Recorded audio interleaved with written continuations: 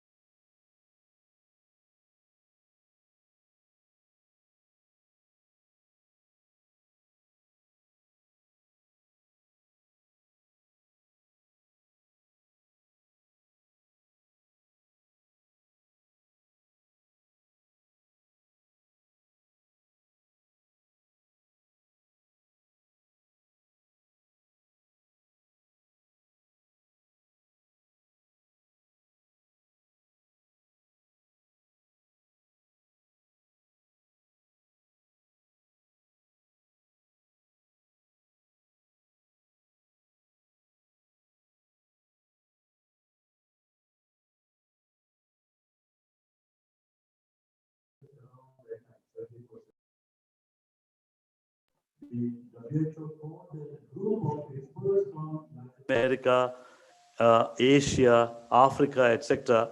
And they constituted an expert committee and they said, are there mental health problems in developing countries? What do we have to do? Is there any way? Is it at the same level that it occurs in the Western countries, etc.? The late Professor Wig was a member of that committee. So they brought out a technical report about organizing mental health services in developing countries. Lots of students here, trainees here. You should, that little booklet is available in our library. You should read that. They had made several recommendations. And starting of this center was operationalizing one of the recommendations. You should go out to rural areas. You should see what's happening.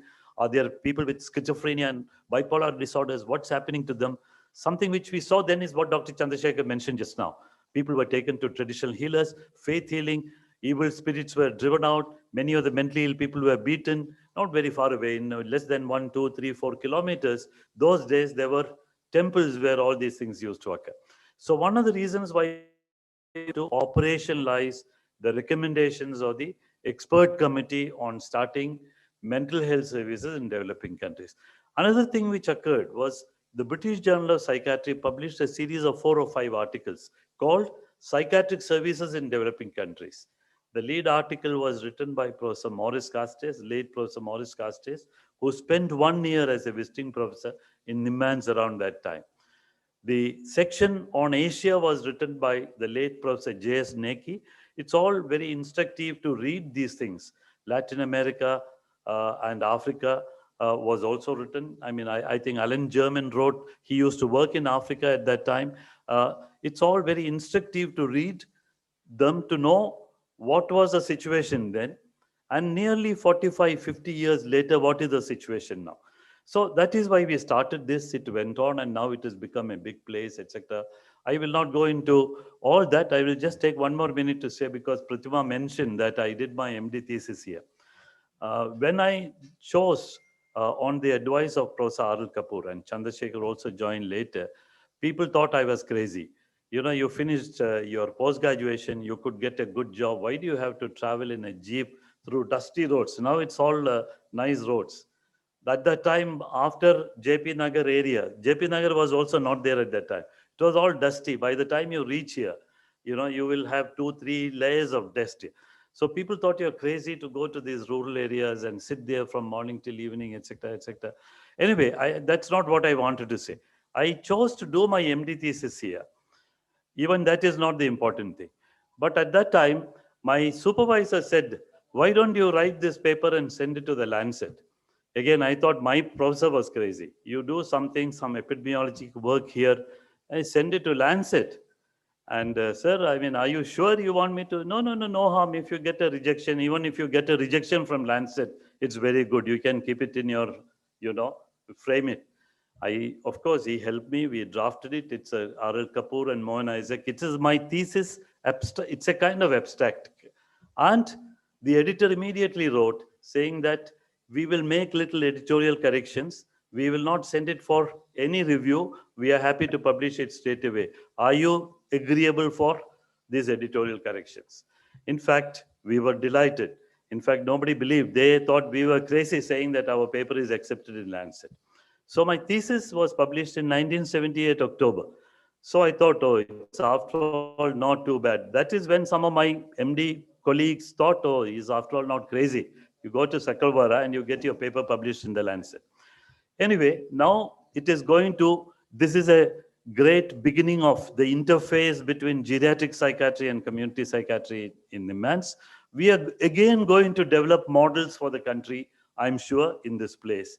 Dr. P.T. Shivkumar has briefed me about this. We have developed models for the country. The National Mental Health Program, the idea was from here. The District Mental Health Program, again, it was operationalized in Bellary, but it is on the buildings here that all the ideas came. The people came here for training from all over Karnataka. That is a model for the country now. Not only model for the country, the whole World Health Organization is using the concept of integrating mental health with primary health care. So I'm sure this is the beginning of new models for geriatric care in the country. care for caregivers, care for home, people who take care of persons with dementia. The problems in India and the solutions for in India cannot be what is a solution in UK or USA, or because our problems are different. We have a huge population of 1.3 billion. So I'm sure that this will set the ball rolling for developing new models of dementia care, geriatric care in the country. And I wish all of you all the very best in doing that, all the people who are working here, Department of Psychiatry and NIMHANS. And I want to thank NIMHANS as well as the Community Psychiatry and Geriatric Psychiatry for felicitating us. We thought we have passed all that age even for felicitation. But thank you very much for kindly inviting us and honoring us like this. Thank you very much. Thank you very much, sir. And I also like to add that we have learned from your thesis, and we're using that simple tool to identify severe mental disorders in the community. And we have given it to the state government also. Now, all ASHA workers are using that tool to identify SMDs. Thank you, sir. Also, one thing I would like to tell, that we are experiencing repeated network issues despite our best efforts. So I request all of us to bear with us. I don't know when that will get sorted out, or it won't get sorted out probably the whole day. I don't know. So next, it's our pleasure to invite Professor Richard Fleming to address us for a couple of minutes.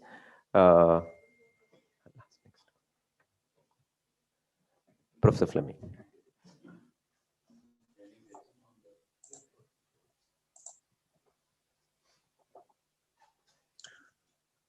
Well, good morning, although it's afternoon here in Australia. I'm really very pleased to be asked to spend a few minutes talking with you as an honorary consultant to the advisory board for the Dementia Care Centre and the Dementia Training Initiative in NIMHANS. I've been asked to make a few introductory remarks on designing facilities for people with dementia. Please unmute yourself, sir.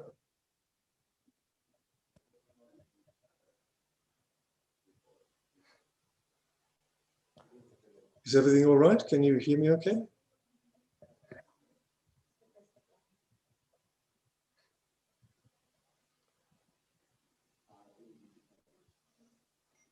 You can just give me an indication as to whether or not you can hear me.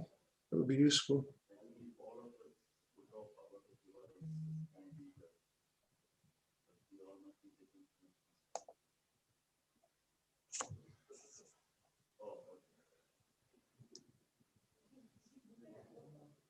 No, ma'am. Yeah.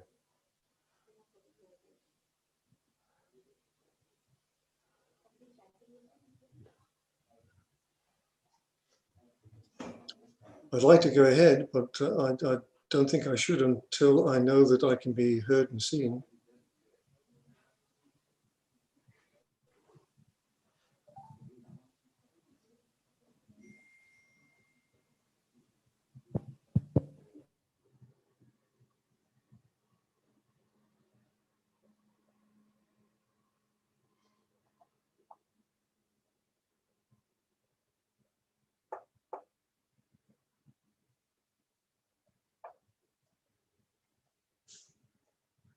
Okay, I'm getting some comments that I can be seen and heard, so I'll just go ahead. So let me just tell you a little bit about myself, and as I go, you'll pick up a bit about my approach to designing for people with dementia. I trained as a clinical psychologist in London while working in a very old-fashioned mental hospital. Shortly after qualifying, I moved into the first ever community psychology department in England. It was run by a social services department in the East End of London, a very poor area. My caseload had a very high proportion of elderly people in residential care, and most of them, of course, had dementia. And in those days, the psychologist's role in that department included supporting the managers of the residential care facilities in helping them understand how to care for their residents. So I was involved in program development from a very early stage in my career. In 1979, I moved to Australia and took up the position of head of psychology in a large psychiatric hospital in New South Wales. And I chose to do my clinical work in the long stay wards that were largely occupied by elderly people with dementia and those with chronic psychoses. In the early 1980s, the New South Wales Department of Health became very unhappy with the quality of care being delivered in these hospitals. It was very expensive, and the results were really pretty miserable, as was life in those hospitals. And they decided to shift the funding to community-based services. And I was asked to take on the role of regional coordinator of mental health services in a large part of New South Wales. This involved the development of a suite of new services like crisis teams, daycare centres, group homes. But most excitingly and most relevant to today, it also included developing an alternative to providing care for elderly people with dementia in psychiatric hospitals. And I did this by developing plans for what became known as CADE units, C-A-D-E, units for the confused and disturbed elderly. And the New South Wales government announced plans to build 27 of these units across New South Wales to provide local centres for the care of people with dementia to replace the closed hospital wards. Now, these units represented a paradigm shift in Australia for the care of people with dementia. Their design and the training of the staff was based essentially on the recognition of a failure, the failure of medical science to provide a cure for dementia. Now, the recognition of this failure was liberating in the sense it allowed us to ignore dementia on the basis that if there's nothing that we can do about it, we can put it out of the picture and ask the question, what do we need to do to help these people lead full lives? Now, the answers to this question took us away from thinking about designing mini hospitals for people with dementia and towards providing them with home-like environments where they can, with the help of carefully chosen and carefully trained staff, lead as normal a life as possible. Our thinking went along the lines that hospitals are for treatment, home is for living. If there's no treatment available, then why be constrained by hospital designs? This approach to design was complemented by the steadily increasing emphasis on person-centered care, which began at around the same time as the CADE units were being developed. This approach was most powerfully formulated by a psychologist called Tom Kitwood in England. Now, he had a very neat way of summarizing it. It's easier to understand it when you read it in his book, because he summarized it by having 6 words. The 6 words were people with dementia. But in the first line of people with dementia, he had people in tiny writing and dementia in very big writing. And he said, this represents the way we've been thinking about things up to now. And his next line was people in big writing with dementia. In other words, he encouraged us to focus on the person, to recognize their individual needs, their individual abilities, and their individual wishes. That was a real change in the way in which, I think, it changed the way in which everybody around the world started to look at people with dementia. Now, I've recently had the pleasure of leading the writing of the World Alzheimer's Report 2020 for Alzheimer's Disease International. It's called Design, Dignity, and Dementia, Dementia-Related Design and the Built Environment. It's been described as the most comprehensive overview of the state of the art of designing for people with dementia available today. It brings together the work of 58 contributors from 17 countries and presents the argument that designing for people with dementia must have the goals of affording them with dignity, autonomy, independence, equality of opportunity, and non-discrimination. Now, at this stage, my knowledge about the development of the Centre for Dementia Care and Training at Niemans is limited. But the discussions I've been involved with lead me to believe that there's a strong desire to offer the best available environment for the people who will be living there and for the staff who will be trained in it. I'm hopeful that this will lead to a design that places emphasis on dignity, autonomy, and independence, while providing ample opportunities for the exercise of clinical management when that's likely to be effective. I'd like to thank you again for the opportunity to talk with you, and I'm looking forward to talking in a little bit more detail about design for people with dementia a little bit later in the program. Thank you very much. Thank you, sir. We would now request our beloved director, Professor Gururaj, to give us the presidential address.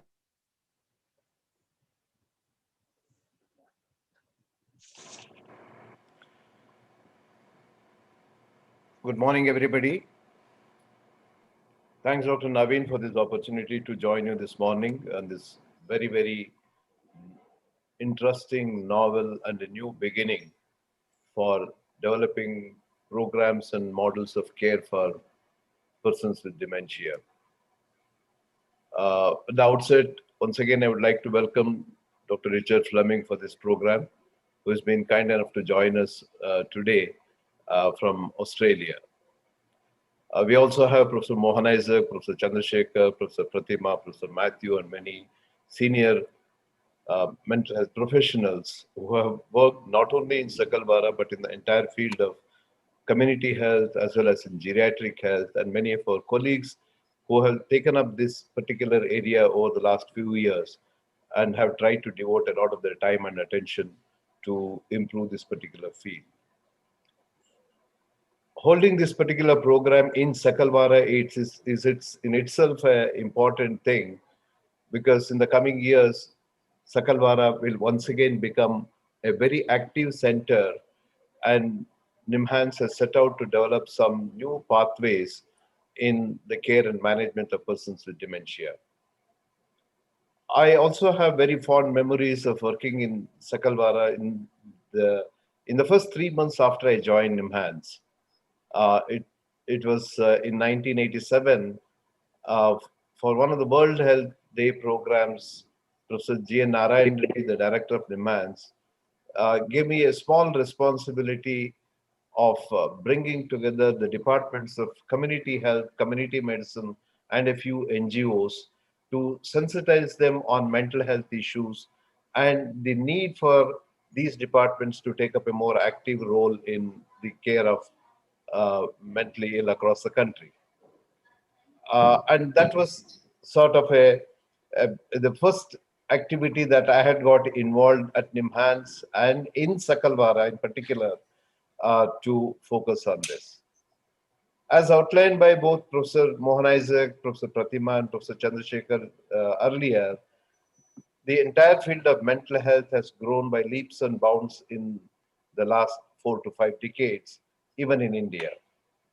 A field that was very much neglected, an area that was not given due importance, and especially in the implementation of National Mental Health Program, has now been recognized as one of the major programs that we need to focus on. Especially in the last year, the COVID has taught us public health and public mental health in particular is one of the major things that we need to prioritize in our healthcare programs. Recently, I've been in 2 important meetings, one called by the Ministry of Health in Delhi, and the other one which was organized in Bangalore, both by high-level officials in the Ministry of Health, to primarily review the ongoing status of national health programs.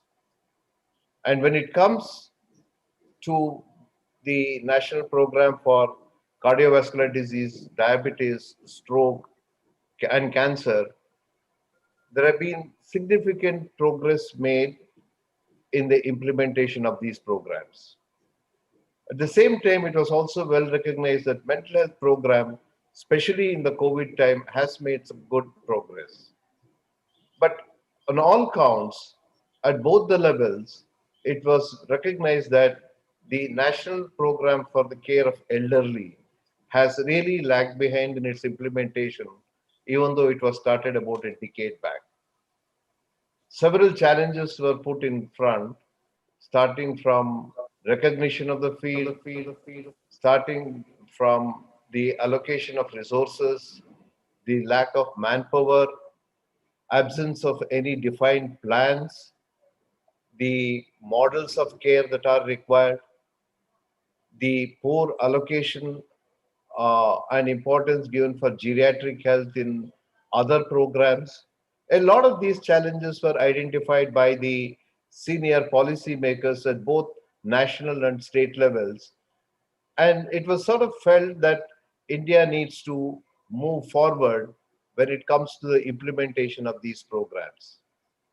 At the same time, we very well recognize the period 21 to 30 is the decade of healthy aging, and it has brought back our focus and attention to care for elderly, and in particular for those with dementia as well as with other physical as well as mental health problems.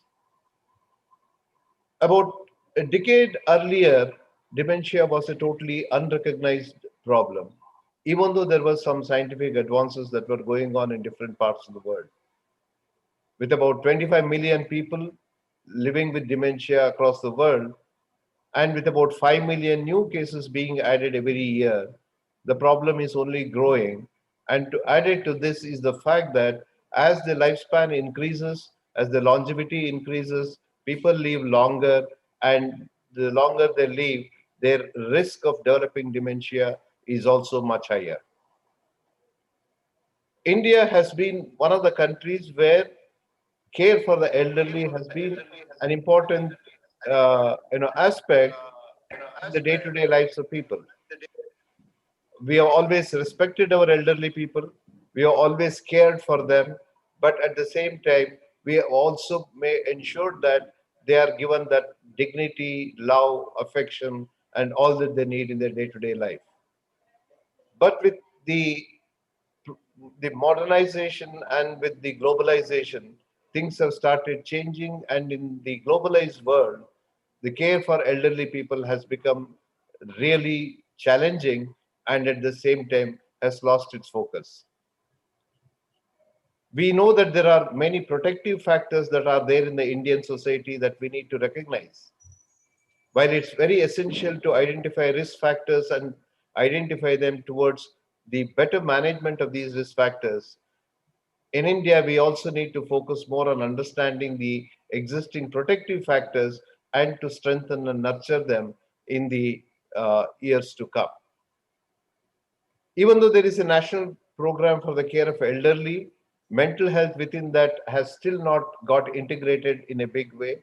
And at the same time, we don't have the required pillars for the implementation in terms of whether it is surveillance, whether it is monitoring, whether it's evaluation, research, capacity building, human resource development, models of care, developing required protocols. All these are definitely lacking at this point of time, even though we have some islands of excellence in different parts of the country.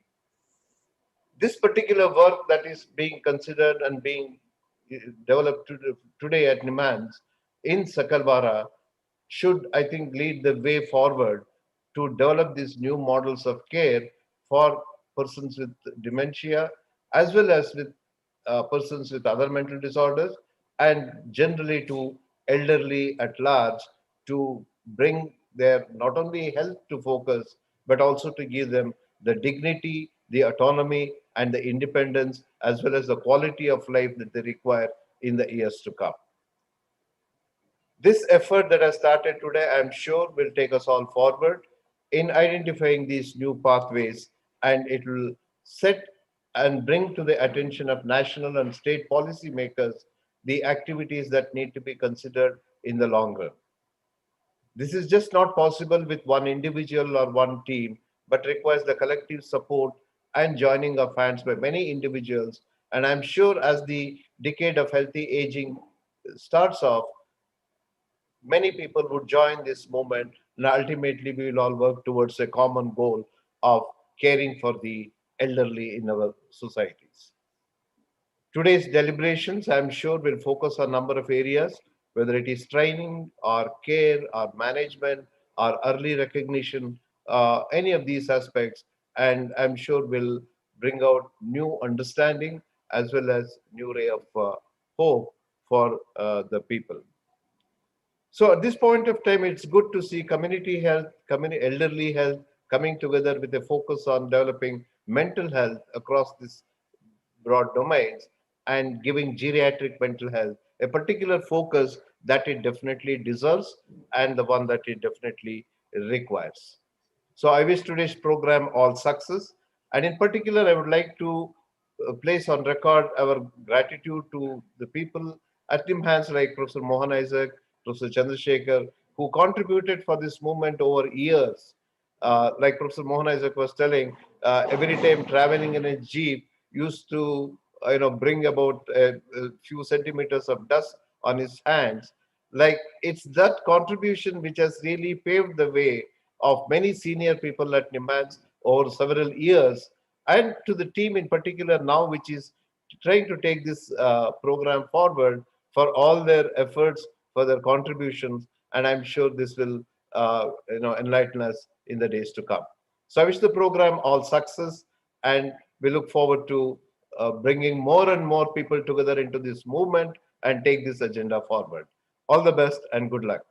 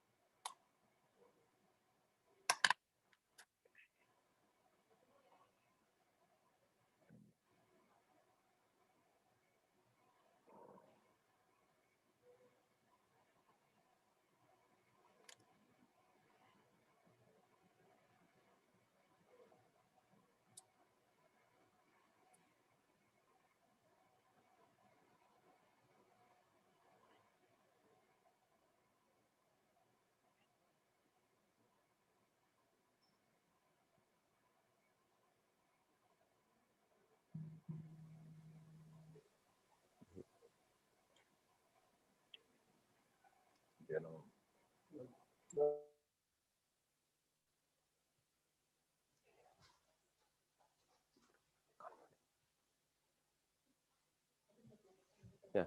Sir ಅದು ನಿಮ್ಮ ಸ್ಕ್ರೀನ್ದು right ಸೈಡಲ್ಲಿ left ಸೈಡಲ್ಲಿ ಇರುತ್ತೆ ನೋಡಿ sir, unmute ಮಾಡ್ಕೊಳ್ಳಿ.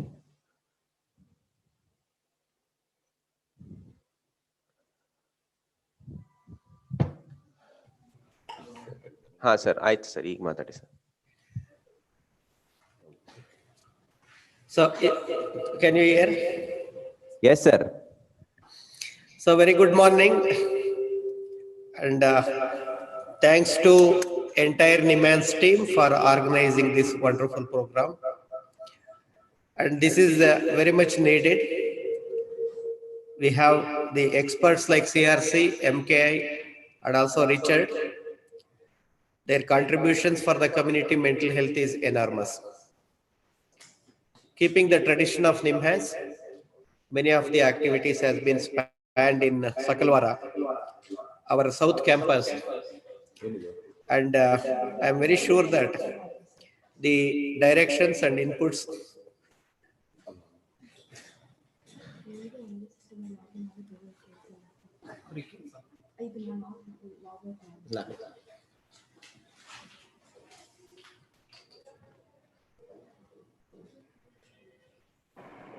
so it's extremely important that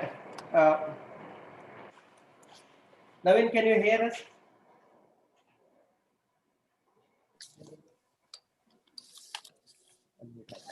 So please go ahead, sir. We can hear. Yeah. Please go ahead, sir. So as I told you that both the experts and both of them are doyens of community mental health, and the services are very much required to guide us in various aspects of mental health care for the elderly.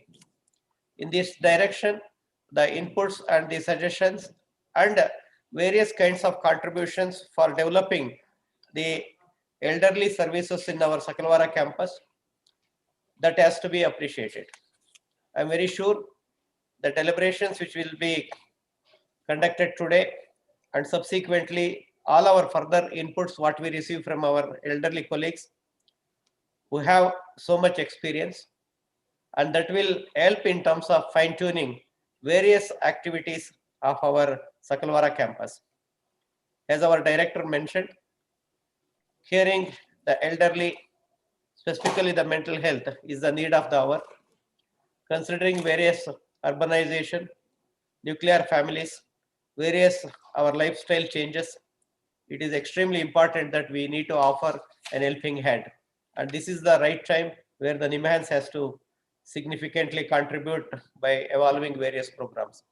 I'm very sure these programs which we will be taking up today and also subsequently in a long run, many more components of taking care of elderly at multiple levels with the support of NIMHANS and also with the guidance and the mentorship from various of our colleagues, senior colleagues, will really help us to move ahead. So on behalf of entire NIMHANS family, I take this opportunity to thank the entire team of the Sakalwara Department of Psychiatry. Special thanks to CRC sir and also MKI sir. Both of them, they are contributing a lot of inputs for this Sakalwara Community Center services, and that will be expanded to the rest of the country. So on behalf of NIMHANS, I take this opportunity to thank each one of you for this wonderful program, and I wish all the success. Thank you very much, sir. Thank you very much, sir. So with this, we come to the inaugural program and we straight away move on to the scientific sessions.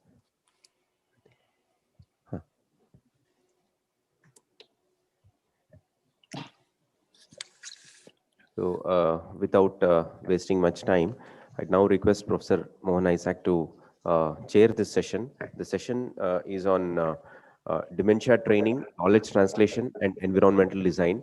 The session will be by Professor Richard Fleming, but now I hand over to Professor Isaac. Thank you, Naveen.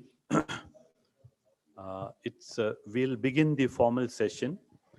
Although we have had very minor problems here and there because of the internet connectivity, I should say that the last 1 hour has gone on quite well. So we hope that the rest of the day things would go on well. This is the first session. It is my pleasant privilege to formally introduce Professor Richard Fleming. You all have listened to him briefly intervene during the inaugural session. And you may have come to know a little bit about him because he spoke about his work during that brief intervention. And some of you, at least in the audience, would have listened to him about a month back when he came on a webinar and spoke for some time about designing dementia care facilities, etc. Now, Professor Richard Fleming is currently the Executive Director, Dementia Training Australia. He's a professorial fellow at the University of Wollongong. He's a psychologist by training who has worked with elderly people for more than 30 years. He did talk briefly about his involvement during the mental health reforms in Australia of the 90s, when the large old asylum type of hospitals were downsized and people were shifted to smaller facilities. Now, Professor Fleming has enormous experience not only of working with elderly people, but designing facilities for care of not only chronic mentally ill people, but also people with cognitive deficits in the elderly. He is widely respected. He has written numerous widely cited papers and books, and he has contributed lots of chapters to books. I won't take much time in further introducing him. I would also request all the people to make a note of the questions or your comments that you have. Maybe you can put them on the chat box, and people who are here, please keep them, because I'm not quite sure whether, with this kind of transcontinental program, whether we'll be able to have a useful discussion after Professor Fleming speaks. So it is now my great privilege to welcome Professor Richard Fleming. May I request Professor Fleming to start his talk. Professor Fleming, please. Well, thank you very much, Professor Isaacs, for that introduction. Before I go on, I do need to just clarify one thing, and that is that I retired from my position as Executive Director of Dementia Training Australia some 18 months ago. So I'm presenting as the ex-Executive Director. I'd also like to make another thing clear, and that is I fully understand and agree with the comments that were made earlier about it being unwise to think that lessons learned in one country can be easily and directly applied in other countries and other cultures. And I do want you all to bear that in mind as I'm presenting, because it's very much in my mind. You know, what I'm going to do over the next 25 or 30 minutes is present some points of view that are based on experience within Australia. And I hope that there are some underlying principles that underpin that experience that can be applied in other cultures and other countries, such as India. But I have to say that that remains to be seen. So please don't at any time think that I'm trying to be prescriptive in what I say. I'm simply trying to share my experience in the hopes that somehow we might find a way of translating it into your context and making it useful. I'm going to share my screen now, at least I hope I am, so I can use a PowerPoint presentation to guide my, my presentation. So is that working all right? Is my screen being shared okay? I'll assume it has. So I'm going to talk about dementia training, knowledge translation, and environmental design. And I'm going to start off by explaining a little bit about the organization that I founded, Dementia Training Australia. This was an organization that was funded by the Australian federal government, and it was commissioned to provide a nationwide dementia training organization. When I say nationwide, I mean Australia is a pretty big place. It hasn't got a huge population, certainly by Indian standards, but it's certainly full of challenges of distance and scale. So it was a fairly challenging prospect. The commission that we were given was to provide services in 4 areas. The first of them was to provide continuing professional development.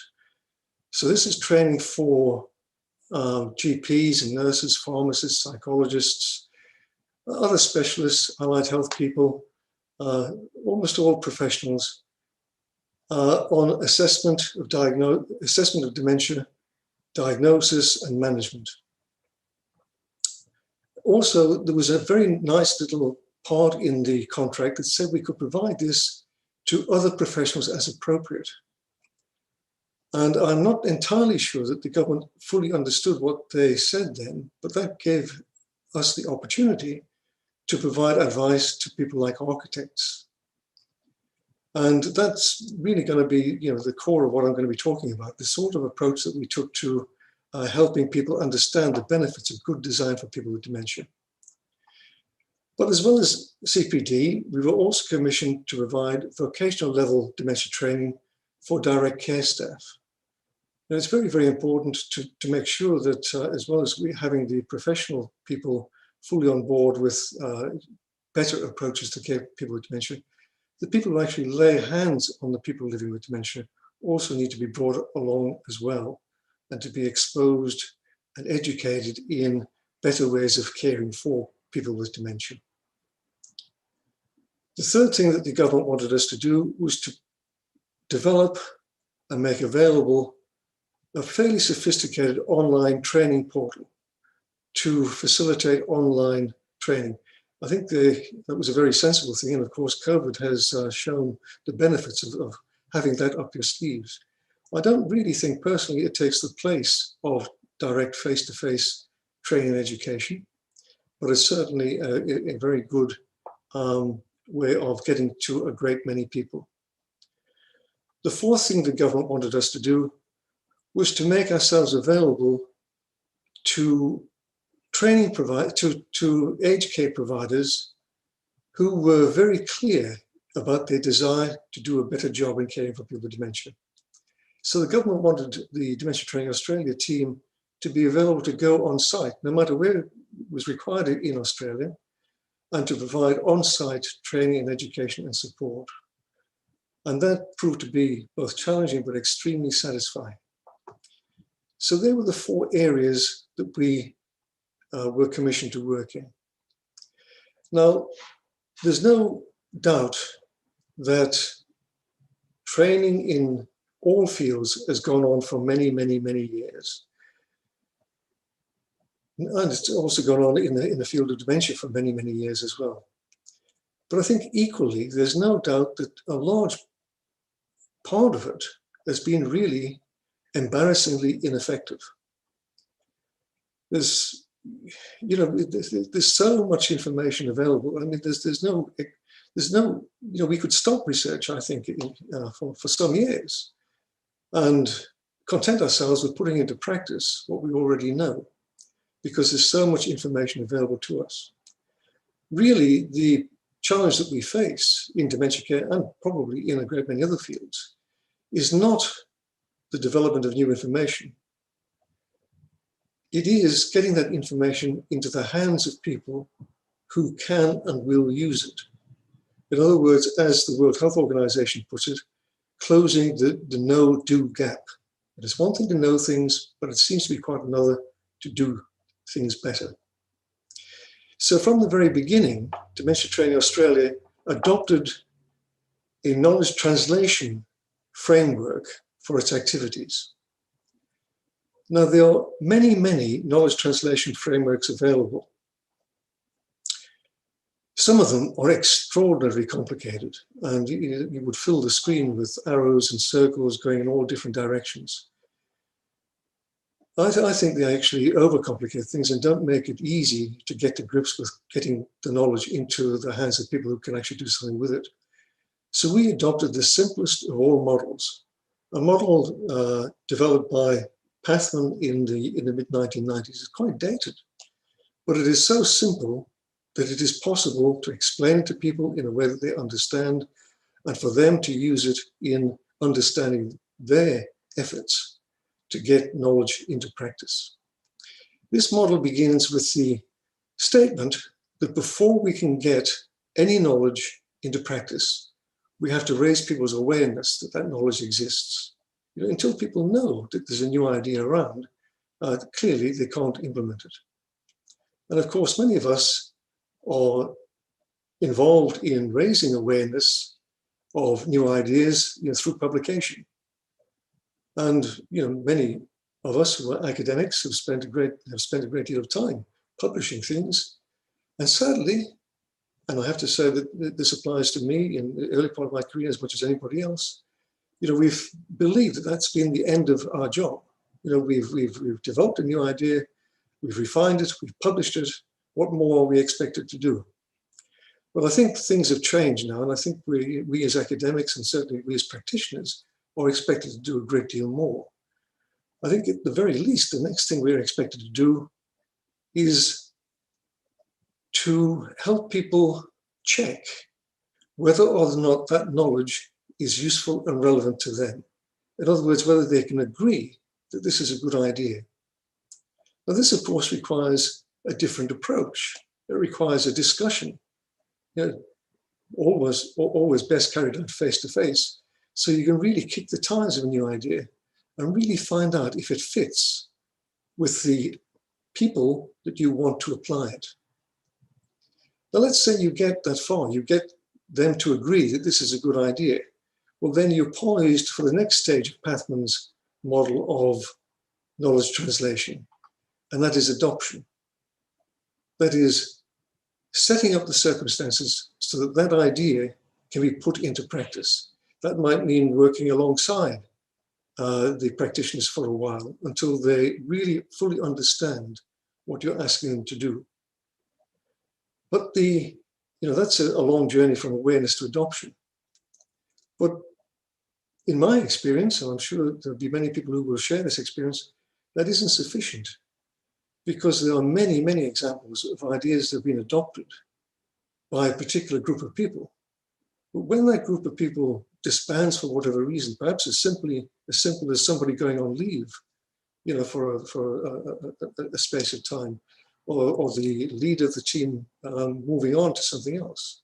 That idea falls into disrepair and eventually disuse, disappears.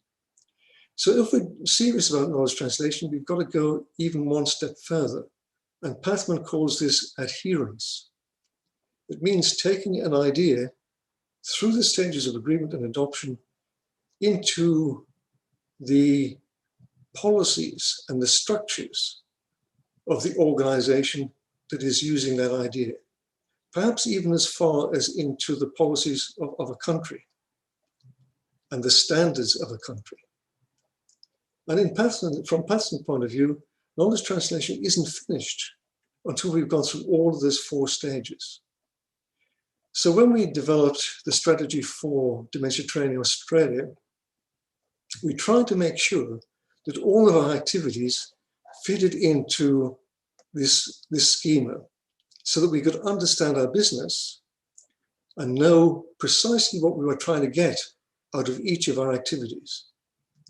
So what I'd like to do over the next 2 or 3 minutes is just illustrate to you some of the activities of Dementia Training Australia and map them against that knowledge translation schema. Well, one of the things that we did, in fact, we did a great many of these, was guest lectures. Really something similar to what we're doing at this moment. We got together experts in the field and we put them in front of an audience, often using similar technology to the technology we're using at the moment. And they would talk, and that way I'm talking, for about half an hour about their speciality. Now, in the olden days, that might have been thought of being a significant contribution. In our way of seeing things, it really is almost the least you can do. Because actually in a 30-minute or an hour-long presentation, all you can really do is raise people's awareness of an idea. A guest lecture isn't a place where you can actually help them understand how to do things. Nor is it a place where you can gauge whether or not it's relevant to their context, to their situation, and whether or not they agree with it sufficiently to be ready to go on to adoption. So it's worthwhile doing, but you have to have a sensible understanding of what you're going to get out of that activity. Another thing that we did that we hoped would take us a little bit more towards agreement was we launched a journal, but not an academic journal, a popular journal, the Australian Journal of Dementia Care. I hoped that this journal would become the sort of popular mechanics of dementia, a place where people would go, not just for new ideas, but for pretty detailed information on how to do things. And I think to some extent that was successful. It was certainly successful in raising awareness of new ideas. And I think it has helped to establish a culture of change in Australia. A culture where people are ready to look for and to take up new ideas. And that journal is still going now. In fact, I started it before Dementia Training Australia started. I started in the organization that preceded DTA. And it has now been going for about 8 years. And it's a very successful journal. Our next stage was to develop the online resources required by the government. And these we have always tried to create with a view to putting into the hands of their users things that people can actually use to make a difference. So many of the online resources are in the form of downloadable prompts, cards that help people remember what to do in certain circumstances. Resources that guide them through, for example, deep prescribing. In Australia, there's major overuse of psychotropic medication. we have online resources to help people understand their situation and go through a deprescribing process. We also similarly provide a lot of online courses. These courses vary from fairly short courses with fairly limited aims to extensive courses that include feedback on the student's performance and even sort of personalized, individualized tuition and coaching. And in those circumstances, we can really get very good levels of adoption. You see that as I go through this presentation, I'm trying to unpack our activities in terms of these stages of knowledge translation. One of the most powerful mechanisms for bringing about change we found over several years has been providing workshops, genuine workshops that might go for a couple of days, where the audience is really quite small. It might only be 12 or 15 people.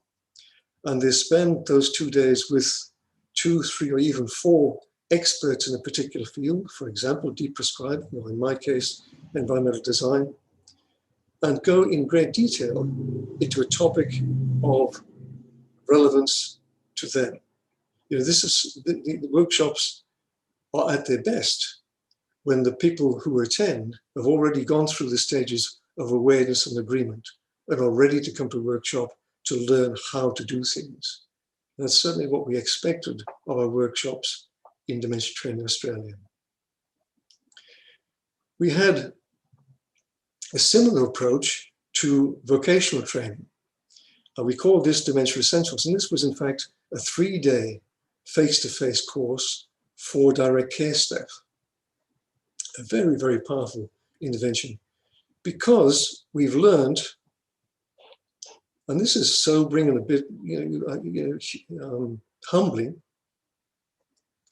that it is possible, in fact, to get across the essentials of dementia care in as little as 3 days. The direct care staff don't need a great deal of knowledge in neuroanatomy or the effects of medication on people with dementia or anything like that. There's quite a finite set of skills and attitudes that they need to be alerted to and brought into contact with. And we found that we can do that in 3 days really very effectively and demonstrate significant changes in practice as a result of that 3 days of interaction. One of the most useful things that we discovered was the power of smartphone apps. We developed 2 or 3. I think after I left, another one came online. There was one to help in deep prescribing. The one I'm most familiar with and the one I developed was what we called the BT, the Built Environment Assessment Tool Dementia. And this is a smartphone app that enables people to evaluate their own residential care setting or hospital setting using a well-validated assessment tool. And by completing that tool using the app, they received from Dementia Training Australia a very detailed report highlighting the strengths and weaknesses of their facility and laid out in such a way that it encouraged them to go ahead and discuss amongst themselves how to improve their situation. And if that wasn't sufficient for them, we provided a consultancy service that included DTA staff going on site to help them put into practice what they discovered, through the smartphone app or through the online courses or the workshops or anything else that they had used. And those consultancy services were a very powerful way of bringing about change in change-ready organizations. I have to say that they are a very expensive way of providing education and training and support, and they have to be used very sparingly and very wisely. And by that, I mean, it's sensible to spend some time at the beginning of this process to assess whether or not the organization is change ready. I mean, sometimes organizations have got a sort of passing fancy that they want to make change, or they have a particularly alert member of staff who wants to make change. But that's not sufficient. You can pour a lot of resources into trying to change an organization that simply hasn't got the readiness or the resources to make a change. So before we put in any consultancy services, we made a very hard-headed assessment of the readiness for change of those organizations and shared the findings with them before going ahead. And I think that was a very, very sensible thing to do. Now you'll see that we're getting closer to adherence. Now adherence takes a long time. To take an idea from its first stages of awareness right through to embedding it in quality assurance processes and standards can take many, many years. I'm very happy to say that we were able to complete that process in DTA, certainly in the area of environmental design, where the principles of design that we used in all of our environmental design training became adopted by the authors of the Australasian Health Facility Guidelines. And these are guidelines that guide the design of hospitals, not only in Australia, but in the Australasian area. And within those guidelines, there's a very clear description and instruction that the principles of design that we used in DTA that have got a history that goes back to 1986 and 87, and that I will explain in a tiny, tiny amount of detail in a minute or two's time. The Australasian Health Facility Guidelines said these are the things that should be used when you're designing hospital facilities for people with dementia or other cognitive impairments. And as well as that, I'm pleased to say that the principles that we used in Dementia Training Australia became to be adopted by the Quality Standards organization in Australia. This is the organization that visits aged care facilities in Australia on a regular basis and puts them through a rigorous assessment of their policies and procedures and their operations. And they use the principles of design as a guide to the comments and advice they give in relation to the built environment. So what I hope I've demonstrated in this brief overview of DTA is the range of activities that it is possible to put within the sort of framework of dementia training. But I think perhaps even more importantly, the usefulness of having a knowledge translation framework that allows you to understand what and why you are doing. In other words, it helps you to understand the nature of your business and to set realistic goals for each of the activities that you undertake. Now, I'd like to go on, and because my brief was to talk about dementia training and to talk about environmental design, I'd like to go on and just in the briefest time possible and really in the most superficial way, introduce you to 10 basic design principles. I'd be very pleased if at the end of this presentation, in half an hour's time, you could remember 3 or 4 of them. I think that would be a wonderful thing. I'd be disappointed if you don't remember that there are some design principles available which have been shown over the course of 30 years to be useful in helping people understand how to design well for people with dementia. And the first of them is really quite commonplace, and that is that we must provide a safe environment. And safety is easily understood. It's the avoidance of trip hazards and things like that. But in the context of dementia, there's a special consideration that has to be taken into account. And that's a consideration that is clear when anybody walks into a large number of Australian dementia facilities.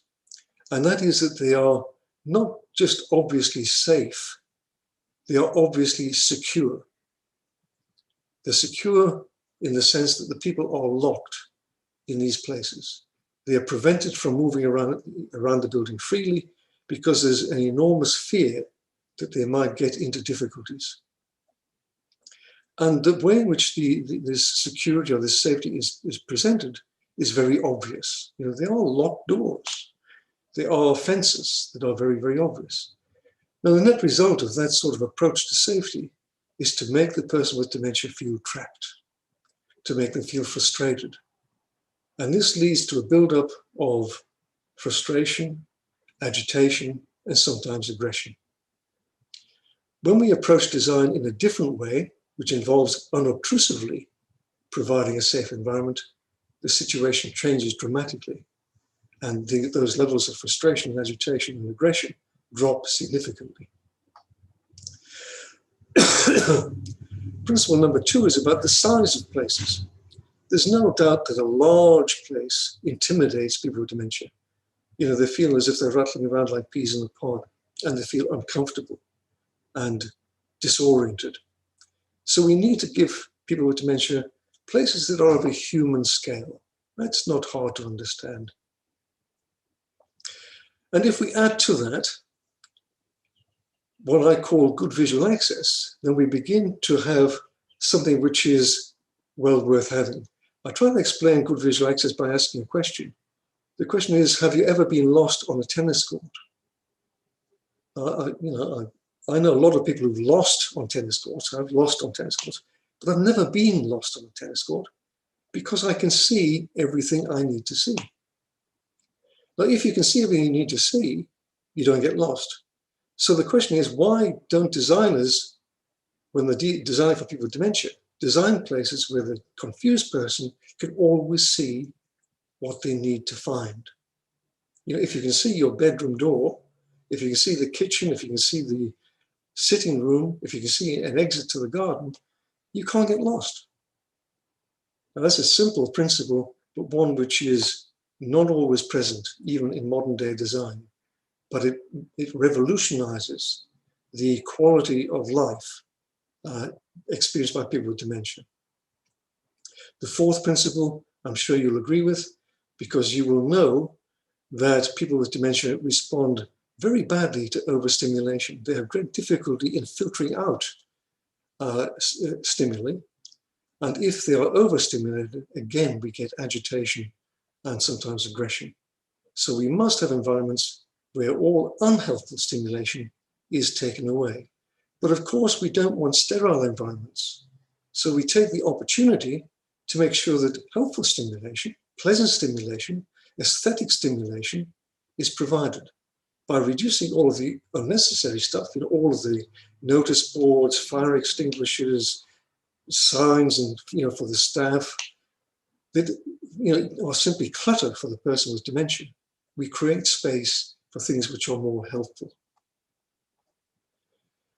The 6th thing that we must do is we must support movement and engagement. We must, you know, try to avoid that confused wandering, which is so common in many places where people with dementia live, which is produced by the poor design of the place, and replace that with pleasant strolling, where people walk from one place to another, engaging with activities as they move around, preferably moving from the inside to the outside to get a breath of fresh air, you know, when it's appropriate, and then back to the inside again.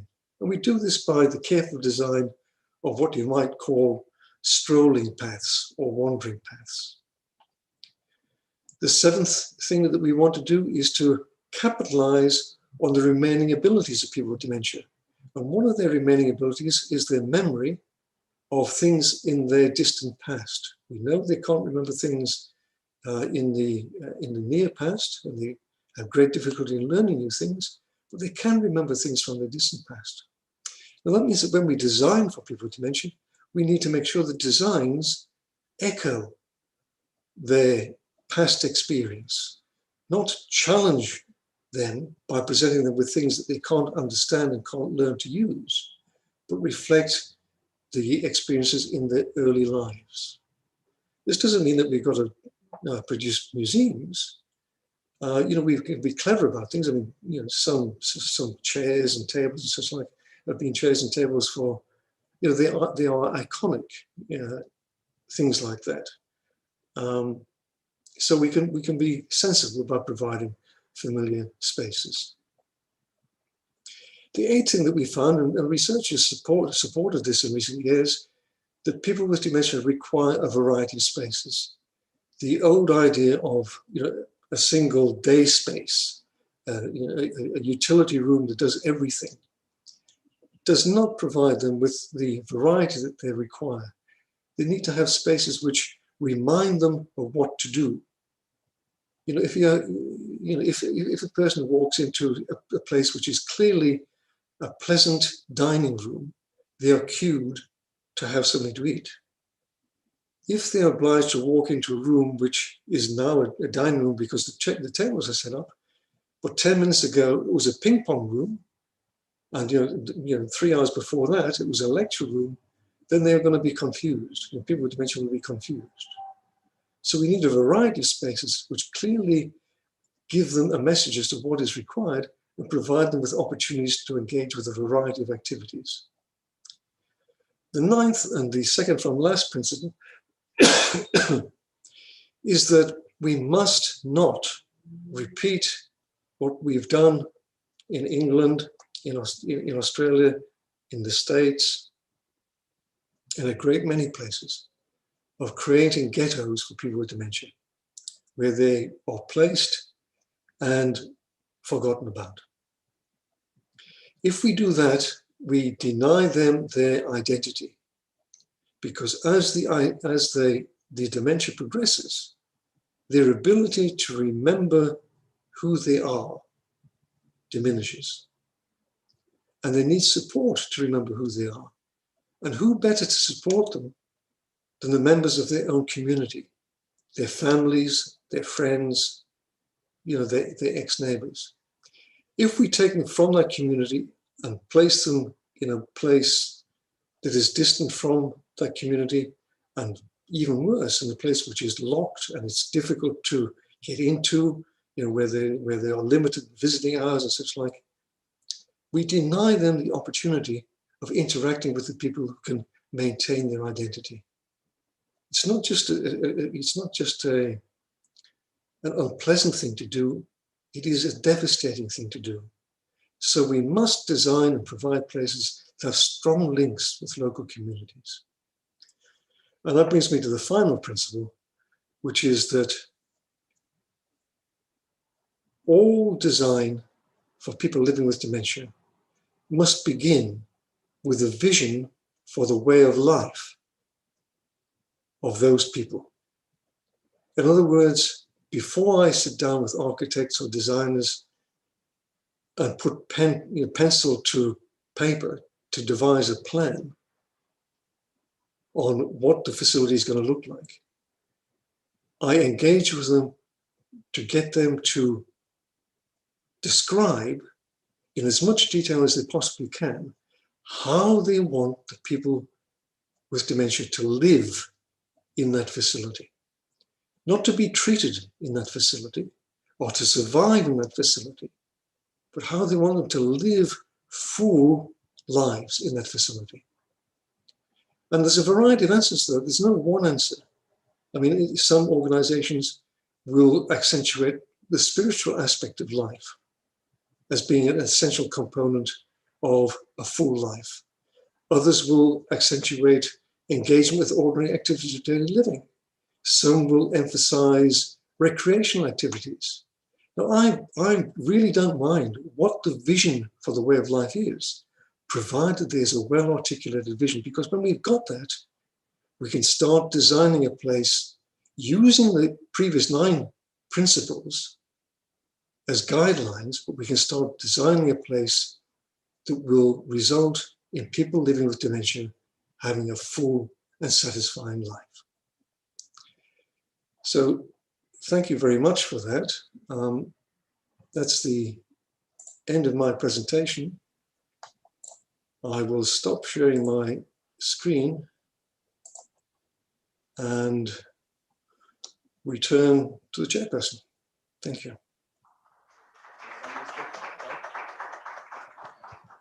Thank you very much. I'm sure all of you would agree with me. That was an excellent talk.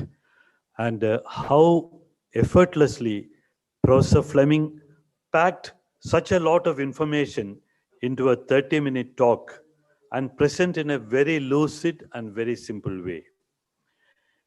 Thank you very much, Professor Fleming.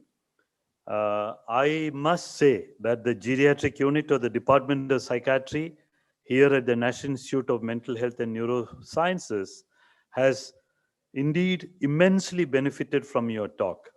And I understand from Dr. Shivakumar and others that they have a fairly easy access to you, and you have been very lavish with your time in being able to interact with them, and you have kindly agreed to do that so even in future as they are beginning this big task for the country in India. I must say that you have very clearly talked to us about the various types and formats of training that the Dementia Training Australia had undertaken over the years. Then you told us the importance of closing the knowledge-do gap. You explained to us the 4-stage closing the gap program and the various activities undertaken, including the starting of the popular journal. Now in India, when we think of this, we have to think of at least 15 different languages. I mean, you have again and again highlighted the importance of contextualizing your presentation and making necessary adaptations. I'm sure the people have taken that point. And also you have, in a very lucid way, described to us the 10 principles of design. The network was very kind to us. The whole presentation went off very well. Your slides were very clear. We could see you also, your face, etc. very well. And Dr. Shivakumar tells me that although the 30 minutes time allotted to this is already, we are past that, there could be little time for a couple of questions if anybody in the actual real life physical audience here may want to raise. He has kindly agreed because it's not always that we get good network and an excellent internationally recognized expert like you to answer questions. So are there any questions which anybody wants to ask? Yes, please. How do they handle aggressive behavior in Australia? Okay. I don't know whether Professor Fleming has heard this. The question is, how do you handle aggressive behavior in aged care settings or in Australia? In Australia. Oh, this is a larger question. How do you handle aggressive behavior in the elderly in Australia? Professor Fleming? In dementia care settings. In dementia care settings and facilities. Dr. Fleming? As you said, that is really a very, very large question. And in fact, it's one that Dementia Training Australia and some other government-funded services in Australia spend a lot of time on, because it's a major issue in many, many places in Australia. The basic answer is we try to avoid we try to avoid the situation in which the person with dementia responds with aggression. Our basic point of view is that aggression is responsive behavior. This is a phrase that we use time and time again. People with dementia respond aggressively to certain stimuli. And our first task is to try to work out what it is that is causing them to respond aggressively. And we put a lot of effort into doing that. And sometimes it's the built environment. Sometimes it's so frustrating that they can't find a way around. Sometimes it's so noisy. Sometimes it lacks, basic amenities like, the opportunity to go outside and experience some fresh air. When we put those environmental issues right, then the level of aggression reduces. Sometimes it's interpersonal difficulties between the residents themselves or between the residents and particular members of staff. And well, we've got to investigate those. Sometimes it's responses to the operations, the structure, the timetabling. I mean, the classic example is being woken up very early in the morning and told that you have to have a shower. Now, I have to confess, I'm English. And there's an old joke about English people. The old joke was that, if you ever want to hide your money in England, you put it under the soap. I mean, this is an old joke. I mean, it's an Australian joke as well, told against the English. I mean, the notion being that English people didn't wash enough. In Australia, it seems it's part of the culture that everybody has to have a shower every morning.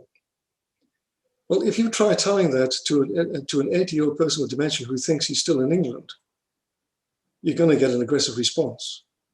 So this regime of showering every morning just by itself causes a great deal of aggression. So we investigate, the policies and procedures that result in that sort of operation. So there's a whole host of things that has to go into understanding why the person with dementia is responding aggressively. And as a last resort, we will come to the conclusion that the cause of the aggression is the dementia itself. The brain damage which is occurring, particularly in the frontal lobes, is precipitating this aggression. And in those circumstances, we may be driven to the use of medications. But I have to say that we're getting better and better at avoiding medications in responding to aggression. I hope that's gone at least some way to answering the question. Thank you. There is one more question. Probably that in India, we have to depend immensely on the family members. The question is from Dr. C.R. Chandrasekhar. He asks, how do you motivate family members of the elderly dementia sufferers, especially those who are burned out? Yeah. My heart goes out to the people who are burned out, and it's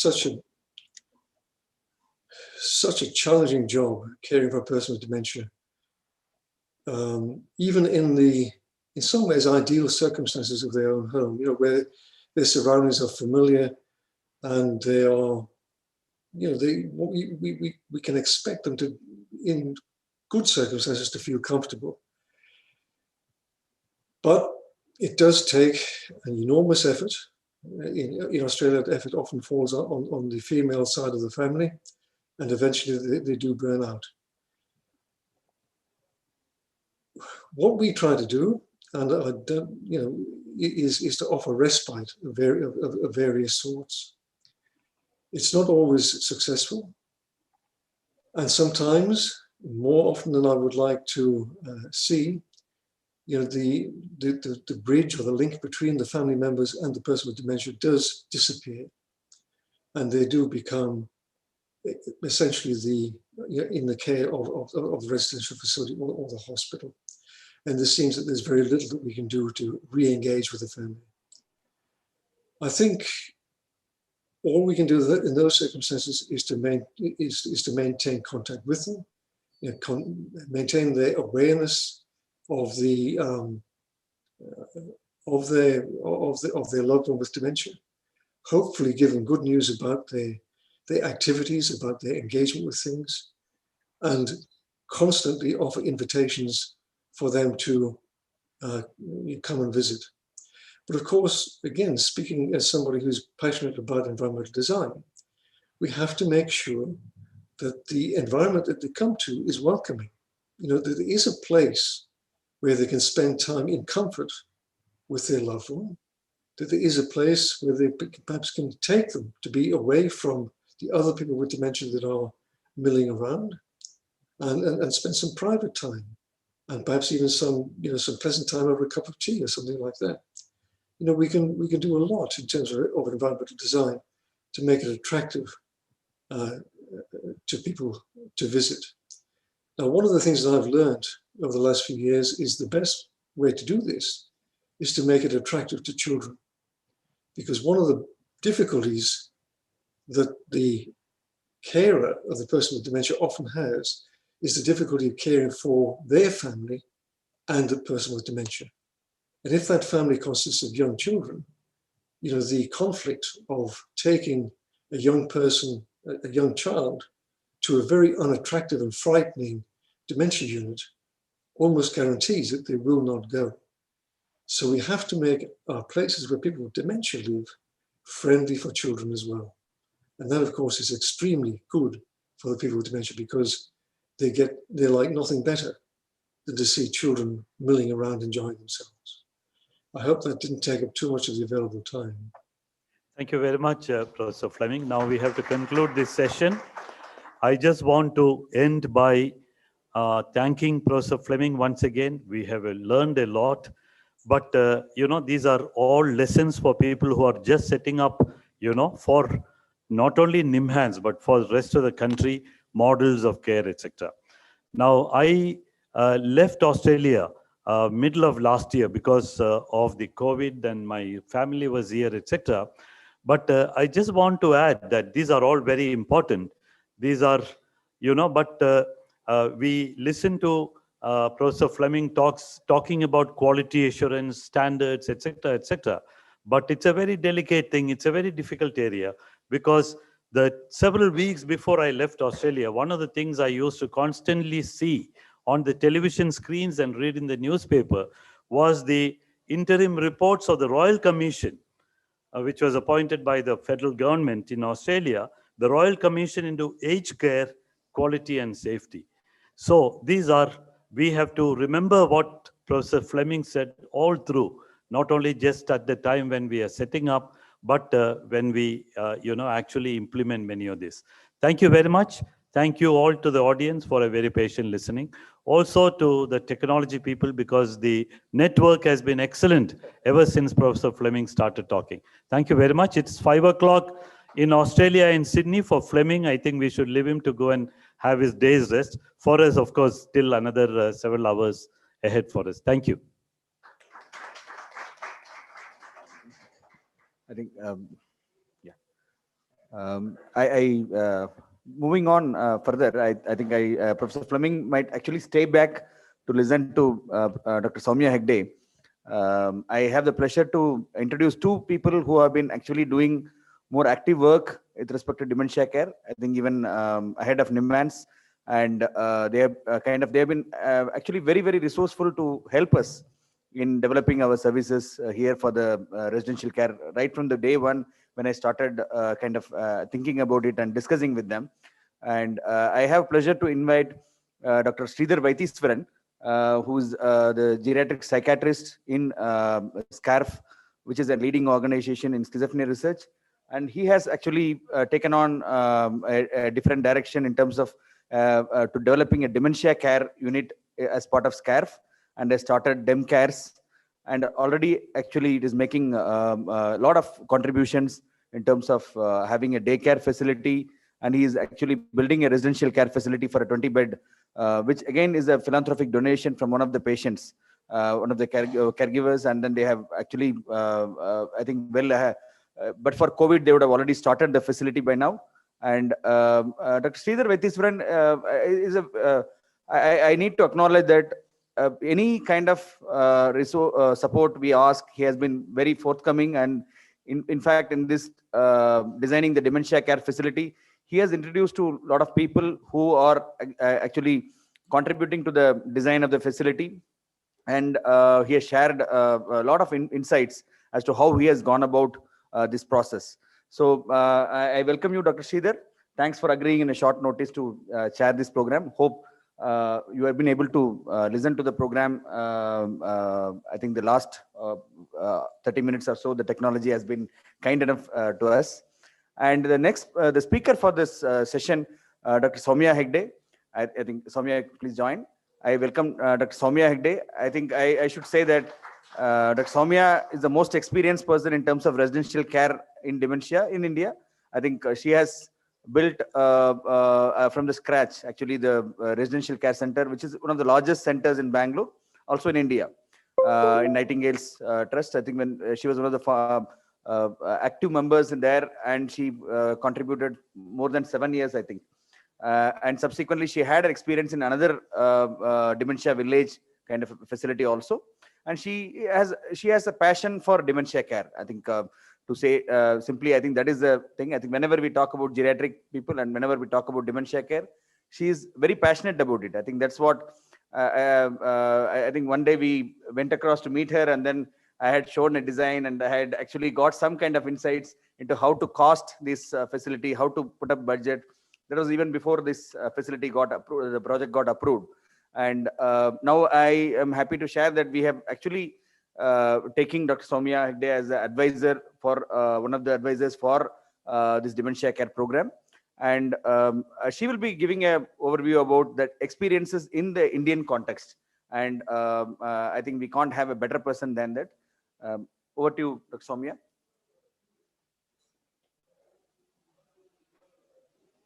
Thank you, Dr. Shivakumar, for that. I don't know, I'm humbled to think that, I have acquired so much of experience in the field of dementia care in India. And I'm also very humbled and grateful to be amongst the doyens of psychiatry, as have been introduced earlier. Professor Chandrasekhar, Professor Mohan Isaac, you guys took the path less trodden so that we could get to where we are today and, learn so much. When you were talking about crazy moments, it reminded me of my crazy moments. Towards the last half of 2006, I was in my second year of specialist training in UK, and I made two crazy decisions at that time.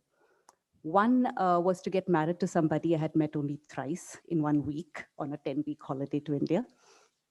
And the second was to quit UK after I finished my specialist training and come back to India.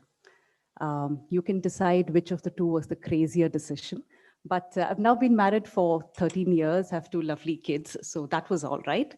And coming back to India, the initial part, I had to face a lot of rejections.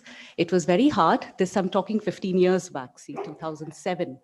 And the situation has changed a lot, even in those last 15 years. So when I came in and I would go around telling people that I want to do only geriatric psychiatry, I do not want to see anybody under the age of 60, they thought I was crazy. They said, I don't think psychiatrists in private hospitals have enough to do already, and you want to put a limit on that by saying, I will only see an older population. So, but as Shah Rukh Khan said in the movie, that when you really want to do something, the whole universe conspires to help you out. So that's how I met Dr. Radha Murthy in one chance meeting. And, as Dr. Shivakumar said, I didn't start anything. It was my dream given to me on a platter. So she and the Nightingale's Medical Trust had just set up. The building was already done, and they were looking for someone to start their dementia program. So that's when I met them in Jan of 2010. March of 2010, we entered, moved furniture to container loads that had been donated from Australia. And yes, of course, the rest is history. It's been a long and very, very fruitful journey from 2010 till now. So it's very emotional for me sharing this experience with all of you all. And I hope that we will be able to continue to do what I wanted to do, which was first to create an awareness that there is a need for this kind of care in the country. I think when I came down, people didn't understand that there is a need.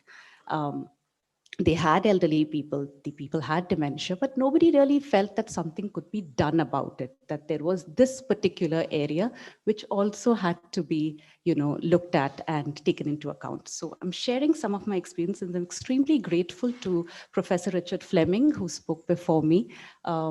And I'm also, while he was talking, I was going through the checklist in my own head to see whether we have subscribed to the principles of design that he was mentioning in his presentation. And I hope that he will, I said appreciate, or maybe I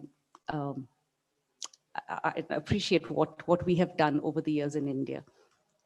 Okay, so just a brief overview. I won't spend too much time on this because everybody is aware that dementia is a huge public health concern, but not so much of a government priority yet, which is why the main onus of providing care, creating awareness, sitting with families and talking about the care options lies with clinicians like all of us, and at small centers, NGOs and private sector organizations which are trying to do this and provide the right kind of care. The challenges that we face again are lack of awareness and stigma associated to reaching out to a professional. Getting a diagnosis of dementia itself is extremely stigmatic. People would still like to say कि सड़िया गया है, बुढ़ा है, बुढ़ापे में ऐसा होता है. So these are all kinds of terminologies that are associated with dementia. So there's also a dearth of specialists and lack of trained professionals. So not many people, as I said, would want to do only this. And it is important that we choose to do only this if we want to do the best in it. Otherwise, you get, you get overshadowed by all the other concerns in mental illnesses. There is a lot, I agree. There is so much to do in adult psychiatry, child psychiatry, de-addiction psychiatry. But if you want to focus on geriatric psychiatry, then you need to pick that as something, as the exclusive thing that you want to do in order to be able to do it the best. Accessibility and affordability is another huge concern because elderly people are never the priority. You see a child having a problem, and parents are willing to spend so much money on trying to get them the right kind of help, driving them around to different kinds of therapists. But when it's an elderly person, then the focus is much less, and people are not willing to spend as much in trying to get the best kind of care for that person. So we need to make the services that we provide affordable and accessible to the community. So when we look at the various community support systems that are available, at the moment, we have the memory clinics or the geriatric clinics. Nimhans has been running a geriatric clinic for several years now. We have daycare services, which thankfully in Bangalore and also in a state like Kerala, we have many daycare facilities, and it's a recognized need. And the government has made it a priority in Kerala, so they are far ahead of Karnataka.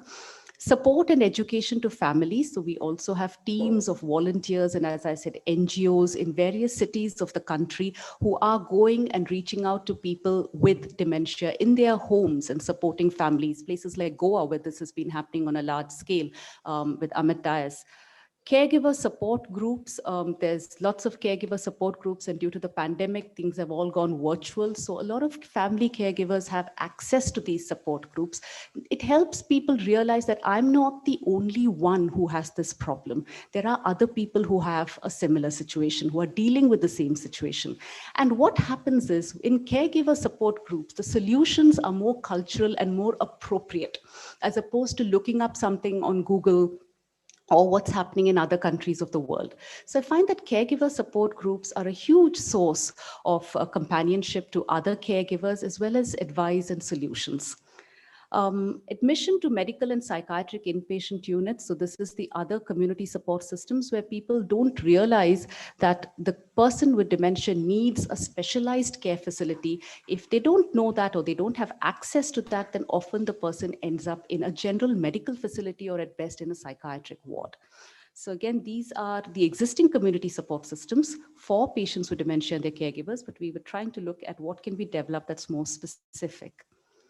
So what are the reasons for admission to a dementia care facility? I know I'm shifting focus straight away to a dementia care facility because I'd like to try and give you a visual of what a dementia care facility should look like and what we could achieve in India, in the Indian setting, okay? So what are the reasons for admission? So number one would be a challenging behavior. As far as possible, families in India want to take care of their elders. They do not want to put them in the care home or even for respite care if they can avoid it. There are families who've told me, give him medication if that would keep him quiet, but I don't want to consider admission. So it takes a lot of education to the family to explain that it is not in the person's best interest for me to give them loads of medication and knock them out just so that they can stay at home.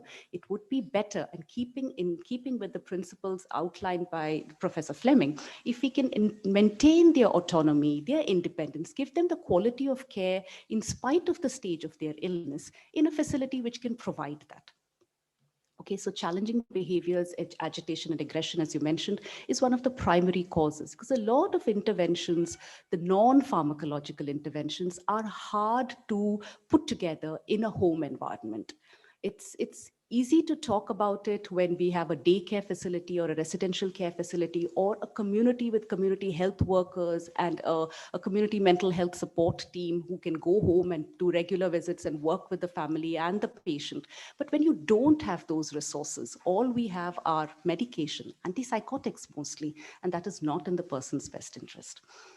So high risk to managing independently is one more reason, such as if there are high risk of falls, a high risk of fires, you can't leave the person alone even for a minute, then these are times when they might consider admission to a safer facility. Mild to moderate, but no family support. So often it happens that the person's dementia is not so progressed that they can't manage in their own homes. They may not even be challenging behaviors. But what if there's a couple who's living by themselves and one passes away? And the children are all abroad. They're very concerned about their father or mother who's now alone in the house. So often admissions happen for this reason, wherein they cannot leave this person with dementia on their own at home without supervision. So they end up coming to a residential care facility, or families start looking for other care options. Respite admission is another thing, as mentioned by Professor Fleming, would be a huge support system for family members if they could understand how to utilize it more appropriately. In the West, people are provided regular respite care. These patients come in for respite for 2 weeks, every 6 to 8 weeks, which has not yet caught on here. And if we could get caregivers to understand that these regular respites actually recharge your batteries and provide the kind of care that the caregiver needs, I think they will be able to provide care at home for a lot longer. All services under one roof is another reason why people might consider coming in for, opting for residential care. Such as, if there's a person with multiple physical comorbidities, and I said they have a risk of falls, they need someone constantly monitoring them, they need medical services, they need nurses who are reliable, who can check things and make sure that their catheters in place if they have that kind of, medical aids going on. So you need to, the family is probably looking for someone who can do all of this monitoring in one place. So they don't have to go around from place to place, checking out with different specialists. In a city like Bangalore, taking an elderly person for multiple consultations is very difficult to go around from one specialist to the other. And if you can provide the services under one roof, then it's easier for the family and it's easier for the patient as well. So just a little bit about, I know that, you have Sakalwara here, but I assume there are people who are listening to us from elsewhere. So in terms of trying to set up a residential care facility, the first thing would be to find the space. And space is such a huge constraint. And, congratulations, you have a lovely space. The vibe here is so good. You come here and you feel so positive that this is somewhere that people will be happy. So finding a space is the first thing, and that takes a long time. Often these places are donated. They are philanthropists or people who have had family members who've had a particular issue and come forward with the space that they have. Conceiving a structure that suits the local culture, tradition, tradition and climate. That's the other thing. Because I remember when I was working in Bangalore, we had people visiting from Chandigarh and telling us, oh, you've got all this open space here. This won't work for Chandigarh because it has extremes of weather. So when it's cold, I can't have these open spaces. So the design will obviously change depending upon the climatic conditions of the place where you want to design this. Mobilizing resources, another huge thing where you need to make sure that you've got the resources before you set foot in it to make sure that you can complete the project that you want to. Staffing and training, I think Professor Fleming has spoken extensively about the training and how important it is to, and it is the backbone. It is, you have well-trained staff, you have everything going on fine.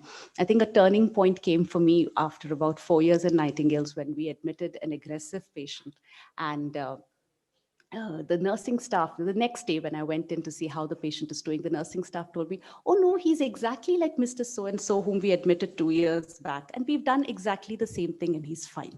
So when you have staff who worked with you for a reasonable length of time and you're able to hold on to those staff, they learn from experience. They learn how to care. It's not by reading or us training. They've learned because they've seen that this method works and they apply the same method to the next patient.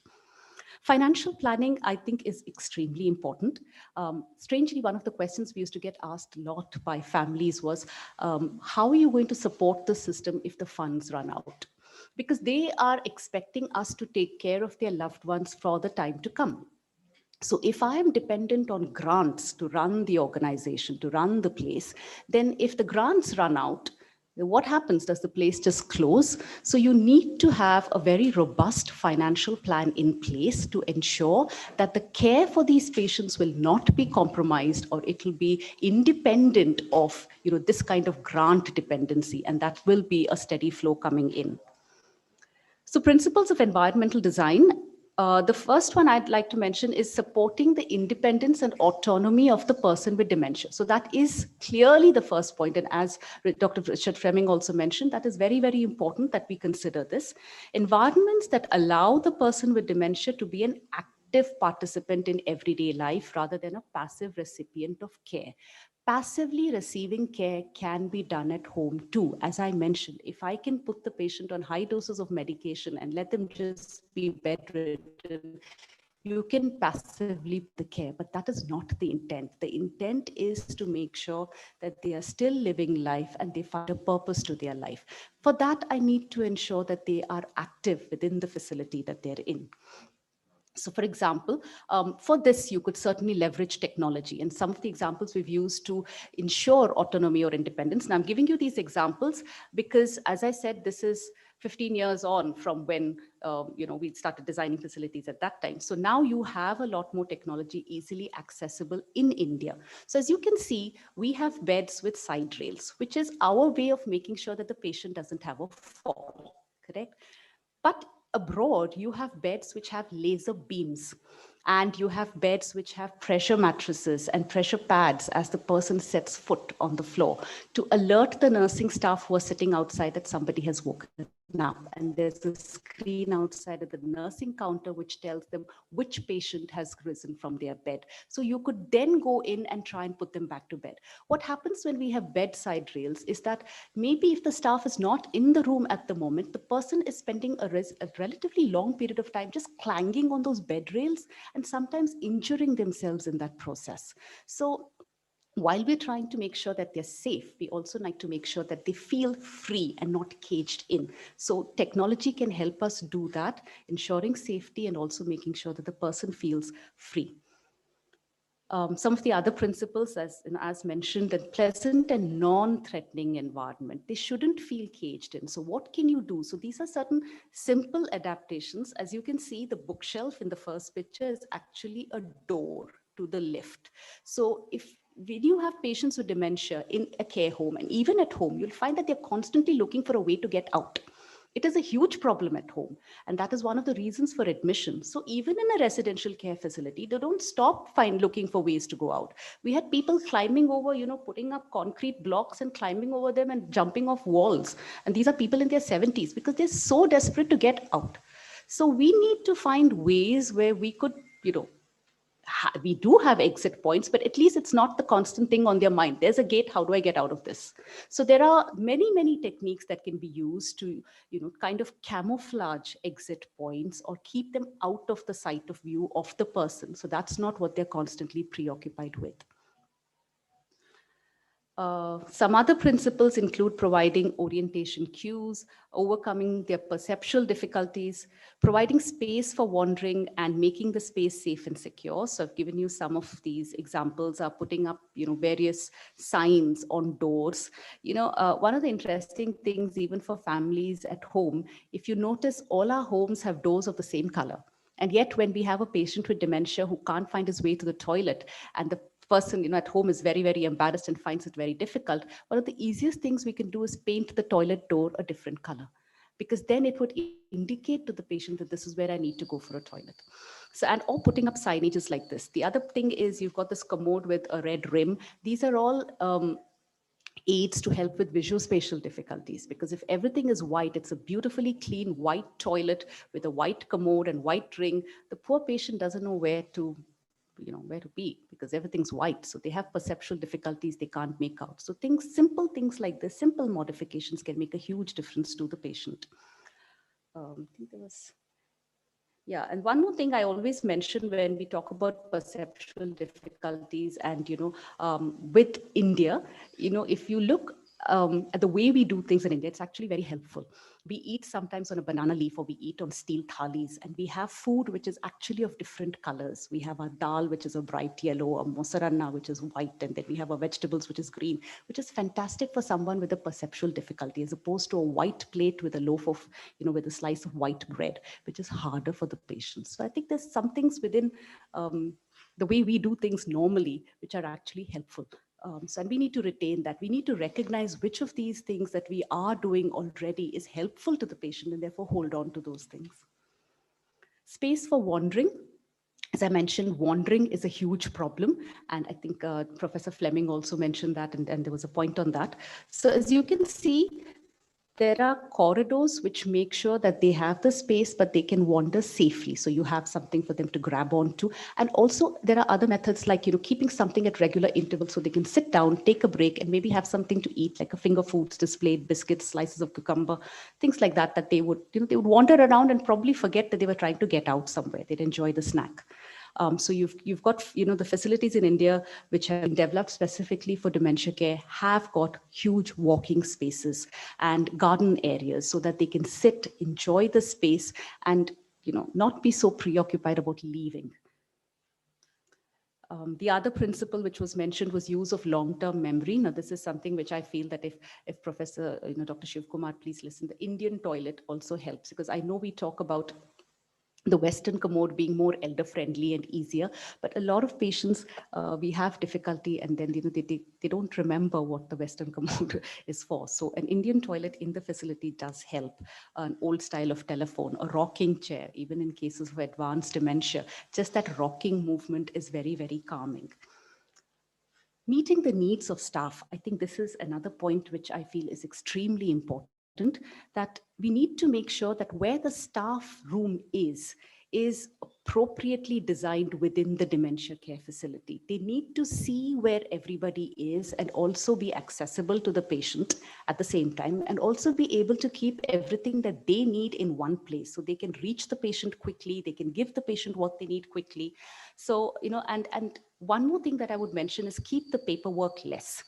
A lot of dementia care facilities end up doing a lot of paperwork, which involves writing down everything that the patient has done every day in terms of activities. And I would see nursing staff at the end of their shift writing down, it was almost like a CT all that we would do in our days. It was just copying the same thing. And I'd say, what's the point of this exercise? So they've done the same thing today. So minimizing paperwork, perhaps by leveraging technology again, would be important to make sure that the staff time is spent in actually caring for the patient. So this is the Nightingale's Center in Bangalore. And as Dr. Shiv Kumar said, that I've been blessed to work with two facilities in Bangalore, both providing residential care for patients with dementia, both wonderful facilities. I've learned a lot from both of them, but they're very different models. And I think you need to develop your own model depending on the space you have and the resources you have. So just giving you these two examples. So as you can see, the Nightingale Center is located in the heart of Bangalore. It's just 5 kilometers away from MG Road. So it's pretty much centrally located. It has a wide range of services all under one roof. So you have the memory clinics, you have daycare, you have the physician visits, everything under one roof. But the thing is, because it's in the heart of the city, the space is the constraint. So you have just about half an acre of space, half an acre of land. So the building is more high rise than horizontal. So you have multiple floors. So you have a lift, we have to move patients up and down in lifts. But if you have more expansive land, then you don't have to worry about these issues. It's cost effective because it's all very concise and compact. Services with a human touch and less of technology. As I said, at that time, there wasn't a lot of technology which was easily available and I still remember the hoist that we got from Australia, which was a manual hoist. And you had to, kind of wind it and wind it and wind it. And none of us, I was probably 10 kilos less than what I am now, but, none of us could use that hoist to lift patients. So, we have more easily available hoists and tracks now. So it's easier to put in technology. But human connections is something which is a huge plus in our culture. We have people who are willing to do this kind of work, as opposed to places in the West where it's still very hard to find people to work in aged care. So, a good staff-patient ratio works extremely well. Segregation of patients depending on the stage of dementia. Now, one of the other big differences I find between abroad and here is that here we don't really have separate facilities for people in different stages of the disease. Whereas abroad, you would decide if it's mild, you'd send them to a different facility. If they're more advanced or with challenging behaviors, you'd send them to a different facility. Here, if you have a facility, everybody comes here. And then you need to decide how you're going to segregate them depending upon their cognitive abilities and their functional abilities within the facility. So that's one of the differences, and we've had to address that with the Nightingales over the years. Interaction of normal elders with residents, as Professor Fleming said, very, very important, because otherwise they will feel cut off. So one of the things that happened at Nightingales was there was an elders enrichment center built into the model. So every day we would have elders from the community coming in to do their normal, their 3 or 4 hours of whatever yoga and activities that they would do, and they would walk past these other patients with dementia as well. And sometimes patients with dementia who could participate in the enrichment center activities would also be, joining them. So there was no, we didn't cut them off. There was a lot of movement of people back and forth, in spite of making it safe for the people with dementia so they don't wander out of the gates. The Model 2, which is the Nikisa Dementia Village, as mentioned by Professor Shiv Kumar, this is located away from the city. So this is closer to the airport. So there's more land space available. So it is, as you can see, it's more expansive. It's not so vertical as the first model. The way they provide care is slightly different. So whereas Nightingales would not have single rooms with ensuite bathrooms, Nikisa has that provision. So, you have more choice in terms of making your own space personalized, because you're not sharing it with anybody else. The cost goes up, but it's an option available to those who want it. And I think that's the key. We need to provide, all kinds of options. Let people choose, you prefer this one, or you want somewhere where you want to make sure that your loved one always has company within the room, or you feel that your loved one is someone who does not want to be with other people and would like to have their own space. I think the nice thing is that we can make these choices if we have these options. So there's also, they have a different system of admission, wherein they have a settling in period where they allow the family to stay with the patient for 2 to 3 days before the patient moves in. So these are all ways of reducing the anxiety that the family caregiver has about leaving a person with dementia in a new facility. So these little changes you can make along the way once you figure out what is it that you want to do. So this design also has, things like barbershop. So it's tried to design it along the Netherlands model of the dementia village, where there is a lot more autonomy available to the patient, so they can go and buy things from these little shops, get their hair cut in a barber shop. So it's a different design. So you can pick up what's good, like our constitution, you pick up the good things from everywhere and have a nice constitution. Medical emergencies also need to be taken care of. Now, as a facility, you'll need to decide to what extent you will provide medical care in the facility, and at what point will you shift the patient to another place. So you need to take that into care. And also terminal care. What are you going to do about patients who become terminal, and how are you going to take care of them, and what are the decisions you make with the families? provision of for cognitive stimulating activities, as Professor Fleming mentioned, these need to be incorporated into the daily routine rather than insisted upon, which is the only way it will work. So there's lots of cognitive stimulating activities that you can build into the facility and then see which are the patients who are most likely to do what. So I've given you a few examples, which is happening in both the facilities. You've got the Montessori kind of activities, pet therapy. We had lots of volunteers who would bring in their pets just for interacting with the patients. Reminiscence therapy, and again, the visual VR models where you could use technology to provide the reminiscence, snooze-in rooms, and exercises like Tai Chi. Some of the challenges, of course, as I mentioned first, is funding. We had very little support. Most organizations will struggle with funding. That will be the biggest challenge because there's not a lot of government support for this. Recruitment and retention of staff. That's the other big challenge. I find that you need to provide staff with a pathway, because this is not a career choice which is generalized. So if you have nurses within a medical facility in an ICU, she will be picked up by another hospital who says, oh, well, she has got 5 years of ICU experience. I'll pay her a little more and, she'll work for me. But what does a nurse who's got 5 years of working in a dementia care facility, where does she go from here? Because there are so few of these facilities around in the country. So we need to be sure that when you're developing a dementia care facility, you need to provide this pathway, so the person who's working there can see what happens next. And I think that shouldn't be a problem for NIMHANS, because these pathways are very clearly defined. But in people who are working in the private sector or NGOs, this becomes a factor in terms of retaining and holding on to staff. Training staff is something that is huge as well. You train and then they leave and go because the job is too difficult. You've lost the hours of training and you've lost a valuable staff. Elder abuse is again something you need to be very, very watchful about. CCTVs in every room, monitoring the CCTVs, because there's so much that a caregiver could do out of frustration and needs to be identified and addressed. So regular debriefing with the staff, making them feel that, you understand the difficulty that they have in managing an aggressive patient or someone who's asking the same question over and over again. How do you give them time off, get somebody else in, hear the staff so that there's less burnout. Moving to the next one, which is burnout, emotional exhaustion amongst the staff, particularly in a residential care facility, is also very, very high, just like caregivers at home. Depersonalization, a lot of people, they just disconnect themselves from the patients that they're providing care for because it becomes too much for them to bear. And that's the only way that they can cope with the work that they're doing. Negative perceptions about professional development. As I mentioned earlier, they've done this job for so long, they don't feel like there's any value to what they're doing. So we need to constantly make them feel valuable and what they're doing is important and matters. So coming to the end of the presentation now, so just a lineup of some of the staff that I thought, and you can always add more, but this is what I felt would be the staffing requirements for a care facility. You've got the medical team, the psychiatrists, the doctors, the nursing team, you've got nursing aides, the senior nurses, nursing psychologists, neuropsychologists, trainers, caregivers, physiotherapists, social workers, occupational therapists, speech pathologists, family counselors, administrative staff. So there's a lot of staffing requirement while you start off.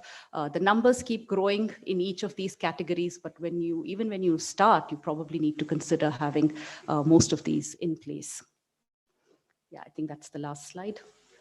So all I wanted to end with saying is that the core of what we want to do is care and provide the best kind of care. So it really doesn't matter how posh it is or how beautiful it is or how grand it is.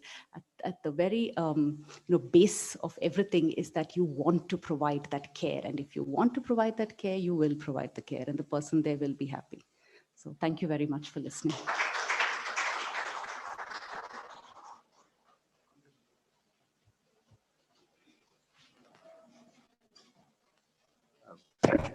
Thank you very much, Dr. Soumya. It was a very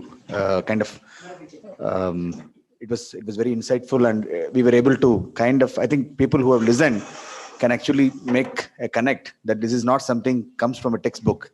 It comes from an experience. I think that's what, whenever we listen to Soumya, I think that's the feeling we get. And I would like to invite Dr. Sridhar, chairperson, to have Dr. Sridhar, would you like to come in and share your perspectives briefly?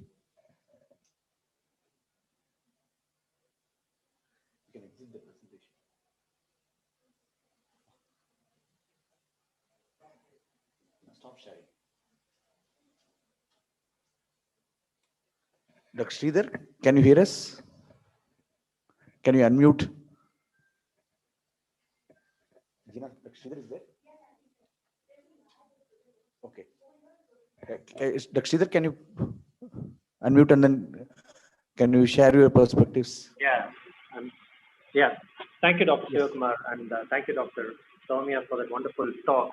And I'm sure all of you agree. And as Dr. Shivakumar said, it was a fantastic experience sharing. And as you said, it's not from a textbook. And I must thank Dr. Shivakumar and the NIMANS team for arranging this meeting and for asking me to chair this particular session. I'm sure all of you agree the importance of this particular topic. And I'm sure you all benefited from all the talks so far. Dr. Soumya highlighted some of the issues that are very unique to India, particularly about lack of awareness about dementia, the stigma that is associated with the diagnosis of dementia, the lack of resources, in particular, how that impacts on how we develop our services and how we design our service. I think that's very important. She emphasized, as did Professor Fleming earlier, about making sure that we enable the person with dementia to live their life to the full and building on their strengths and abilities rather than to make them just exist in a facility. I think that's extremely important. We need to make sure that people with dementia are meaningfully engaged in cognitive stimulating activities that they are able to enjoy. Well, Dr. Soumya also helpfully suggested the pathway for setting up a service in India, and that's something which I've been, in fact, as Dr. Shivakumar said, and we've been also talking to Dr. Soumya about that, about some of the things that we are struggling with, and in particular about the training staff and training and retaining staff, use of technology, making sure that our design for dementia is useful and appropriate for our culture and for our setting and for the resource restrictions that we have. And she shared her experience from 2 different facilities in Bangalore.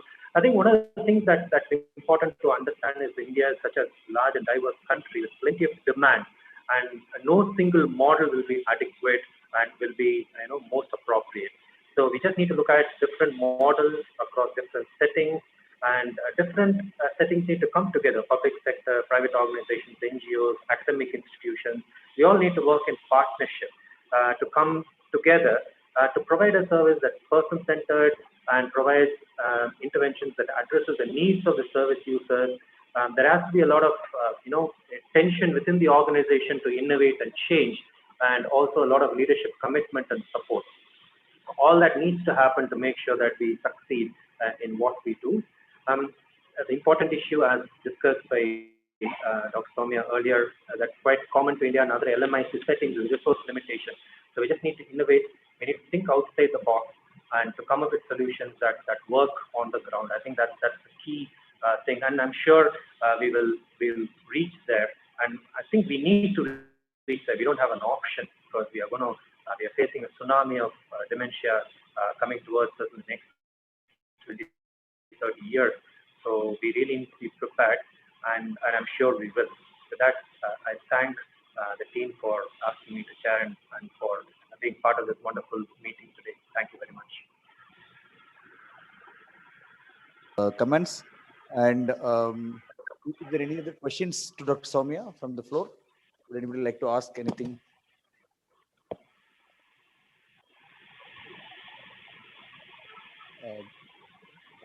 In the chat, are there any questions? Okay, we can. Thanks, Dr. Soumya. I think people have been. I hope people have been able to hear you. It was very good.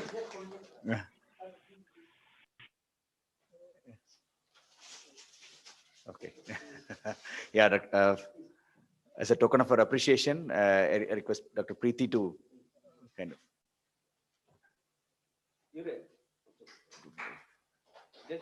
Preeti, just wait. Yeah.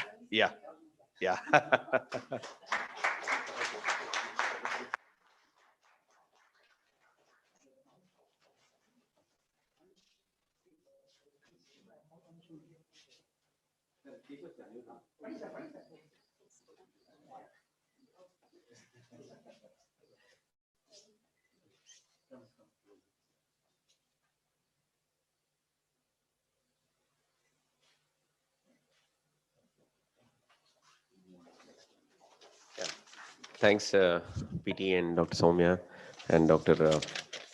Vaitishwaran for this wonderful session. So we'll now move on. The next session is by Professor P.T. Sivakumar only on the dementia care and training initiatives at NIMHANS. I'd like to request Professor Pandian to chair the session. Professor Shikla Bharat was supposed to come, but for some reason, Madam is not there. So we'll request Professor Pandian. Yeah, no, Professor Pandian is the professor and current HOD of the Psychiatric Social Work Department at NIMHANS, and he has keen interest in elderly care. So, sir, please, sir.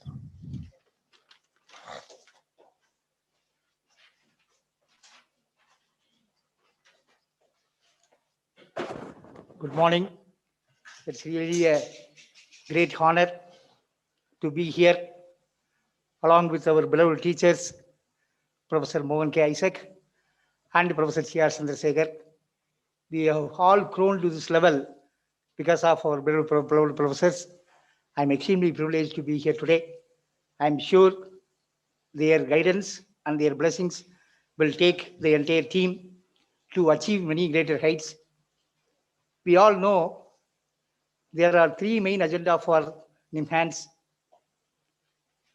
higher quality of care, higher quality of research, and higher quality of training.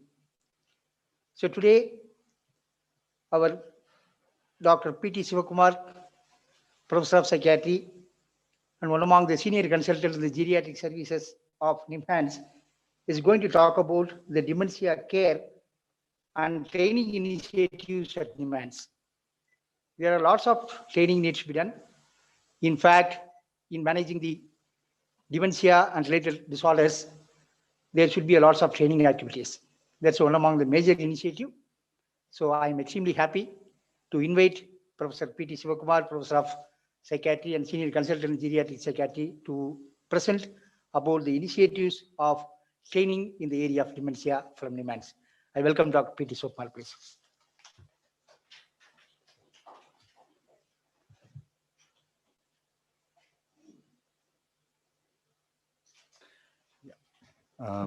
Good afternoon, everybody. I think it is at the outset, I would like to thank all of you for kind of making this program.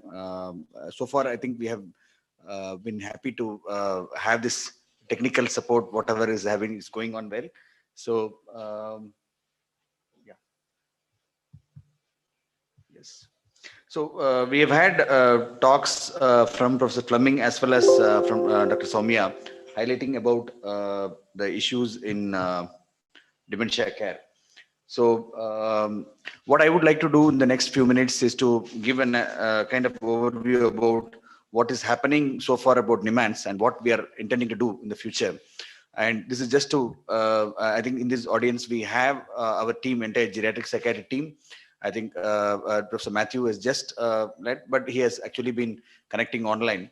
And my colleague, Dr. Preeti Sinha, and the entire geriatric team, Dr. Tirumurthy, and our trainees, everybody is there. And so it is an opportunity actually for us to kind of look at this, what we have been doing, and also to share with others who have been attending as to what we have, what we would like to do in future. And so I would not go into the details. I think by now everybody is clear that dementia is something which is a major problem which requires care. There's no denial of that. And the main issue is about increasing prevalence. So we are talking about decade of healthy aging from 2021 to 30. I just want you to bring to attention that the projected prevalence as of now, it is about 5.3 millions in India, and is supposed to be increased to 7.6 millions by the decade. And it is not just the prevalence, it is the impact, what it has in terms of disability, quality of life, caregiver burden, economic burden. And unfortunately, despite a lot of research, the treatment efficacy of both the anti-dementia drugs as well as the pharmacological agents to control the behaviors, we know It is not something very satisfactory. And we want to kind of have and despite all these things, we require there's a lot of need for care and supervision, which is the most challenging part. As a clinician who has been involved in the dementia care for nearly 2 decades now, I think I started with the geriatric unit. So I can say that my first beginning happened in the geriatric clinic I've seen from 2001, and having associated as a faculty from 2006, we have grown, and we have my own personal experience I've seen as to how much limitations we have in just giving pharmacotherapy or just giving acute care. I think that's what actually led to my efforts and our team's efforts to build up further development in terms of care facilities. And the key challenges or the key issues is about rapid growth. We are not having time, unlike other Western countries or developed countries, which underwent this population aging in a gradual manner. By the time they were economically well developed and they had a lot of kind of resources. And as Professor Mohan Isaac always tells that even in a country like Australia, for the scale of resources what they have, they always claim that the resources are limited.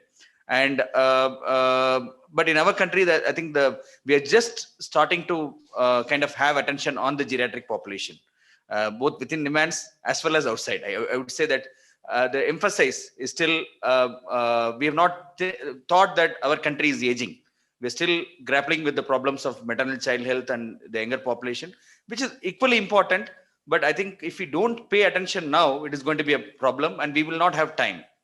And the second issue, which previous speakers also highlighted, is about limited awareness. The limited awareness, how does it impact? I think a lot of people get undesirable kind of care. It is not because of willful neglect. It is about not having awareness.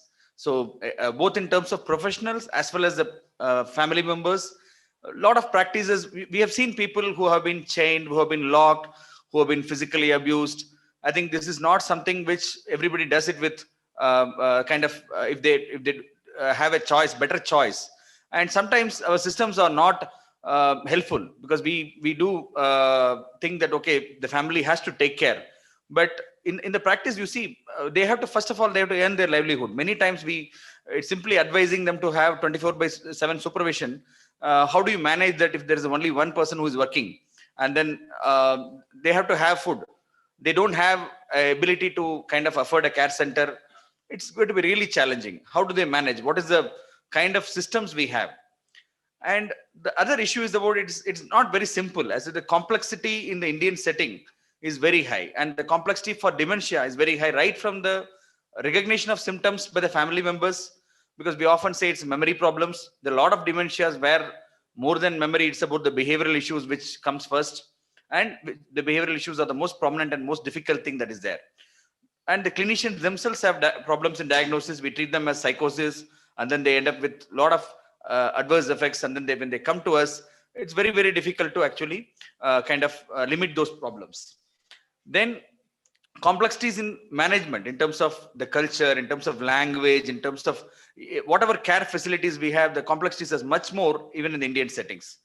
And the resource deficit from the family level, in terms of financial resources, in terms of India has a strength of being a country where the family members take care of people. As Soumya said, it's not that they don't want to take care, but we know that it is not something easy, and the resource deficit is happening very quickly. Like during this last 1 year, we have seen people where the children are living in different continents and then trying to manage the senior citizens who are living alone during the lockdown. Both of them having challenges like hearing impairment, dementia, interpersonal issues, and they are not able to come, they're not able to provide support, but it's quite challenging. And the carers, the kind of personal caregivers whom we have to have, there's a lot of need, because there's the resource deficit in terms of trained human resources, both at the professional level as well as at the basic caregiver level. There's a huge deficit. There are reports from International Labour Organization which said in 2015, an estimate said 27 lakh trained caregivers is a deficit for India. It's almost like the formal training is quite primitive and quite limited. And then comes to treatment and care gap. So when I say treatment, even for somebody to have diagnosed, and then to start on some basic treatments, there's a huge, more than 90% gap. And when you talk of care gap as to what ideally they should receive, and what the kind of support system, what the family receives. Mind you, when we are talking of something like disability rights, it is not a charity which we are talking about. It's a human rights perspective. When we talk about a person actually deserves a care, no matter whether the person has a disability, a person has dementia, the country or the systems have to provide for those care and a quality care. When you talk of that, we can estimate it's almost like more than 95% would say that there's some kind of care deficit. Even for somebody who has a lot of financial resources alone doesn't ensure an optimal care. So we need to have systems which are able to deliver this care. Now, when we talk of dementia care, we need to have a whole range of care systems, right from acute care to informal care, which is the largest kind of care what is available. More than 90% are cared by the family. But we need support systems like daycare, respite care, long-term care, as well as the palliative care. This is something which is a huge deficit, because when we see patients, because NIMHANS gets patients from all over India, and when we see where we can refer, there are some settings like Bangalore or in Kerala, as Dr. Soumya said, maybe Delhi and Mumbai, there are some facilities. But if you talk of smaller towns, people are able to come to consultation, but what are the solutions you can offer?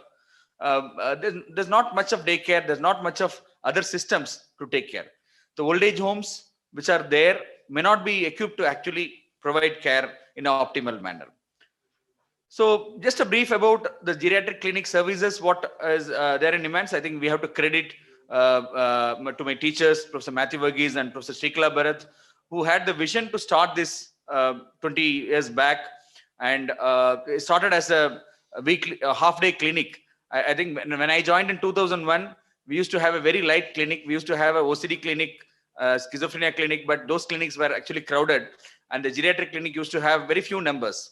And I used to see as to why we are having a clinic like this with maybe hardly some 10-15 people coming, and we provide this special clinic.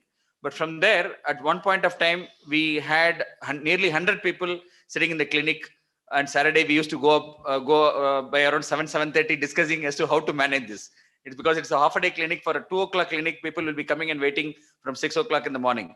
So that then in 2017, that's when we started having 3 days as OPD. And then in July 2017, we became an independent unit where full-time we are doing geriatric psychiatry. And this has now grown with nearly 3,500 new outpatients and around 275 to 300 admissions. I think the last 3 years, what we have tried to do is to develop a lot of training courses. And we are having a DM course in geriatric psychiatry, which successfully we have completed one batch, and we have 2 seats per year. And then a postdoctoral fellowship in geriatric psychiatry, which is again a 1-year course. Fellowship in geriatric mental health care, which is for the post MBBS. Fellowship in geriatric mental health nursing, which is again going to start now. And fellowship in psychosocial care for elderly, and some certificate course which we're going to start. So the reasons why we had actually, again, parallelly, the outpatients, the numbers have actually grown, and the inpatients again has increased, particularly after the last 3 years when the DMs are there. Many of the complex patients we are able to handle in the acute care. The numbers are growing. And we also got some appreciation from the government of Karnataka, as well as from the ministry in the central government for both the clinical care and the research. Now, our strength is the multidisciplinary team, and where we have a lot of inputs from the psychiatry, the dedicated team from psychiatry, psychiatric social work, clinical psychology, nursing, which forms the core team. And we also get a lot of inputs from other specialties like neurology. We have been fortunate to have a lot of active liaison with the cognitive neurologists and neuroradiology, speech pathology, integrative medicine with yoga, physiotherapy.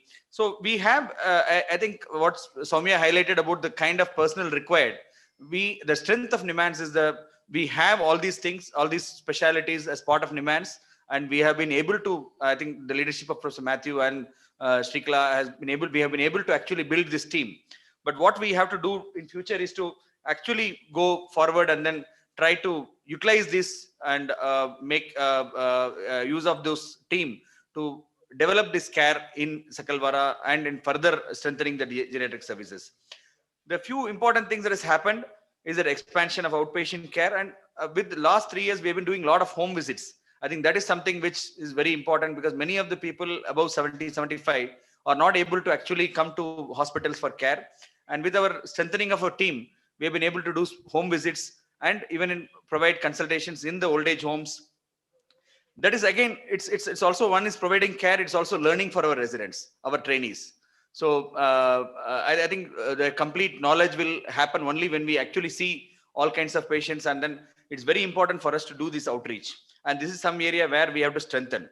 And telepsychiatry, I think thanks to our community team and having a good facility of telemedicine, we have been actually doing this telepsychiatry even before the COVID. I think Bangalore is a place where a lot of innovations have happened, even in the dementia care. What Dr. Soumya was part of Nightingale's Trust, they were actually supporting a dementia facility in Kolar. So I think being a technology hub, I think it is something like we have been the leading force in terms of telemedicine and telepsychiatry. And this has been, I think we have seen the rewards of it actually in the COVID time, where we have been able to provide a lot of teleconsultations. And this actually, I should say that along with this, the electronic records, which my colleague Dr. Preeti Sinha was mainly kind of developing for us, I spent a lot of time, and that actually helped a lot in providing this care during the COVID times. And we have been doing a lot of comprehensive assessments and interventions with the multidisciplinary team. But I would say that still there's a lot of area, the need for improvement in these interventions, because I would talk about the challenges where I would say as to why I'm not happy with the way, with the kind of interventions what we are able to do. But our interventions so far has been primarily in acute care, where around 2 to 3 weeks or up to a month a patient stays, and we are able to manage the behavioral issues. Some kind of case management we are able to do because of the fellowship trainees as well as the DM residents being there. They're able to see through it for 3 years, and we have been able to provide a kind of continued care, which is a big challenge in a training institution. Because usually what happens in a training course is, for example, if it is a psychiatry resident, they'll be going every 3 months, they'll be changing the posting. So it becomes difficult to ensure a continuity of care, because our care primarily revolves around the trainees. Our strength is the trainees, and they are the backbone of our system. And the caregiver interventions, again, the social work team has been leading that, and we have been able to start some online support group interventions also. And the psychological interventions, Dr. Keshav is here, and he has developed cognitive batteries, he has developed cognitive training, and those things, again, we still need have a long way to go. I think Dr. Keshav yesterday was telling that I think that is a whole mission why he actually came back to India from New Zealand, and he has a lot of ideas to develop these things in future. I'm sure that those things will also be one of the important components in the Sakalvara Center, what we are planning to do. And the brain stimulation, including ECT services, non-invasive brain stimulation, like transcranial direct current stimulation and transcranial magnetic stimulation. We have been using TDCS and TMS in patients with behavioral problems, patients with depression and dementia, where the concerns of cognitive issues are there, and then we can't use some of the other studies, and people are not tolerating medications. We have been able to use these methods, and then we have had some success. And this is some area where we are developing a domiciliary TDCS. My team, Dr. Venkat Subramaniam, who is leading that initiative, actually is on the verge of developing a prototype model where we probably may be able to give domiciliary TDCS in the near future. And the legal services, again, with the collaboration with Karnataka State Legal Service Authority, we have been able to start a legal services clinic for senior citizens, which was earlier only available for persons with mental illness. Now, with the availability of those support systems, many of our patients with dementia actually are able to benefit in getting the legal services, which again is a challenge in multiple family members having a discord, having legal dispute. Those things are an issue. So the challenges is, I would say that these are the main challenges what we have. There are many challenges, but I would like to highlight these things. One is about limitations in public awareness, where despite many of these services available, right from the recognition of diagnosis, right from the recognition of the problem and seeking diagnosis early, we have a challenge due to limited public awareness. Still, people with dementia are considered as part of normal aging. I think there have been studies which have looked at the perception over 2 decades. Unfortunately, the perception has not changed much. We have been seeing some progress where maybe people who are well informed are able to come. Still, I would say the number of people who come to us in a mild cognitive impairment stage or in a mild dementia stage are limited. I think particularly in demand settings, I don't know, maybe in corporate settings, maybe it may be different, but in our settings, still a lot of people come in moderate and severe stages, which is unfortunate, because by the time a lot of damage would have already been done. Then not having an age and dementia friendly environment. In our current acute care setting, we still don't have a facility which is age and dementia friendly. We are actually, the construction of a 20-bed geriatric unit has started now. Maybe by another 1.5 years, we will have an acute care facility which is reasonably friendly for age friendly and dementia friendly. But as of now, we have a challenge. Our demands, the ambience of demands is a very good thing, but still for carrying a person with dementia, it is not a very friendly environment for managing a behavioral problem. It is not easy in our acute care setting. And one of our biggest limitations has been the general physician and medical support. Being a psychiatric institution, we find a lot of challenge, and this is an area where we want our administration support. We have been kind of trying to advocate for having a visiting physician, provide support, and in a care center in Sakalvara, we will definitely need some support, because it's very, very difficult to send for everything to send a hospital to. It's difficult. It's not easy for a person with dementia to go through different systems. If everything is available in one facility, it will be much easier. And some of the outreach initiatives what we have started recently to kind of address the problems in awareness. This is an initiative what we started for the decade of healthy aging called as Vayomanasa Sanjeevani. My colleague Dr. Preeti Sinha is actually coordinating a lot of activities in terms of doing weekly webinars, and the entire team is supporting. And right from our main objectives are age-friendly community, promoting awareness, and training of counselors and volunteers and caregivers in geriatric mental health, psychosocial interventions through counselors. Because I think how much ever we do, we will not be able to create enough professionals to provide care. We need to actually tap in the resources of volunteers, which Professor Chandrasekhar sir has been the model. He has actually trained so many counselors and so many volunteers, and a lot of people are actually willing to do volunteering. And we also are collaborating with old age homes and providing some interventions there and training of staff. And integrative medicine, again, yoga and Ayurveda, the integrative medicine department has actually strengthened the resources, and we are actually collaborating with them to develop interventions for healthy aging and telepsychiatry services. These are some things which we are doing. And the major activity that's going to happen in Sakalvara is the REC, Center for Dementia Care, which is going to come up, which is a residential care facility to provide rehabilitation and supportive care for persons with dementia. Here, the whole idea is to provide a good dementia-friendly facility, which will integrate the behavioral interventions, traditional interventions like yoga and Ayurveda, as well as novel interventions, to provide a holistic integrated care. And one of the main objectives for us to start this is not just to provide care, to develop this as a training center. So that's the reason why we are using this, because we need a care facility to provide optimal training. As Professor Fleming highlighted, it is not theoretical training that will help. Actually, it has to be a hands-on experience. Unfortunately, in our systems, the kind of facility what is available to train a basic caregiver or a professional, lot of it is more of a theoretical training. And to get a hands-on training, you need a good facility, which actually allows you to experience that as to how you can manage these things. So that is an idea why we want to develop this facility. And it's also going to help in research in non-pharmacological interventions, particularly, and as well as in long-term care systems. And we need to go on to develop quality of care. And maybe as Professor Mohan Isaac highlighted, even in Australia, there are a lot of the Quality Care Commission has brought out a lot of challenges. In our systems, there's no accreditation, there's no standards which is recommended. And being an institute of national importance, I think it's a responsibility of an institution like NIMANS to lead this and then to develop care standards, and which can actually help in the care throughout the country. What we are talking about is not just a facility in NIMANS, it should have an impact in the country to develop care standards. Now, this center is going to have a 40-bed residential care facility as of now.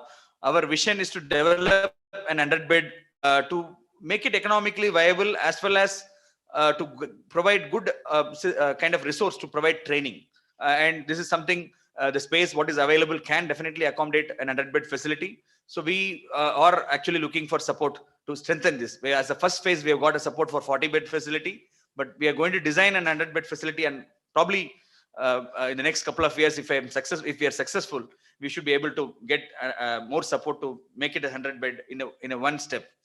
And this is going to have a range of facility, like having an option of respite care, medium and long-term care, as well as palliative care. We are not looking at the entire facility as a long-term care. We are trying to bring in some kind of flexibility where all these range of cares is possible. And we have been fortunate to get a lot of consultations to try and design this as a dementia-friendly environment. But I know the challenge is really, as you said, if the space is short, kind of limited, then your challenge will be different kind. Here we have a big campus. The challenge of maintaining this as a dementia-friendly environment is kind of, I think my colleagues who are running this facility now would acknowledge how much.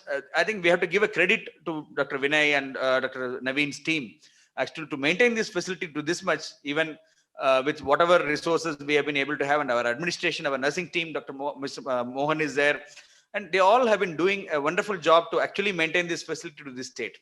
I think we still have a long way to go, and we also intend to develop daycare and active aging center and a training center, which is something which is going to start off soon, and a whole range of service which, as Dr. Soumya said, will give an opportunity for normal elderly also to come in.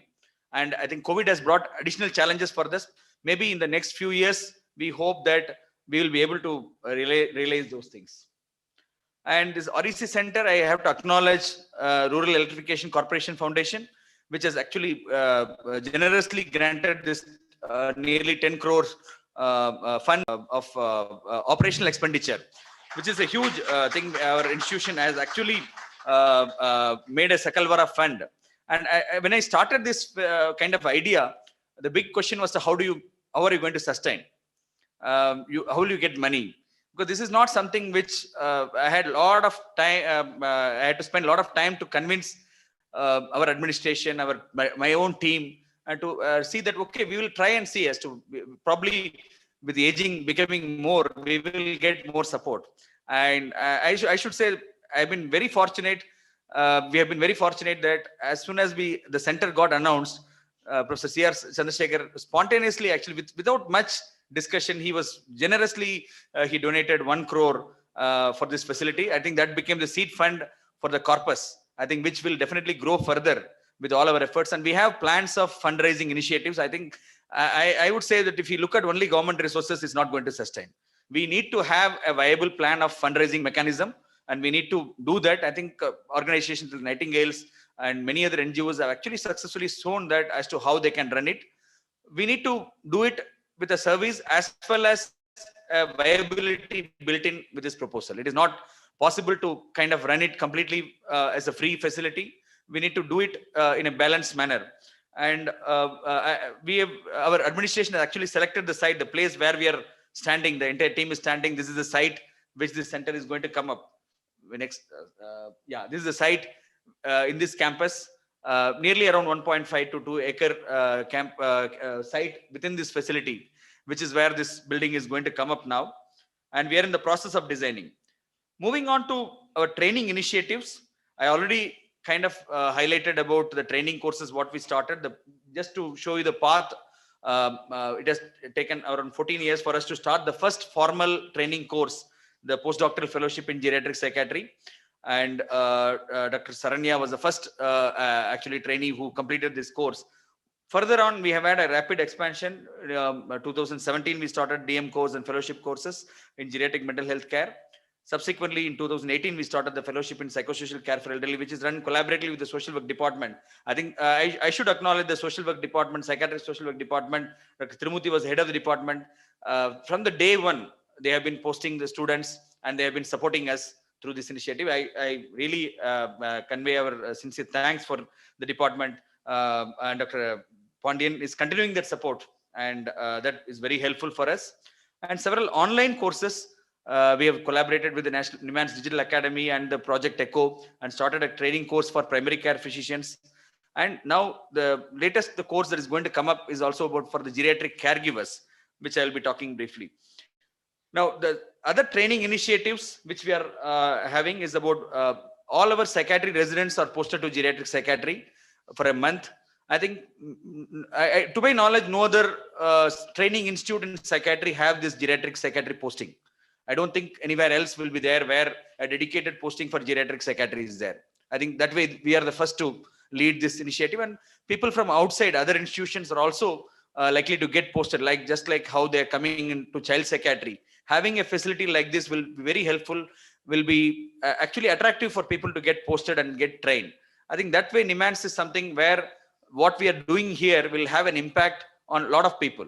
So being a training institution. And in collaboration with the community team, we actually did an online geriatric psychiatric module, and with the I think the South Zone of Indian Psychiatric Society was also contributing for that, the Indians program, where a module is available. A complete range of topics have been covered and is available in YouTube, where all PGs can actually access this material. And the training of old age home staff, and which again is going on as a part of PhD dissertation led by Dr. Tirumurthy, and geriatric mental health literacy module for ASHA workers or health workers have already been completed and published. And training of family caregivers, which again one of the PhD scholar is actually currently doing through an online support group. Now, this is a major another initiative which we are going to venture into, which is a national initiative for skill training on dementia and mental health for caregivers for older persons. This is a collaborative initiative of NIMANS and National Stock Exchange Foundation.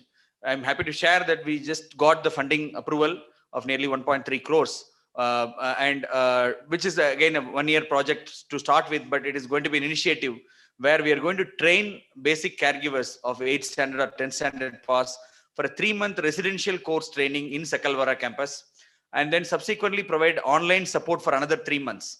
And in addition to that, people who have already been employed in home care industry or in the old age homes, we are also going to train them with a brief in-person training as well as a 3-month online training. So we feel one of the biggest challenges, what we have realized in interactions with the organizations who are running this home care agencies, is there's a lot of turnover. Nearly around 50% of caregivers who get employed actually drop out within 2 to 3 weeks after getting for nearly 3 months to 6 months in the geriatric care. One of the main reason is about problems in managing the behavioral issues and in dementia.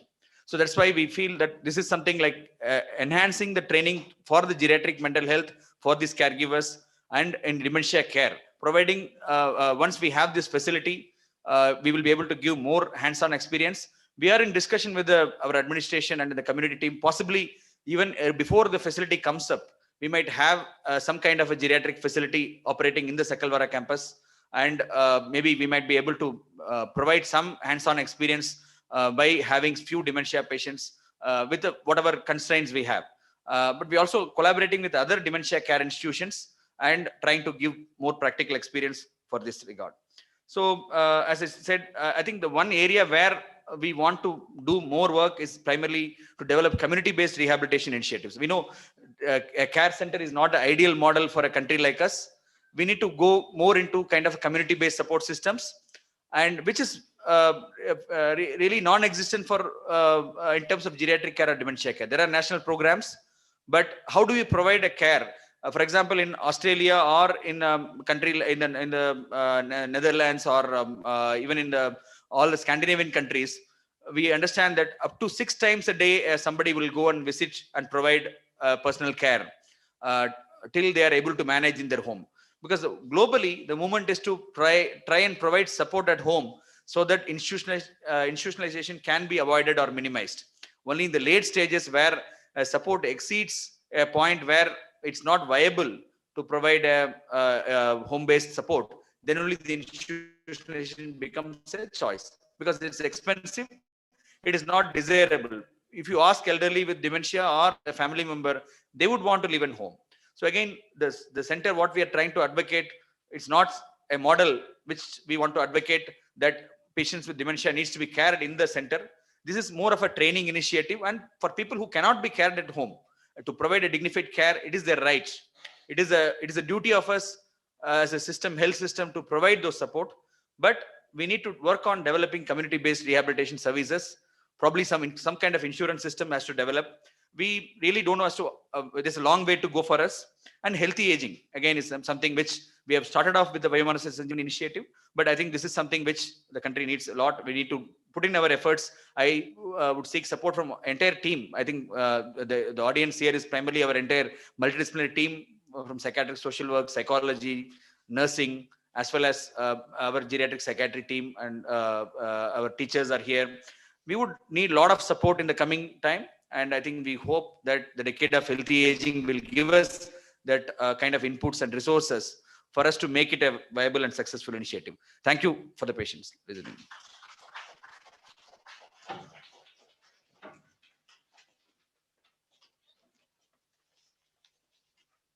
Thank you, Professor P.T. Sivakumar, for a wonderful presentation about the dementia care as well as the training initiatives of NIMHANS. When we were the students, our Professor Mohan Isaac and Professor C.R. Chandrasekhar, they were very actively involved in the community mental health initiatives. And during that period, Professor K.N. Srinivas was a person who was providing services in the area of the geriatric services. We all work with him. And today we have a team for managing the geriatric services of NIMHANS. We have very fortunately Professor Matthew Verghese, Professor of Psychiatry, is leading the team. And one man cannot do the work. We all know that actually. And Professor Matthew Verghese developed a great kind of leadership in the entire unit. So we all know now this unit. I mean, we have Professor P.T. Sivakumar, Dr. Preeti Sinha from the Department of Psychiatry, Professor Trimurthy, our former HOD and Professor of Psychiatric Social Work, is very actively involved in the geriatric mental health services. From the Department of Clinical Psychology, we have Dr. Jyotsna from the Department of Clinical Psychology. Apart from the additional other responsibilities in psychiatry, we have many other senior people from the Department of Psychiatry. We have Dr. Ajit, Dr. Chetan, Dr. Krishna Prasad. They're all from, apart from their main other work in the Department of Psychiatry, they are also very actively involved in the geriatric services. Dr. Kesav Kumar, in fact, he has come all the way from Australia. I know he and me, we have joined together. He had a higher kind of responsibility at Australia, and he came to the institute with the vision of providing a meaningful services to people who are in need. I'm extremely happy Professor Kesav Kumar is very actively involved in the geriatric services. We also have many scholars.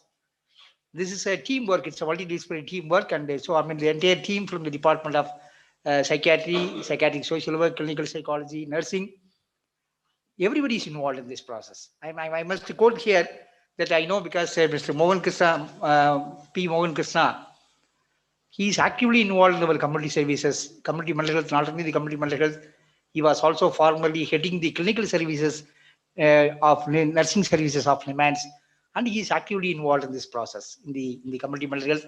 That's a great opportunity, and we also have our own trainees. We have a PhD scholars. Cecil Vasundhara is working on the online training program. Very recently, we also put our Priyanka as a psychiatric social worker from the rehabilitation unit to exclusively for the geriatric services. And my colleagues, Dr. Seema Magarotra, and all the people, we have a great interest in the development of the higher quality of care in the area of geriatric mental health and community mental health actually. So I'm very happy. There are extremely, yes. So I'm very happy that we are trying to provide a kind of a higher quality of care for people who are in need in the area of geriatric mental health services. So I greatly appreciate And also there are many training initiatives by the geriatric psychiatry. And recently, now they have a 5 days OPD, and almost our entire team of the geriatric mental health, almost they are there almost every day in the OPD. And apart from OPD services, they have also initiated many training activities. The training activities, in-person activities, and now they have also proposed many online training activities.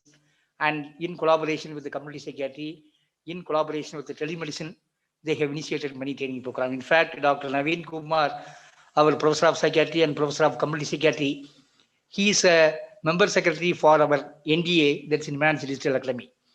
So already at the NDA courses, we have a programs in community mental health for psychiatry, clinical psychology, psychiatric social work, psychiatric nursing, and we have also offered many other online courses. We have many diploma courses. We also have many certificate courses, and Dr. Naveen Kumar, Dr. B.M. Suresh, and Dr. Manjunath, and they are all very actively involved in this process to reach out the people who are in the periphery areas. In fact, one among the targets of Government of India is to provide develop manpower in the country in the entire area of mental health, as well as the allied areas like the geriatric services and all this. That's what our team is trying to do, and we also have many initiatives on behalf of the entire team and the entire thing. We greatly appreciate the entire team for the wonderful work. Of course, all our professors are there to guide us and how we can take it forward in the future. That's what we have done it. I think before we go further, I also have our Professor Fleming is there. I would like to listen to him, whether he has any remarks about the enhanced care and training services offered by our geriatric mental health unit. Professor, would you like to make your remarks, Professor? Professor Fleming?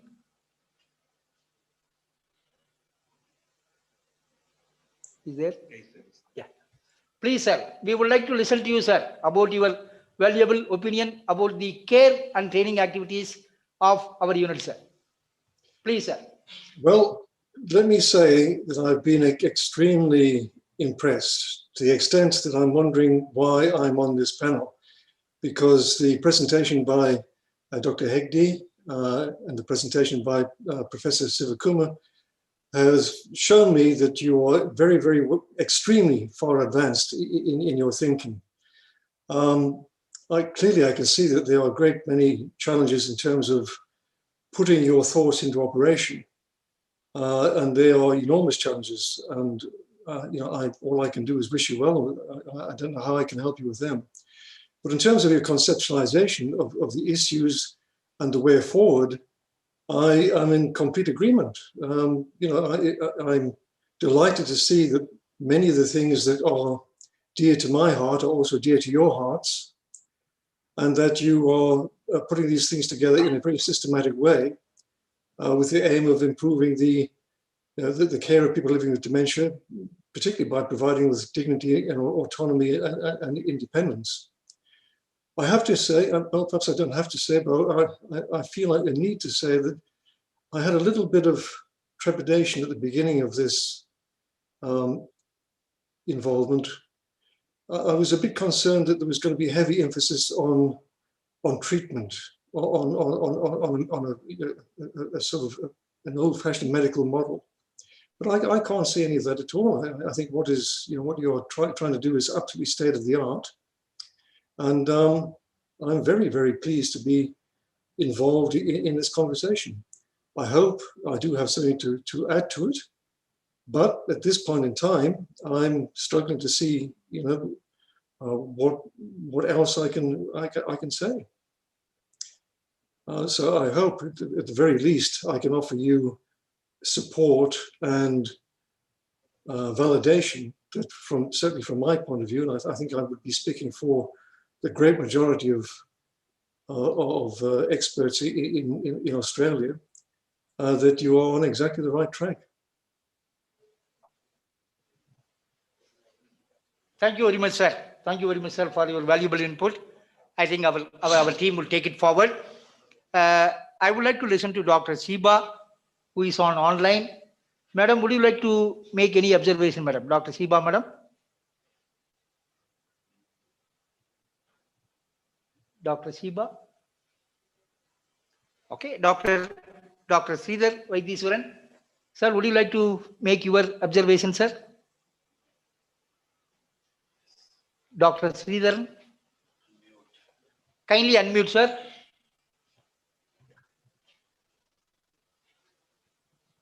Yeah, Dr. Sridhar, you have to unmute. Yeah, thank you. I couldn't unmute myself earlier, that's why I couldn't speak.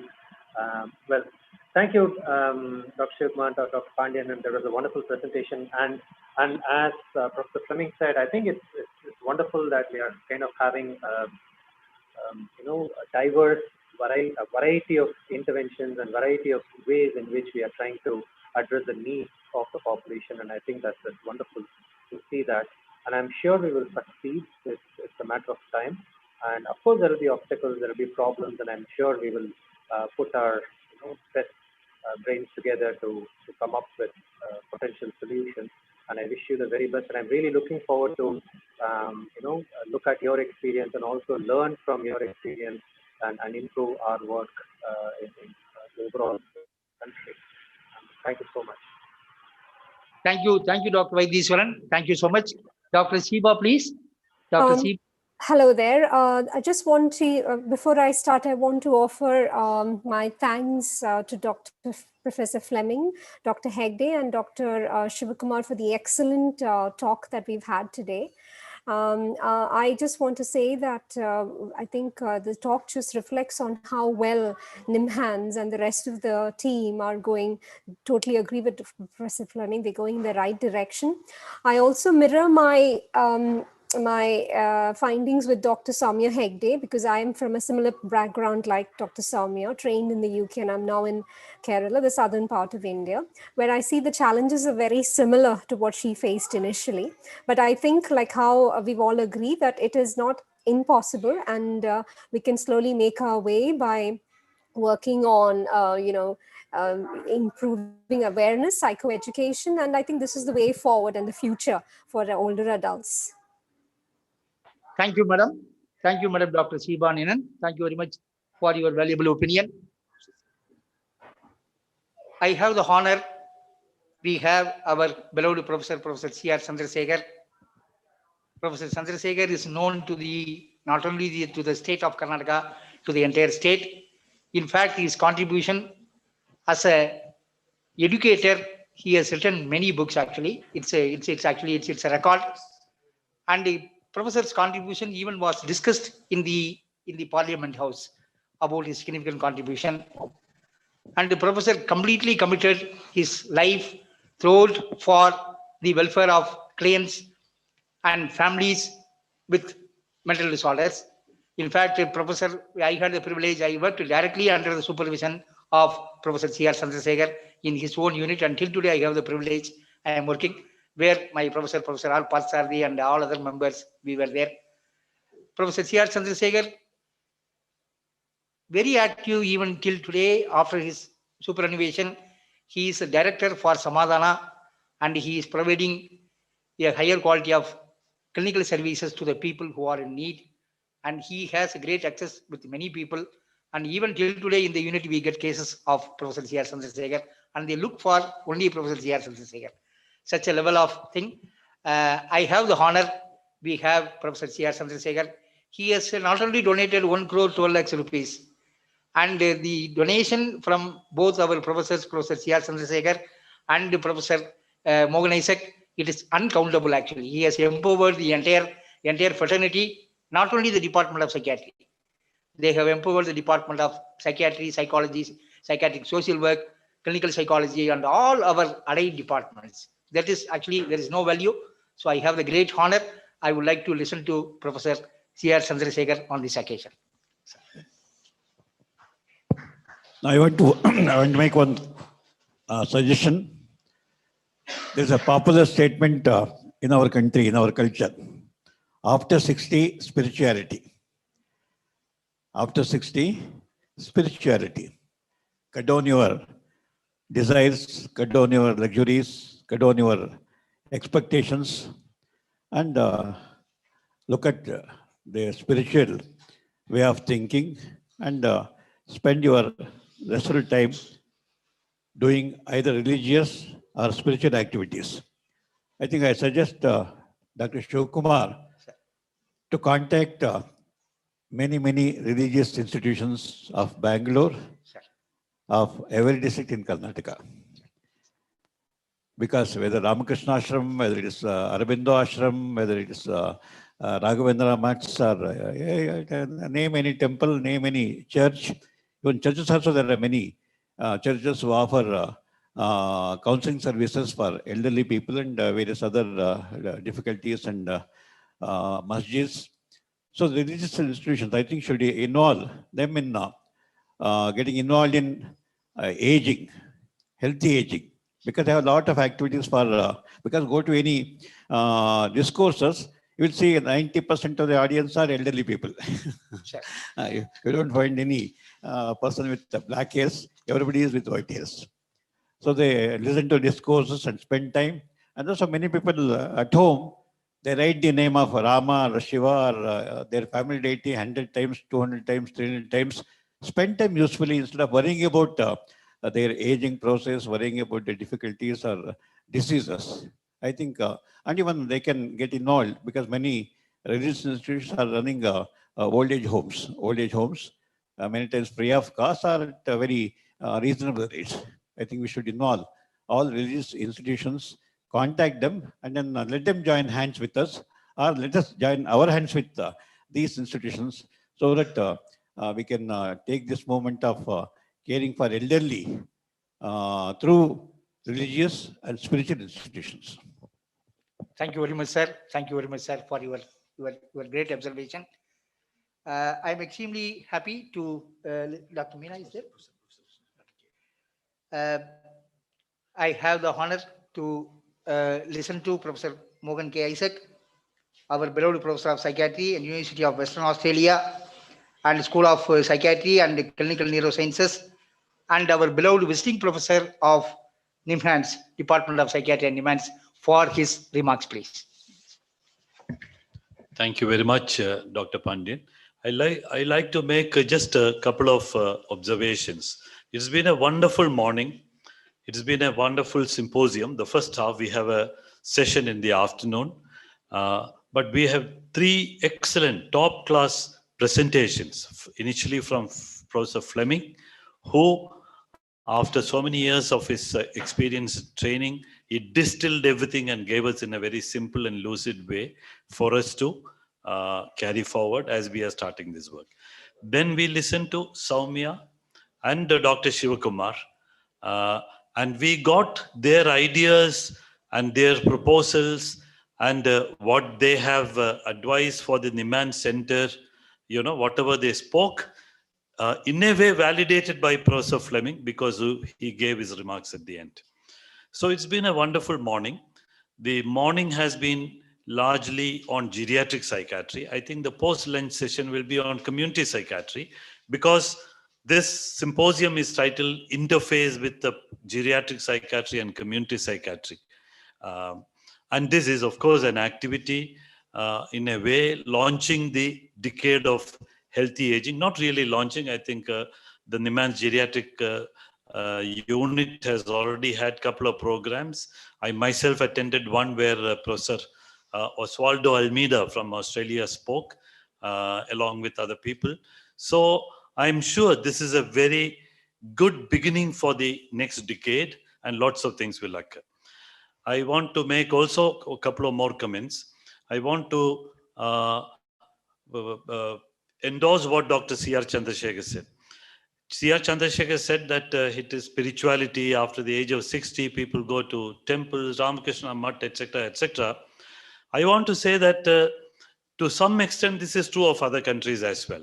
I spent part of my working time in Fremantle, that is a port city of Perth in Western Australia, where some periods, I live alone because my wife also shuttles up and travels between India and Fremantle. So on Sundays, I go to the Fremantle Anglican Church.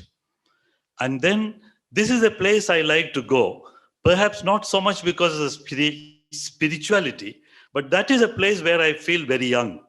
Because every other person in the church, not many people come, but it is about, about not half full, maybe close to half full. Every person there is about 80, 85, not on wheelchair, but they have difficulty in walking. When any, able-bodied person task comes, like you have to move something, the parish priest calls me because I'm the youngest. In the university, wherever I go, I'm the oldest. People look at me, gray hair, etc., etc. So the spirituality and working with spiritual institutions, larger number of them in India, I think is a very valid point, and I endorse that fully. And as I conclude, I have to only say that I'm very jealous of Dr. Sridhar. I don't know where he's sitting. I think he's sitting in the beach. All the coconut trees and the ocean behind. I don't know whether it's an artificial background or whether he is actually listening and participating, chairing the conference in the beach. The last point is listening to P.T. Shivakumar. I've been amazed at the way a governmental organization has been able to generate huge amount of support and money from other organizations. At least that was not the case when Dr. CRC and I worked in the MANS. It's very difficult to get money. People say, no, you're a government organization, let government pay for it. But the Rural Electrification Commission, 10 crores. The National Stock Exchange are, they are very rich people. I'm sure they will give more money. You can. So I'm amazed at the way that you have been. Of course, Dr. Chandrasekhar, of course, he worked for a long time here. He's a great philanthropist, and he has given a huge amount of money. A personal donation of this in India, only not even on the Ambani's pay, maybe Azim Premji's pay. So he has gone into that ranks of Azim Premji's and I wouldn't say Ambani's, but the Tatas. So it's a great philanthropic effort. And I must congratulate the Geriatric Psychiatry Unit for generating so much money. And I'm sure you have started very well. You will have no problem with resources. Thank you very much.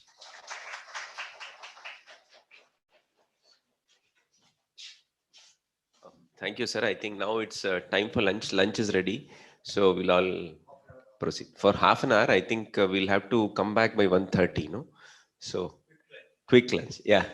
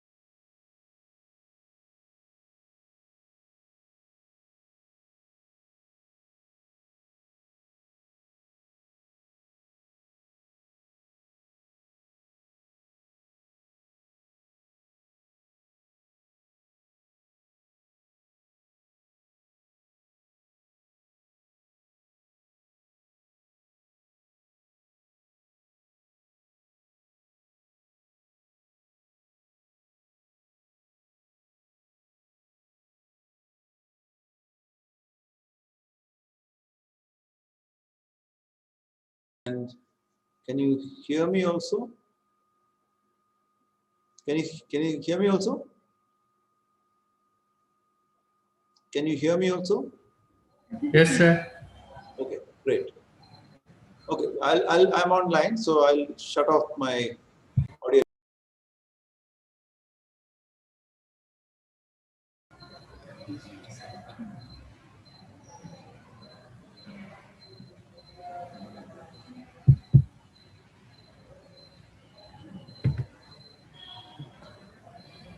Conference is not happening. No.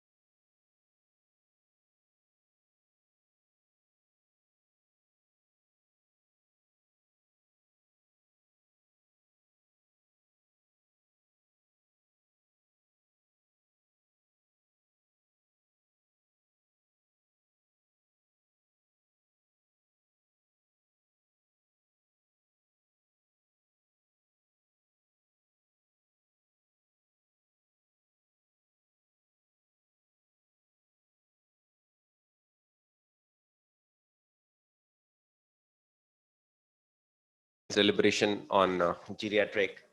Now I think we'll move on to the other facet of today's discussion, that is the community psychiatry activities.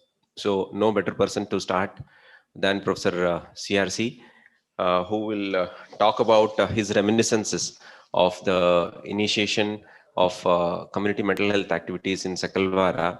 So to chair this, our Professor Matthew Varghese is there. Sir is logged in from there. So I'll just request Professor Matthew to just start the session. Sir, please, sir. No better person to start than Professor CRC, Matthew, sir, who will talk about. Yeah. Can you see me and hear me? Yes, sir, both. All right, thank you. So I am really pleased to be chairing this session, especially the session that is going to be done by Professor C.R. Chandrasekhar. I have lovely memories of Sakalavara campus and sitting under the trees and having fruits and lunch and, seeing people in the clinic. Dr. Chandrasekhar and Dr. Mohan Isaac were my teachers at that point of time.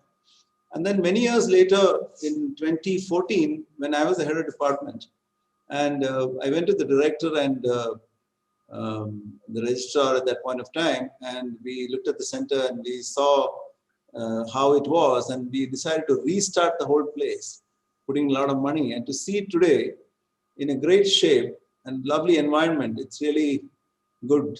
It makes you feel good.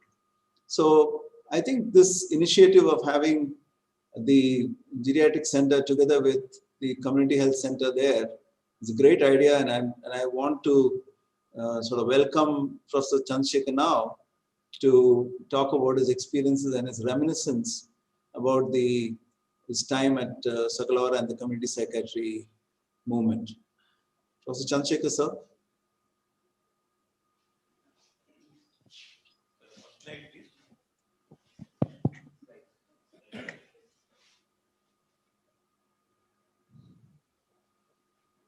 I can't hear Professor CRC, so I don't know whether the...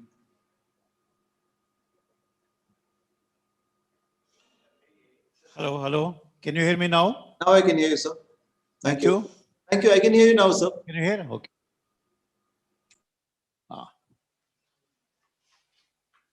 So for all the youngsters, you were not born when this center was started. There's a picture. Slides.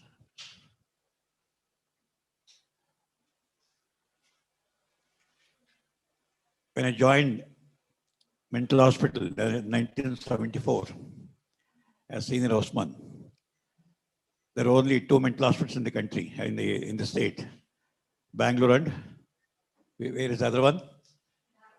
Dharwad. And hardly there were 4 or 5 psychiatrists outside Nimans. Outside Nimans. So Dr. H.S. Narayan was the inspiration for both Dr. Mohan Isaac and myself to join psychiatry. Dr. Mohan joined 1 year earlier, and I joined later. Then 75, 76, I did the diploma course, DPM. By the time already Dr. Mohan Isaac has joined the Community Psychiatry Unit as GDMO, and I followed him as GDMO. So the center was started by December 19, the previous slide. Mahabharata Society of India adopted the Sakalor village. You see a diagram in the ground floor. They adopted this village for total development, including health. They were running a small clinic twice or thrice a week with 1 doctor and 1 retired pharmacist assisting him. When you're looking for to start a rural mental center, then Dr. R.M. Verma, director of institute, had a contact with Swamiji, Maha Bodhi Society, Buddharakita Thera, and he approached him and requested him to join this venture. So they had this 13 acres of plot, and Swamiji was happy enough to say his society, his organization would join, but to put 1 condition, that you should run the general clinic along with any activity you want to do, because they didn't have funds and they are running the clinic with difficulty, paying some honorarium to a doctor, to a retired pharmacist. Then with that clause, we were allowed to come to Saklavara Center. So it was inaugurated in December 15th, 1976 by Dr. Karan Singh. Karan Singh, he was the Union Health Minister. Next slide. So you can see Dr. R.M. Verma here, Dr. R.M. Verma, Dr. Kapoor, Karan Singh, and some of the other village leaders. Next slide. Then, so we started the General Health Care Clinic. Dr. Mahadevappa was the first JDMO, just an MBBS doctor, was selected to stay here and work, run the clinic. At the same time, we trained him to see psychiatric cases also. Then Dr. Kishore was another JDMO, later joined, had done DP. Kishore. He was, so Kishore Kumar, so I used to, the second JDMO, later Dr. Sundaramaili joined. Then we knew that giving treatment is not enough. It is preparing people to accept treatment. Because later when we went around the villages, 95% of people hadn't come to Nimans. It was 20 paise, 30 paise bus fare. From Saklavara or Narasandra or Jigni or any place, 20 paise, 30 paise bus fare. They never thought of bringing their patients to Nimans because they thought it's a mental hospital, Huchaspatre. Why should I take my son to a Huchaspatre? Why should I take my daughter to a Huchaspatre? Later, who would marry her? And the whole family will get stigmatized. Their attribution of all, whether epilepsy, mental disorders, to evil spirits, black magic, and so on.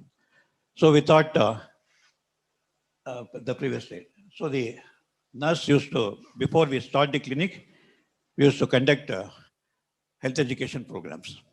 So with the help of slides or charts, the nurse would tell what is depression, what is schizophrenia, why people become mentally ill, why epilepsy, and virus treatment.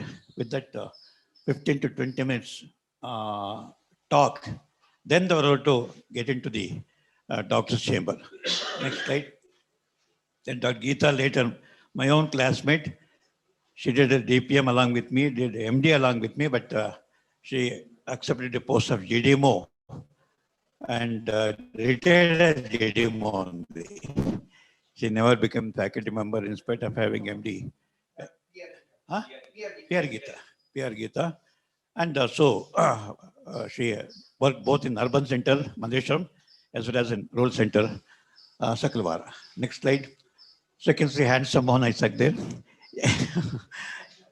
The second.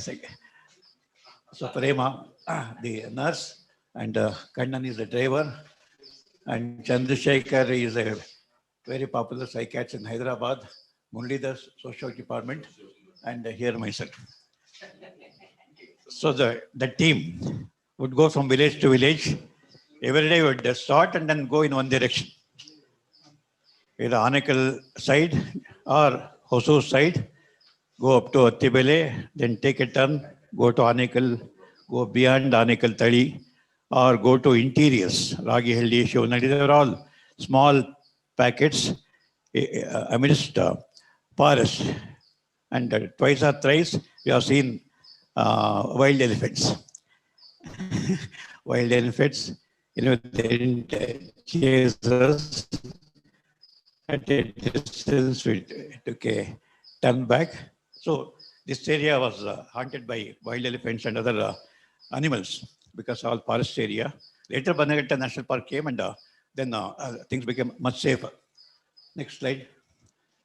So so patients were seen either in the villages. This lady was a wandering psychotic. She used to go beyond Hosur, walking and come back, go around many villages. Then somebody offers food, she would take, and then no treatment was given to her. So for the first time, it was almost chasing her. She was running. Injection kottu nan saayistare, injection kottu nan saayistare.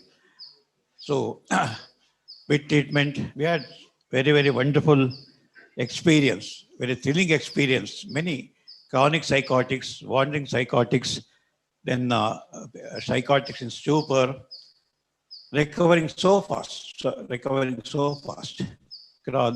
Drug-naive cases. But invariably, they were taken to all the temples, all the faith healers. I'll show one faith healer later. Then, so we used to sit in the courtyard or in the house itself. And Shalini Sharma, now she is working in Manipal. So treating mentally ill in their own home setting, delivering the tablets for 15 days, 1 month, ask them to come to Sakalvara. If they don't come, you used to go again to find out whether tablets are taken, because some patients would take regularly. Some patients, all the 30 tablets given used to be on the table or in some place. So patients used to refuse to take tablets, and they were not keen on giving tablets because they never thought that tablets would drive away the spirit inside them. ಮಾತ್ರೆ ಕೊಡ್ತೀರಿ, ಮಾತ್ರೆ ಒಳ್ಳೇದಾಗತ್ತಾ ಗೊತ್ತಿಲ್ಲ sir, ಕೊಟ್ಟು ಹೋಗಿ ನೋಡೋಣ ಏನಾಗುತ್ತೆ ನೋಡೋಣ. Then when patients start improving, then members become the spokesperson for us. They would go and send some patient from far away, telling that go to Sakalvara or meet Sakalvara doctors. They will cure mental disorders. By word of mouth, the news spread. And next slide. Then another patient being, again, many times the vehicle used to become a mobile clinic. Mobile clinic. Go and stop near the village in one person's house. Then other patients would come and collect the medicines or bring a new case. And next case. So this is another team. Dr. Geeta and Dr. Uday Kumar. Like Mohan Krishna, I can see here. Mohan Krishna is here. These are the nurses. These are the staff, and Sundarmail is standing behind. So, and many times our drivers, our class 4 servants, they used to develop rapport very quickly with the patients or with the relatives than us, because the language, because here many people would just speak Telugu, Telugu mixed Kannada, and so they would interview them and then tell them, educate them how to take tablets. So many times our ground staff are more popular in the villages or in the clinic, making people to accept treatment, come regularly for treatment. Next slide. Next slide. This one healer. She was near Jigini. And she was possessed by these two deities. One Durgamma and another Madagamma, some two names. They were different forms of Parvati, Shakti. And she used to run a counseling clinic every Tuesday. Every Tuesday. So what any person would come seeking help. Our crops are not growing well. Our cows are not giving good milk. Or my son has run away. Daughter is not doing well. Health problem, financial problems, or any other problem. Or my child is not growing well. So this lady would get possessed by these two deities. She would fall down to the ground and start moving her hands and talk in a different tone and then give advices to the clients. Do this, do that. So we have seen such healers in this area. Some healers cooperated and told them, if epilepsy case comes, please send to us. Or inform us, we'll come and see the case. If psychotics come, please inform us. So this lady accepted our invitation. She would get possessed by the deity and say, go in the north direction, there's a hospital. The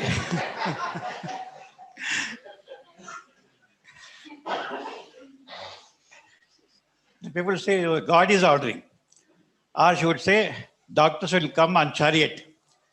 ರಥದಲ್ಲಿ doctor ಬರ್ತಾರೆ, ವೈದ್ಯರು ಬರ್ತಾರೆ, ಅವ್ರು ಬಂದಾಗ ನೀವು ಒಂದು ಕಾಣಬೇಕು, ನಿಮ್ಮ ಕಾಯಿಲೆ ವಾಸಿ ಆಗುತ್ತೆ. And people religiously accept her statements because her statement was not her statement, but it was. So we made the healers. Actually, in Africa, one psychiatrist trained the healers in giving anti-epileptic medication. He trained the healers to give chlorpromazine at that time because they never sought the help of doctors. Healers were the only people whom they went for help. And so he trained these healers in dispensing anti-epileptic drugs and antipsychotic drugs. But anyway, we didn't do that. So we told the healers to inform us, send the patient to us for treatment. Even actually from Bangalore city, people used to go to her for various kinds of counseling. Next slide. So then the OPD, the new OPD, because we were operating in this old building. And then the new OPD was started in 1981. 1981, Dr. Mr. Abdul Samad, he was the health minister, Dr. Reddy, myself, and then the village head, and Dr. Channabasavanna. So they inaugurated the OPD. Next slide. Then Dr. Helmut Sell from CRO WHO, he also attended. Dr. Verma and Dr. Arul Kapoor giving the speech at the function. Next slide. So management of priority mental disorders in the community was the first task we took up. And this paper appeared in IJP, myself, Mohan Isaac, Dr. Kapoor and Pasarthi, as part of designing a suitable model for mental care delivery in rural India, a study of detection and management of priority mental disorders, psychosis, depression, epilepsy. We didn't include neurosis because so difficult to identify neurotics and they wouldn't accept to come to a psychiatrist. Then 51 schizophrenics were identified, 30 acute psychotics were identified, and 27 MDP were identified, and 268 epileptics were identified. And as I told you, 95% of these cases were not getting any treatment. They were actively ill.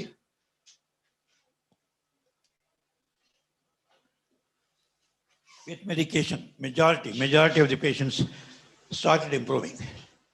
It was a very, very, very rewarding experience. Though, as I said, dusty roads and no food. And many times, Matthew was just telling me in my ears, the fruits and other eatables brought by Prema or somebody, we would eat on the roadside because no hotel, no food, and we used to leave by 9:30, then go back to Nimal by 4:30 or 5 o'clock. And so with all that difficulties, it was a very rewarding experience to find out most of these cases responding to medication and then coming regularly for follow-up, or we used to go to their homes and deliver the tablets so that they were on regular treatment. And though people were ignorant, people were illiterate, people were very harsh in their external behavior, but they were so courteous, they were so kind to us. And so we enjoyed the hospitality of rural people. With whatever they have, they used to ask us to get into their house. They used to be very, sir, we don't have a chair, sir. We have only mat. Can you sit on the mat? Or we don't have even sugar to add. We'll give only milk because we don't have money to buy sugar. Next slide. Then the chronic mental ill, it was a MD thesis work by Rangarao. Chronic mental ill.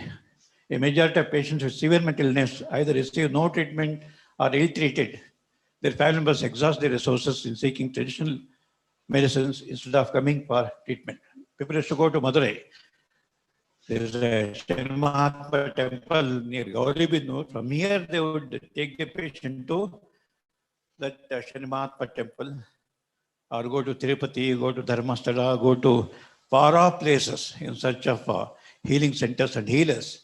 They never thought Nimas would be a place for help. So 90% of patients remain without medical assistance. Examining the burden on family of 60 rural urban schizophrenic patients had found that two groups had similar profiles of psychopathology. There was no significant difference of total scores of disability. Urban families reported higher burden than rural families. It's another important. Urban families, they experience the burden, but rural families, they never complained about burden.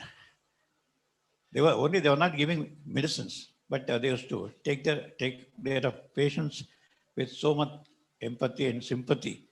And they never replied, they never said, sir, my son is a burden, my father is a burden, my wife is a burden, my husband is a burden. Comparatively, fewer rural families were found to seek hospitalization. Even when we knew that hospitalization is a must, but they say,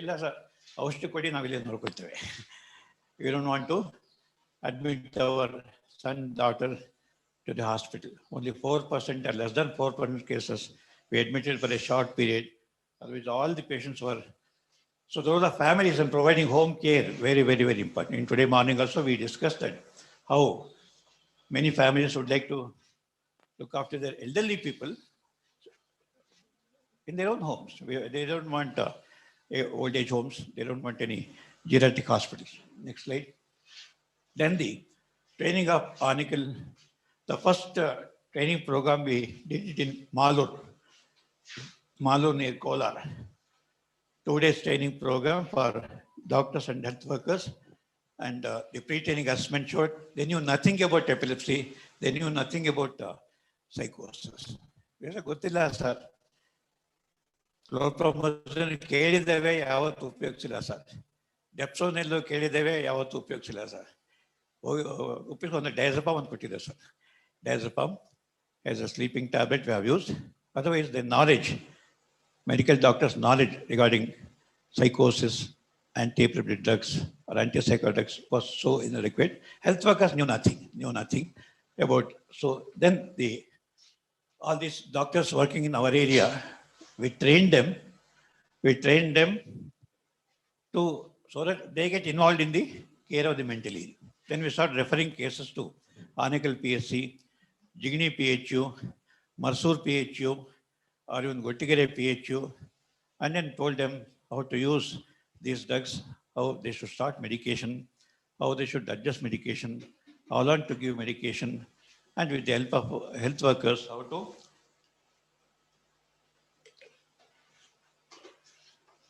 next slide. Then the ICMR training program in community mental health started in 1981. Again, Dr. Mohan, as I mentioned, they are organizing mental health care services in developing countries. Then the country was becoming aware of that mental hospitals, general hospital, psychiatric units were not enough to reach. Professor Neki written in his famous paper, only 2% of psychotics in India get treatment. Only 2%. Remaining 98% of psychotics do not get any treatment with the available 40 mental hospitals in the country, and then some general hospital psychiatric units. So then this is Dr. Srinivas Murthy. This is Karthikeyan from Andhra Pradesh. He is from Haryana. And so from Rajasthan, Gautam came. Then Dr. Shyam Sundar is on the top. And then Dr. Kapoor and Malvika Kapoor. So this is the first training program we conducted for psychiatrists. And many of them were negative. Why should we train doctors? If we train doctors, they will treat all cases and we don't have any practice and income. They openly they said, we will not train doctors. Or they give substandard treatment, off-bake treatment. Only trained psychiatrists should treat mentally ill. Even after coming here and then undergoing training, many of them were reluctant to start community-based programs, or they were not ready to involve the doctors. Similarly, people from clinical psychology, they refused to involve non-clinical psychologists in the care of mentally ill. They said, we don't believe in their ability and we will dilute clinical psychology. We will not train them. We will not train them. That department offered strong resistance, even with from requests from director's office. They said, no, we will not get involved. We will not get involved. With all such resistance, we started the program, and then the inauguration of training program for PSC personnel. As I told you in the morning, by that time, we had 2 surveys conducted. One in Sringeri. There's a small village school, Tavana, and about more than 100 students children would fall unconscious during prayer hours. It went on for 1 year. And all Mantravaris from Kerala, Mantravaris from Dakshina Kannada, and even Sringeri Swamiji went and conducted a special Homa and Yajna to drive away the spirits. They were believing that these children were haunted by the spirits. Then we went and did a study and found out that there are all historical conversion reactions. And we educated the teachers, we educated the parents, and the attacks stopped. Then we went to Bhanamati Investigation Committee to Gulbarga. So all the cases of psychiatric cases were branded as victims of Bhanamati. When police would believe, judges would believe, the doctors would believe that the Bhanamati force exists and it can cause medically unexplained symptoms or mental disorders or impotency and various other ailments. Then I was one of the, Dr. H.S. Narayan, about 7 people went from Nimans, stayed for a month in Gulbarga division, went about 20-25 villages, contacted the victims of Bhanamati and investigated. They gave a detailed report to government of Karnataka, and we said immediately, because there was even one single psychiatrist in 4 districts or 5 districts of Gulbarga division, not even one single psychiatrist. So all mentally ill people were taken to Banamati healers. So we started the training program, inauguration of training program, PSC Doctor Health Workers, 82. Dr. Narayan Reddy welcoming, and then is a Kago Timapa, Minister of Health, and Samad, and Dr. Namasamanna, and Swamiji was invited, the photograph is here downstairs. So the first training program started. They stayed here, where we had food. First day, we brought bread and plantains because there was no facility to cook food there. So this is the validity function of, see, this doctor himself was claiming that he was a victim of Banamati. He had 3 episodes of endogenous depression. For 1 month, he would apply leave or don't apply leave, stay at home and recover. Sir, ನನ್ನ ಮೇಲೆ Banamathi ಮಾಡ್ಬಿಟ್ಟಿದ್ರು sir. 1 ತಿಂಗಳು ಕೆಲಸ ಮಾಡಕ್ಕೆ ಆಗ್ತಾನೆ ಇರಲಿಲ್ಲ. I used to feel very much depressed, no energy to get up. And he used to argue in the sessions that Banamati force exists. Health workers would argue. They have seen Banamati, people doing Banamati on people, and they had such a strong belief that Banamati force. And at the end, they were all convinced that Banamati doesn't exist, it's a myth.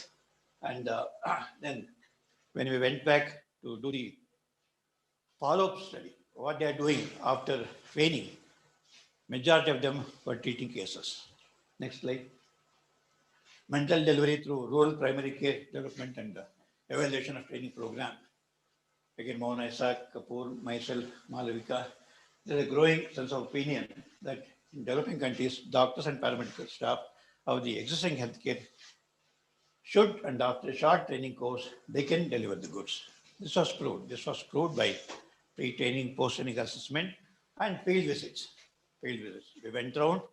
Goodbye, Dr. Reddy himself came along with us. Dr. Masona came along with us. And Dr. Masona initially was very skeptical. Not believing that this works. And we said, Bani. And he was also convinced, talking to the doctors in the Mysore division, that they can deliver the goods. Next slide. Training of primary health care, medical officers in mental health care, errors in clinical judgment, because this is the complaint. They make errors. They will say depression is schizophrenia is depression, and give wrong treatment. So in this paper, it was found out that the errors were very, very minimum and not clinically disturbing. So that means with short training program, the doctors could pick up enough skills to identify schizophrenia.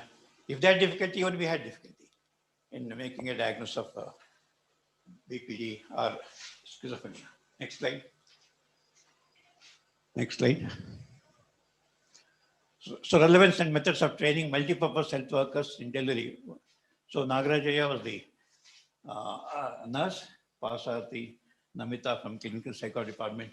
So we took up the health workers' ability, whether they can acquire skills, convince people, do education, then talk about side effects of drugs and convince the patient to give drugs regularly, and what method we should adapt to train these people. The paper was published, and we were very happy to see that again majority of the health workers could understand the training program and could do.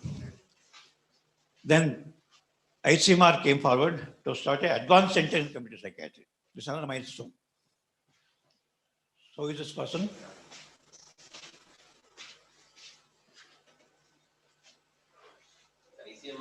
Yeah, he was the chief of ICMR, Dr. Ramalinga Swami, a legendary person in India. Then he went to WHO. He was the consultant, or the first consultant from India, going to WHO level and become a consultant there.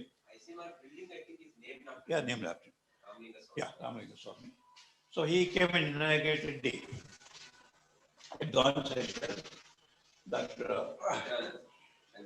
Shankaranand, Union Health Minister, And this is Tamegoda, Health Minister of Karnataka, and of course, Jirana. So they started the Advanced Center in Community Health Research. Again, it became another milestone in Niman's history. Circular, some more. Next slide. Next slide, please. So, HMR Advanced Center, the document was released by Dr. Ramalingam Swami. Next slide. Then the manuals. Usha Luthra, Senior Deputy Director General of ICMR, she came to, we wrote 2 manuals, one for medical officers, one for health workers in Kannada and in English. So that, we told people that this manual can be used. It was written in a very simple manner so that health workers could understand. Doctors would keep on the table and for ready recurrence.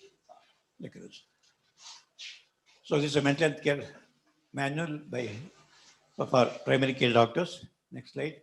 There's a manual for mental health care for multi-purpose workers. And then various psychiatrists, Dr. Muthurangame from Pondicherry. Initially, he was reluctant to come and take training.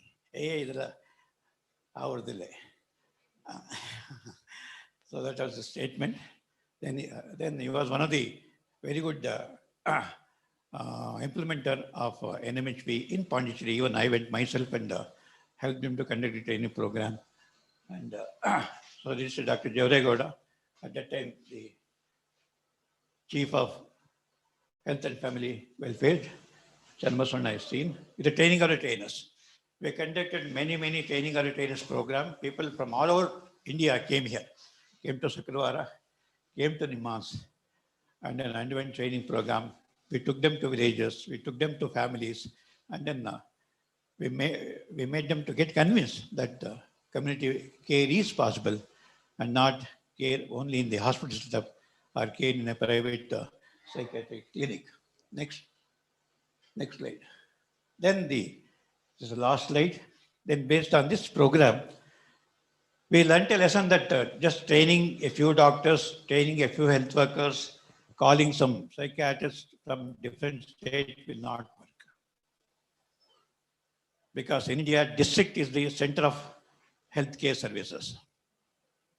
So unless you take up a district with 1.5 million, 2 million population,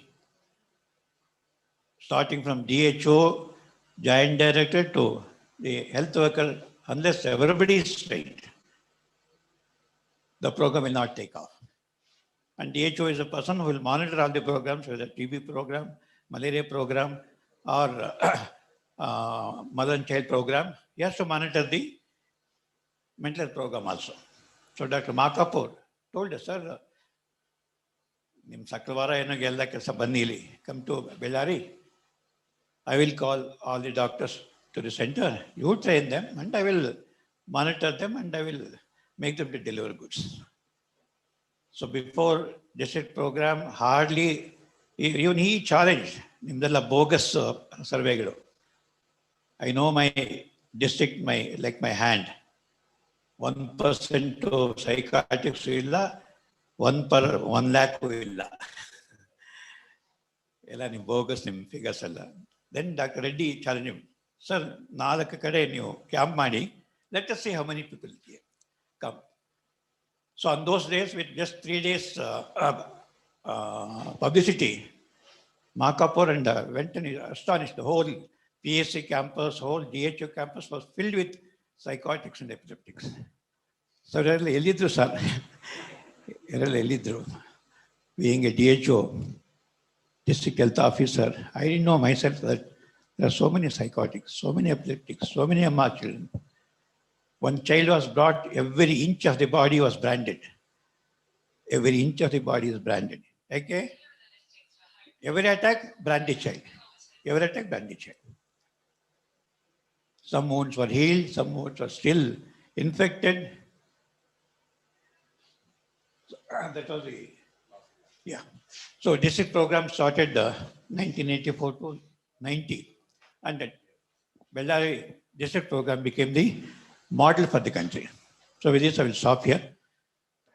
So this gives you the briefly the evolution of Sakalvara Center, community-based programs, and then this became the basis for National Mentor Program, and Bellary became the basis for District Mentor Program. I'll stop here.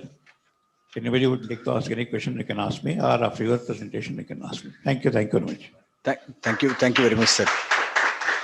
Professor Matthew Verghese, sir, would you like to Professor Chandrasekhar, lovely to make see some all few those. remarks? Lovely to Sir, see all you have to those unmute. pictures. I'm unmuted. We are not able to hear you, sir. I don't know. I have unmuted. Please unmute, sir. I've already unmuted. Yes, sir. We are able to hear you. Yeah. So I was just telling that to Professor Yes, sir. that it's lovely to see all these old pictures and some of our older contemporary colleagues. And I remember as a student attending both the Advanced Center, ICMR and WHO Advanced Center meetings. I remember once Helmut Sell and was it Norman Sartoris who came? I don't know whether Norman Sartoris who came. But there was a couple of people from the WHO I know. So it's lovely to see all this. I don't know if anybody has any questions. I think Shivkumar, you better take the questions from there because I cannot see anybody. Yeah. Would anybody like to make any comments or any questions? I think, yeah, we will take the discussion in the end, sir. I think we are running out of time. Okay. Thanks very much, Shivkumar. Thank you, sir. Thank you, sir. Thanks a lot to Dr. Chandrasekhar and Dr. Mohan, sir. Thank you, sir. Thank you very much, sir. I think these are archives which I think we have to kind of keep it for our memories for the future generation. Niman's Museum, I think this is wonderful collection. I think I request everybody to give a big round of applause for sir for bringing this to this meeting and then sharing his experiences. Thank you very much, sir. And it was really enlightening for us to kind of go through this and think as to how you would have faced the challenges. Now we are saying Sakalvara is outer. And we are trying to kind of rebuild this now at this point of time. As a resident, as a faculty, we have only visited few times. So I think now when we are looking at a lot of connectivity now, metro going to come nearby, things are changing a lot. And some of our faculty are going to have residences nearby. So I think we probably will definitely go leaps and bounds, improve the services here. Yeah. I think I'm happy to share, sir, that we have actually got water connection. I think that is a major development. When we went to the proposal of the Sakalvara Dementia Care Center, one of the conditions put up in the hospital management committee was you should do it only when you have water connection. And it's really a great achievement. Once this REC center funding came and your blessings came, we have got the Kaveri water connection and the order has been signed with the government. And I think it is in another few days, we are going to have it kind of all the paperwork being done. Now, moving on, I would like to invite Professor Suresh Badamat to chair this session. Suresh Badamat is a professor in Department of Psychiatry. He was the head of the community psychiatry till recently for 3 years. I think he was one of the leading person to make a lot of changes in the way how the community psychiatry team actually reinvented itself from the days of the initial glory in the time when Dr. Professor CRC highlighted. I think now it has gone to a different kind of focus and different kind of methods of training. Professor Suresh Badamat now has moved is still part of the community team, but he is now heading the forensic and the telemedicine unit, which actually forms an integral part of the community team because a lot of training is happening through the telemedicine. He's also heading the adult psychiatry unit, unit 5. And I would ask Professor Suresh Badamat to introduce Naveen and then go ahead with this session. Suresh, can you unmute and speak? Can you unmute, Suresh? Please. Suresh Badamat. Yeah, good afternoon, everyone. Indeed, it is a pleasure to introduce Dr. Naveen. Before I introduce Naveen, I would like to have a couple of points which triggered the changes as soon as Professor P.T. Shivkumar and myself became a professor. Professor B.N. Gangadhar called to his chamber and discussed, you people have become professors so early. So he gave certain tasks. So one of the tasks he gave it to me was, I've seen you working with Professor Dr. Kishore, Dr. CRC in community, why don't you take community and have a vision to implement district mental health program? This happened in 2015-16. I still remember it is December, January time. So BNG gave this task to implement DMHP. So when I took over as a community, I had a meeting with Dr. Naveen, Dr. Manjunath as a team members.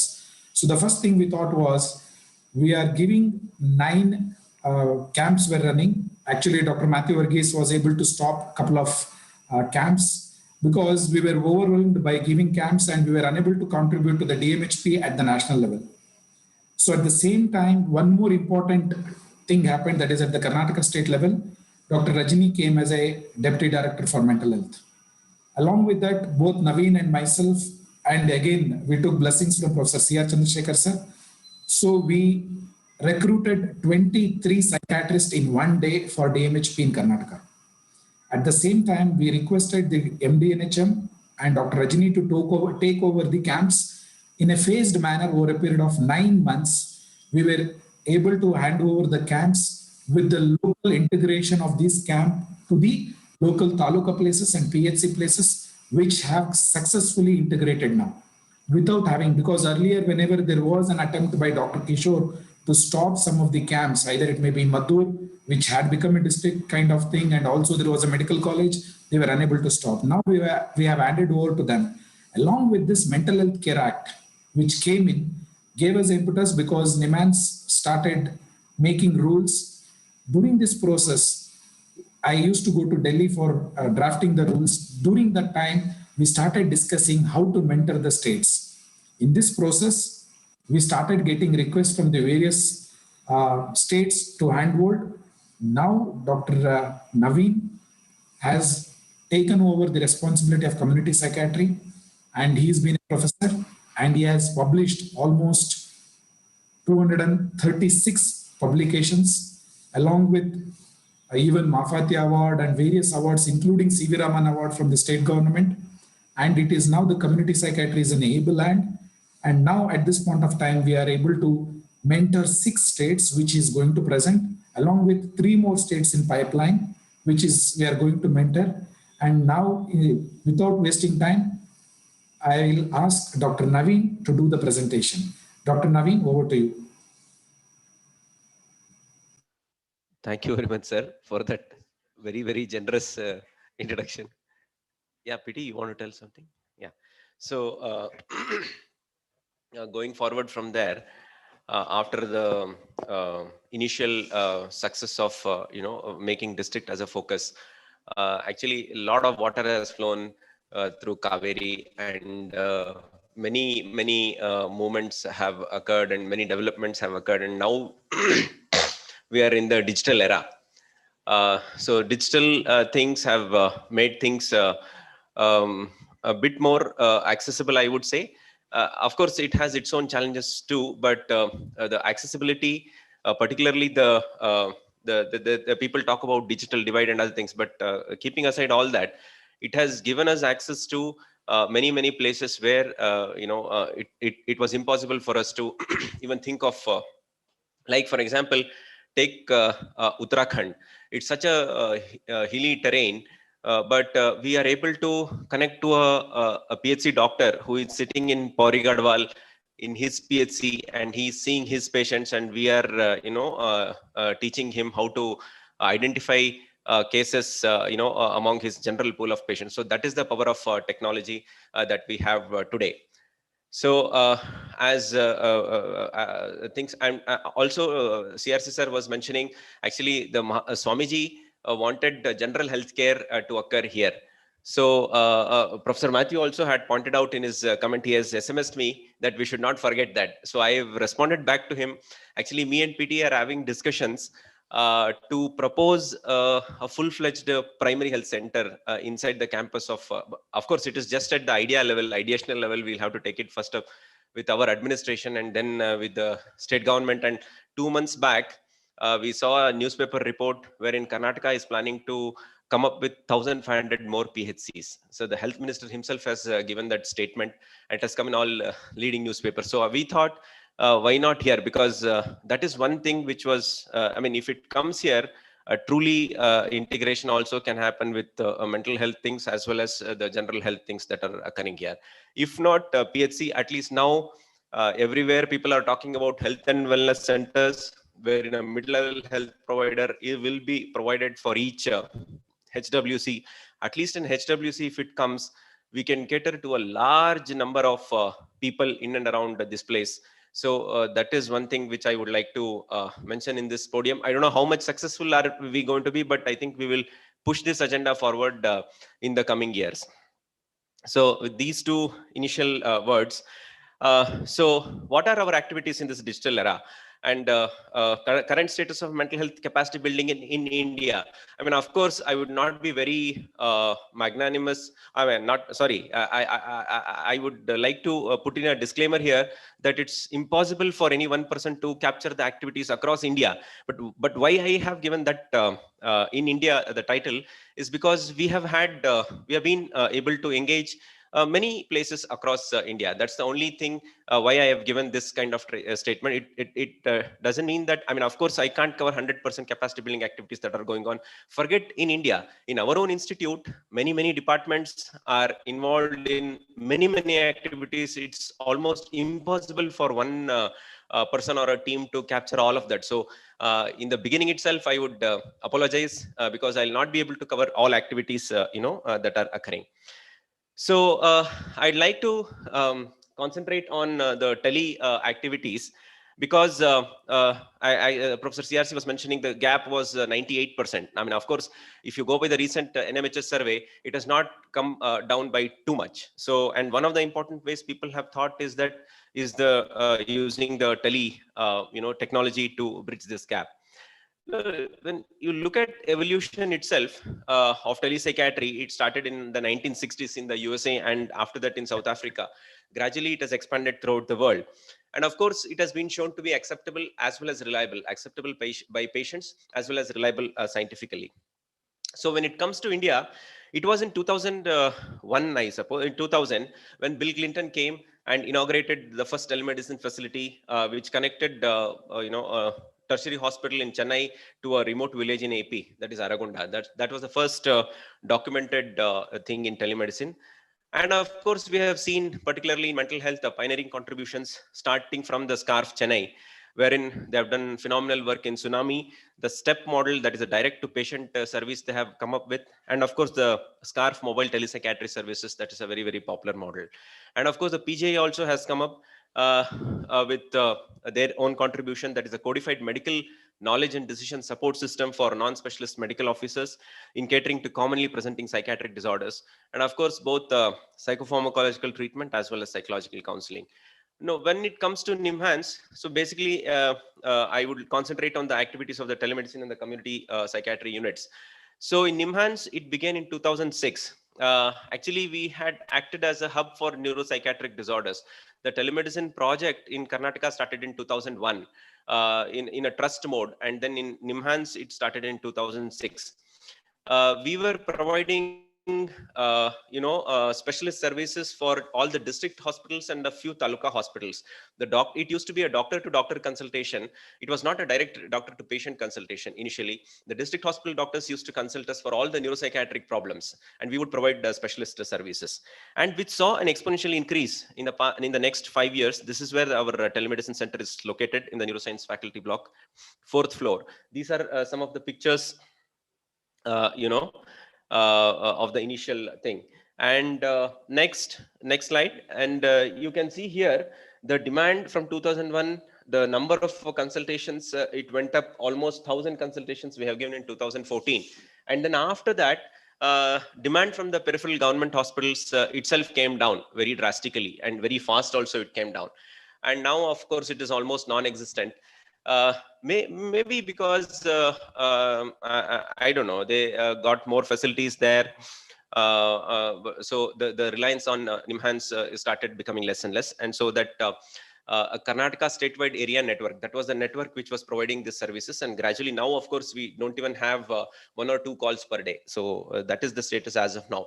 However, in the past 5 years, a lot of activities have occurred in terms of clinical services that providing assistance to district hospitals has stopped, and we have started a few more things like, for example, many activities in clinical services, mental health capacity building and training, policy making research, and of course, COVID-19 activities. When it comes to capacity building activities, the telemedicine center has actually covered the whole gamut of the population, starting from the lay counselors. We've taken a leaf out of Professor CRC's book, and we have started online certificate course for lay counselors. I think we are running the 9th batch as of now. And of course, our colleagues, social work colleagues, also are running some courses for lay counselors in Nimhan Center for Wellbeing. Then starting from lay counselors, community health workers, social workers, clinical psychologists, nursing, primary care doctors, postgraduates and undergraduates, psychiatrists. So capacity building has, we have covered all the gamut of, the society. And this particular model we have started called as a tele aftercare for already registered patients in NIMHANS. And of course, during the COVID time, you can see how the number has gone up drastically. Almost 1,000 we have reached in this year to 2020. And the whole world is moving towards technology, and we are not far behind. This is another thing that is not only the video consultation, but also the audio consultation. That's the continuum of care facilities. During the lockdown, many of our patients were not able to reach NIMHANS. So during the period of April to June, about 15,000 phone calls were made from the unit, and around 1,500 patients were benefited just by telephonic follow-up. So that is another thing that I'd like to bring it to the notice. And of course, during the quarantine, telephonic counseling was conducted by the disaster team, including psychiatrists, social workers, psychologists, nurses. Team of all these people went on and connected to many air quarantined quarantined air travelers. That was a time of a tremendous distress, and NIMHANS, in association with the government of Karnataka, was able to meet the challenge. And also we could see a lot of distress was there, and people were able to provide solace by using telephone. This national helpline for psychosocial support is another initiative that I would like to mention. This is an initiative of the ministry, which is running even now, which is a 24-hour helpline. And NIMHANS coordinated that. And again, departments from all the behavioral sciences divisions, all the behavioral sciences departments have contributed to that. And not only NIMHANS, 661 frontline mental health professionals throughout the country. I remember it is 21 states, the DMHP programs and the DMHP nodal officers. They have provided, government psychiatrists, psychologists, and social workers and nurses for availability through this helpline. Almost now the figure is a little, I think next slide you can put. Next. Yeah. So almost 600 frontline mental health professionals from 20 states and union territories have contributed. Now, of course, the calls have come down dramatically. Almost 4 lakh individuals have approached, and more than 60,000 people have been helped by this particular helpline. And we are in the process of getting some publications, and then we will next. Yeah. Training during the capacity building training, also a lot of clinical care also is provided. Like, for example, CRC sir was mentioning about training doctors. So we have devised a new mode of training called as a tele-on consultation training model, which is kind of an on-the-job training. While the doctor is seeing patient, we will sit in our studios and then help the doctor to identify psychiatric symptoms in a particular patient. It's not that it is decided prior. In the general pool of patients, whenever the patient comes, the doctor is able to identify whether a psychiatric case is there or not, psychiatric problem is there or not. So that kind of, which is also a very brief thing. We are able to, we have devised this, and then in the past, couple of years, we have had so many consultations in Bihar, Karnataka, and Uttarakhand. And this is just a picture of, the tele-on consultation training. In the left panel, you see a primary care doctor sitting over there and talking to the patient. There in the screen, you can see our telepsychiatrist guiding the doctor in the PHC. Next slide, please. So coming to the mental health capacity building, next. So this is Dr. P.T. Shivkumar also was mentioning about the Indians initiative, which is called as the NIMHANS and IPS South Zone initiative since 2019, funded by Linux Laboratories. This is an online teaching initiative comprising of weekly classes for DNB and MD students. Also YouTube channel we have made, and the subscription has actually more than 2,500 subscription. All of them are MD students and many practicing psychiatrists also. This also about 30,000 views we have had in the past 1 year, and it's almost in the verge of completion. Dr. Chetan, who is sitting there, he's a primary coordinator for this program. We have had huge success in connecting with MD students and DNB students across the country. That is one initiative I would like to highlight. And this is a video, just a snapshot of the inauguration of this NIMHANS digital program. Next. Also, we have what is known as this National Medical Council Network. This is again an initiative from the ministry, wherein we are connected through the hardware to 150 medical colleges across the country. Where if one person takes a class in one medical college, it can be beamed to the 150 other colleges. But this initiative is not, I should say that it's not running so successfully because it's a hardware-based thing and it requires a lot of maintenance. Not only that, NIMHANS being a mental health and neurosciences institute, the UGs will not, the UGs, UG for these 150 medical colleges, they are mostly concentrating on the UG training, and that UG training somehow it did not gel well. So this NMCN network is, as a concept itself, is not taken up in a big fashion as the government had intended to. But we need to see how to improvise on this, but we're also part of that. Next is the NIMHANS Digital Academy. I think this many of you know.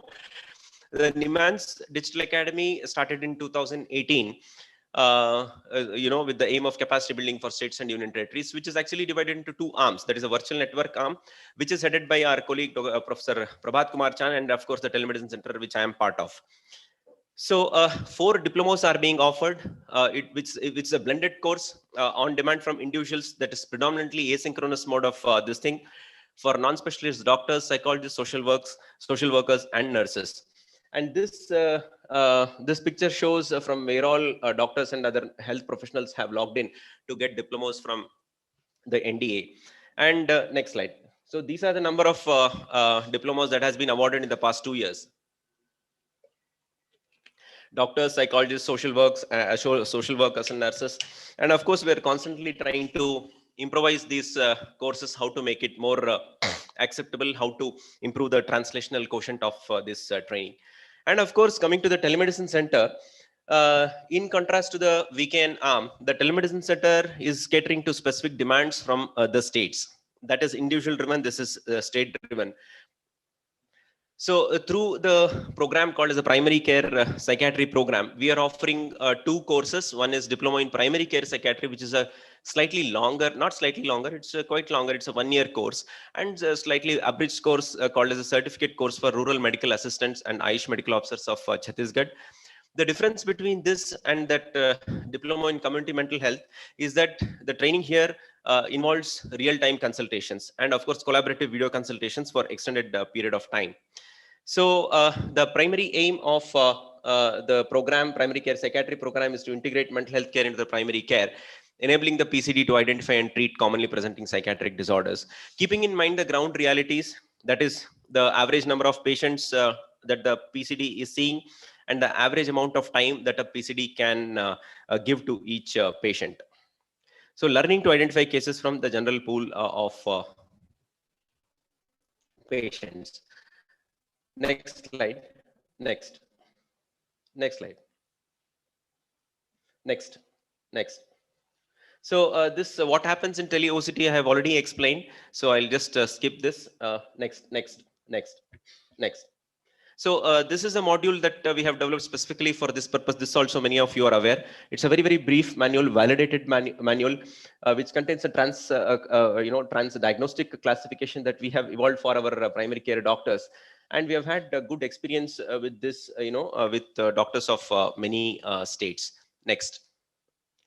This is the Karnataka State Telementoring and Monitoring Program, wherein using the tele-OCT technique, we intended to cover the entire state of Karnataka through a TOT model. As Professor Suresh was mentioning, we have psychiatrists in all districts of Karnataka, and we trained them as master trainers. So in turn, they were supposed to, impart training to all their primary care doctors under their purview. About 500 doctors they were able to train, and of course after the COVID, things have come to almost a standstill.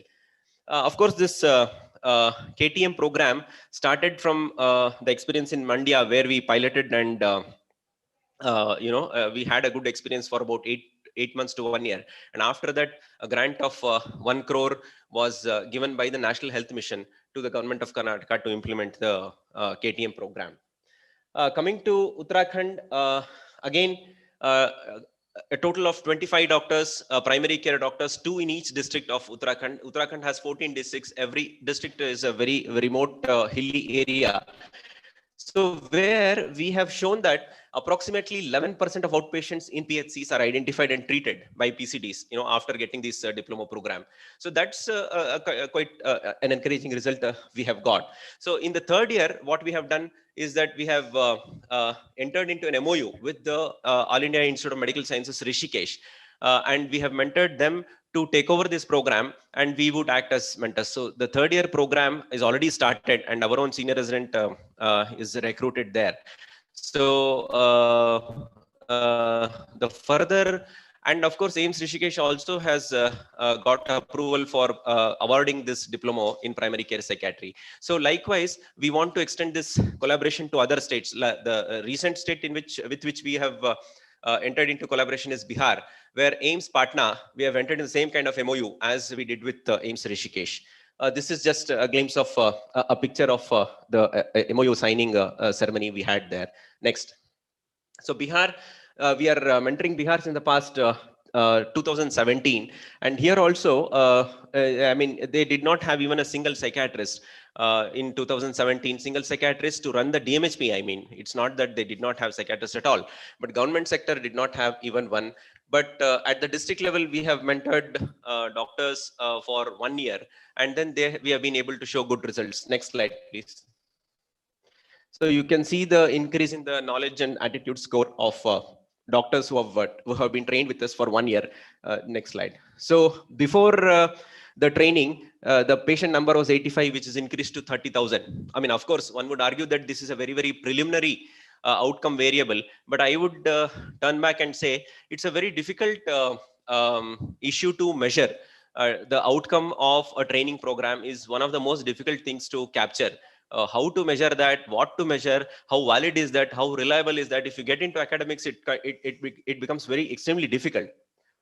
But for the purpose of government, that is more than enough. They just want the head counting, and with regards to head counting, we have done okay, is what I feel. Next slide.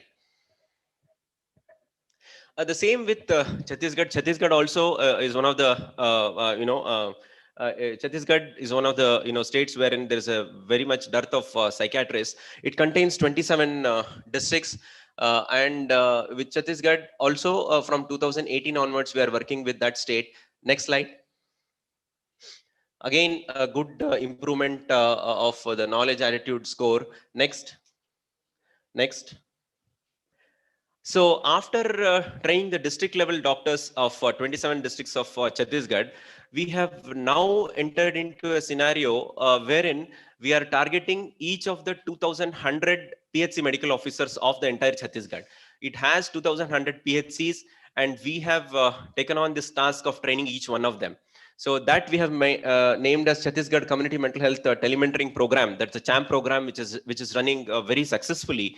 But for them, we are not giving them a 1 year diploma. We are giving them a 3-month certificate course. The other thing which is happening in Chhattisgarh is that they have this peculiar cadre called as the rural medical assistants. They are not full-time MBS doctors. They have just studied medicine for 3 years, and they are all permanent government employees. And they are supposed to work under MBBS doctors, the medical officers. But in many PHCs, in fact, there are more than 700 rural medical assistants in Chhattisgarh. And they, in reality, they are manning PHCs on their own. Although on paper, they have to work under the proper MBBS medical officers. So we needed a course to suit both of these people. So we devised what is known as the certificate course in primary mental health care, and we have started to impart the training to both of these cadres. Next slide. So this is the inauguration of CHAMP in Raipur, April 2019. Next slide. And so far, we have trained almost 1,000 doctors, including MBBS, Ayush, and rural medical assistants. You can see the MBBS doctors are 278, while the rural medical assistants are almost 600. So that is the scenario in Chhattisgarh, and they are doing a good job. Next slide. So you can see the total consultations, which actually when we started in July, it started going up. And after the COVID, it has come down. I think now it has almost started to pick up. So red one says the accredited ones, the non-accredited ones are seen in yellow. So almost the 30% doctors who enter into the training program, they are getting accredited. Next. And these are the various kinds of illnesses they are seeing, including depression, 10%, anxiety, somatization, mixed, even the severe mental disorders, they are picking up. And they're doing a pretty good job. That is what I should say. Next. Alcohol also, of course, 27% was alcohol. I missed that. Yeah. And of course, there's various skill development programs, particularly for the state of Karnataka. For psychologists, the psychology department is looking after nursing department is looking after the the social workers of the DMHP Karnataka are being looked after by our social work departments. Multiple sessions are conducted for them once in fortnight or once in a month, wherein they come and they discuss with our faculty members their difficulties, their case scenarios, what to do, how best to improve care, and so on and so forth. That is about the skill development for our people. Of course, the online training I have already spoken to. This we have done so many batches, and now we are able to get a accreditation from the Board of Studies of NIMHANS also for this particular certificate course. And we have still not opened up to this course to outside Bangalore, because once we open up, we know that it's like opening a floodgate, and we have to have resources to cater to that. So we have just started slowly. And once we make this as a self-sustaining model, then I think we can take more and more resources to train this group of people. Also, one important thing about this I would like to state is this one is to again get to know how to know the effectiveness of this. I mean, of course, I know by my heart that this program is helping, but if I have to convince the academia, or if I have to convince the policymaker, we have to have good outcome variables. We have to have robust methods to look into that and test it out and say that yes, this is working, this is not working. Now that is where I think we are little behind, I would say so. But we need to do that, but we have to we don't have enough resources or the time to look into each of these things. Next slide. And mental health education, so many sessions you could see almost from March till date, more than 500 sessions have occurred, covering various strata of the society. Next slide. And when it comes to policy making, yeah, this is one thing which NIMHANS is, which we as a team are very proud of, the e-Manas, or it's called as the Karnataka Mental Health Management System. Our team, this is the basic idea behind this is to create a software-based solution to administer the Mental Health Care Act 2017 in a digital way. Actually, the brainchild of this, we would say credit the Mr. Ajay Seth, who is now currently the MD of Bangalore Metro Rail Corporation Limited. In fact, he had come to NIMHANS to discuss, this, and then he just gave us the idea as to why should you not digitize this. And then he was the one who gave us money. So we actually, in collaboration with the International Institute of Information Technology and the state government. So this has facilities for registration of mental health establishment, monitoring and audit of mental health establishment. All these are digital. In fact, the review board meetings also can be conducted through this. And there is facility for patients to to put in their advance directives. Health record management also is one thing which needs to be done. Basic medical records, we can download it from here. And of course, integration with the Arogya Karnataka initiative, because lots of issues are there. Like, for example, how to get the identity of the person, how to get the consent of the person to push in his or her data into the system. And there are a lot of e-hospital systems, separate e-hospital systems in government state. In NIMHANS, there is a separate e-hospital system. So these are some of the problems that are there. And now I think it's in a very rudimentary fashion, it is operational, and people are being asked to register in this portal, particularly the mental health establishments. It will take some time, but I am sure this is one sure way of to go forward. Next slide, please. So these are, and of course, NIMHANS Telemedicine Center has been able to work with various departments to come up with the tele-nursing guidelines, the tele guidelines for the psychotherapy, tele-social work guidelines, and of course the tele psychiatry operational guidelines as well. Yeah, next. We have had some publications also. One thing which I would like to mention is that CRC sir was mentioning about ICMR Advanced Center that was funded to be started in Sakalwara. Now we are actually involved in one ICMR funded project in Ramnagara, wherein we are doing a randomized control trial to see which model of training works better. One model is the training as usual. The other model is both blended training for an extended period of time. So just go back. So what outcomes we have taken to study this is to see whether the treatment gap reduces, how much is the how much is the reduction, what is the comparison between these two, what is the acceptability, what is the sustainability, and what are the challenges faced. So 2 groups of 3 PHCs we have taken, and we are working with PHCs of Ramnagara. Although it is one way rewarding, but huge challenges are there. So I don't know how to. So these are just some of the on-site training programs that we have conducted for the ASHAs. But it will take some 6 or 7 months to for us to come up with results of the RCT itself. But encouraging results are there. Next. And these are some of the publications from the ICMR funded project.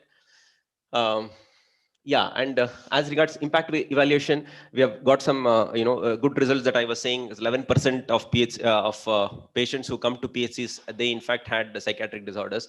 That has got accepted. And then next, the collaborative neuropsychiatry consultations for central prison, that is another paper that I would like to say. And a collaborative tele-neurology outpatient consultation, and of course, collaborative consultations with our RRC, that is the Relief and Rehabilitation Center in Magadi Road. These are some of the publications that we have. I have just put some of the many publications that we have had. So what I would like to state is that the digital technology has enabled us to reach many unreached areas. The potential is huge. Not only that, there's a huge obligation on governments, both central governments as well as the state governments. If you look at the deadlines, it is almost scary, because many in fact, the latest one that I like to state is that the Health and Wellness Center initiative. Day before yesterday itself, we had a meeting with the advisor to the government of India for the Health and Wellness Center. So they want NIMHANS to take the lead role to train MBBS doctors for this health and wellness centers. So that is one of the new things that are going to come up. Almost 1.5 lakh health and wellness centers are going to come up in the country, and the ministry, the government expects NIMHANS to take up the lead in the next 2, 3, or 4 years or 5 years.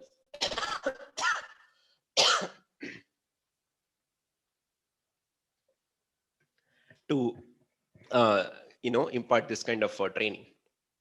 So although we have taken some steps, I think there are still a lot of things to be done, still a long way ahead. So I'd like to stop at this stage, and I think the last slide, acknowledgement slide, I missed. I think there are so many people to acknowledge. Yeah, it came.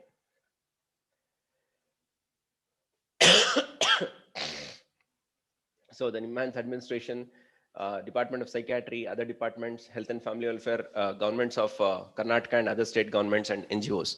So I'd like to stop here, and thanks for having this opportunity. UG training in psychiatry. Yes, sir.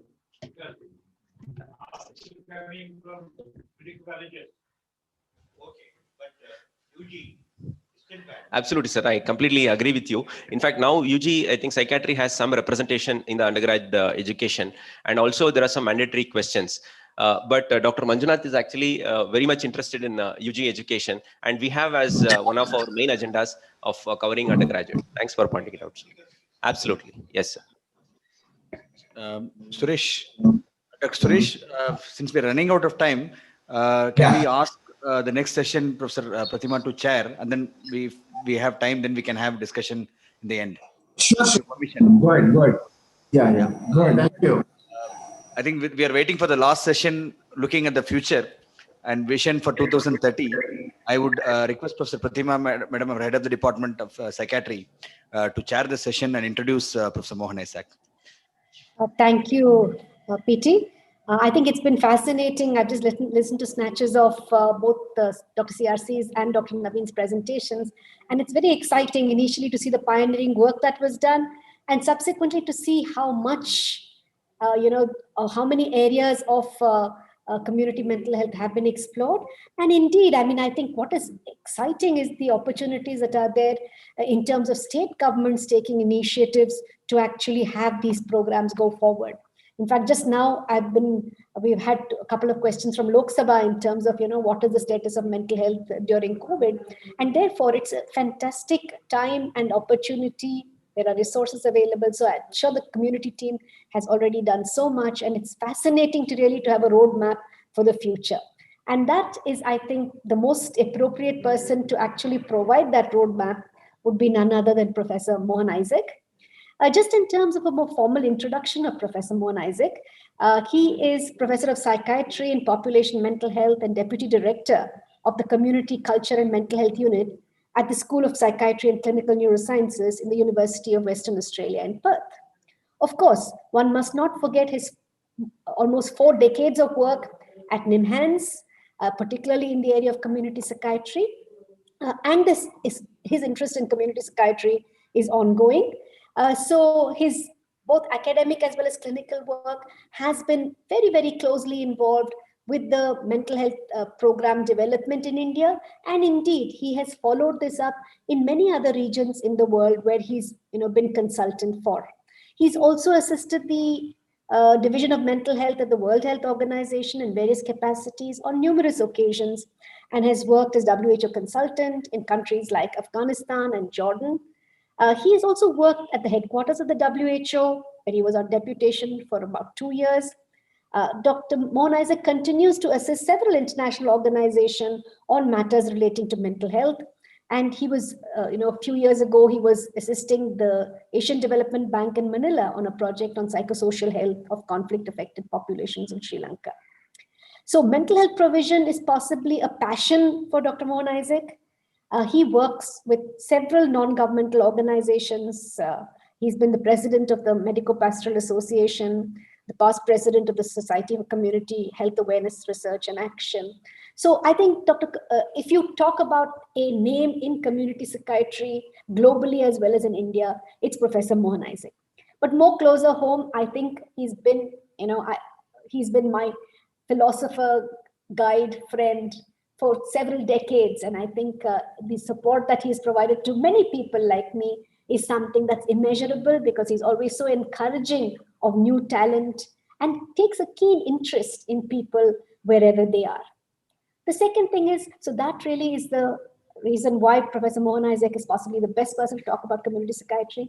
And geriatric psychiatry, I think, one cannot but escape the fact that geriatric psychiatry is something that all of us need to engage in, while some people do it more than others. In fact, we've been having a lot of conversations about our own family members as they grow, as they age and grow through various, mental health problems.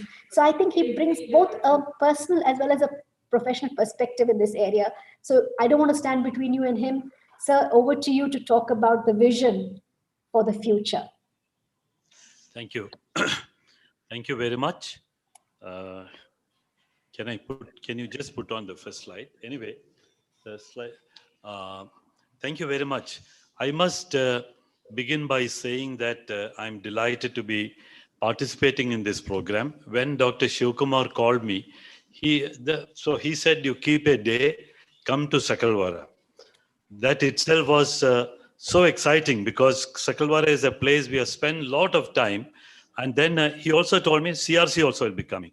I said, no more questions. You tell me, I'll straight away block the date. But what he also told me was that this was 20 years of starting the geriatric clinic. He said, of course, Dr. K.N. Srinivas was there, but Matthew Verghese, Srikala Bharat, and we heard from P.T. Shivkumar's talk about how the trajectory, the track that the geriatric psychiatry department has taken. In a way, this is the 45th year, because earlier C.R. Chandrasekhar showed us a lot of photographs, and also the photograph of Dr. Karan Singh, the then health minister, inaugurating this community psychiatry center in Sakalwara in 1976.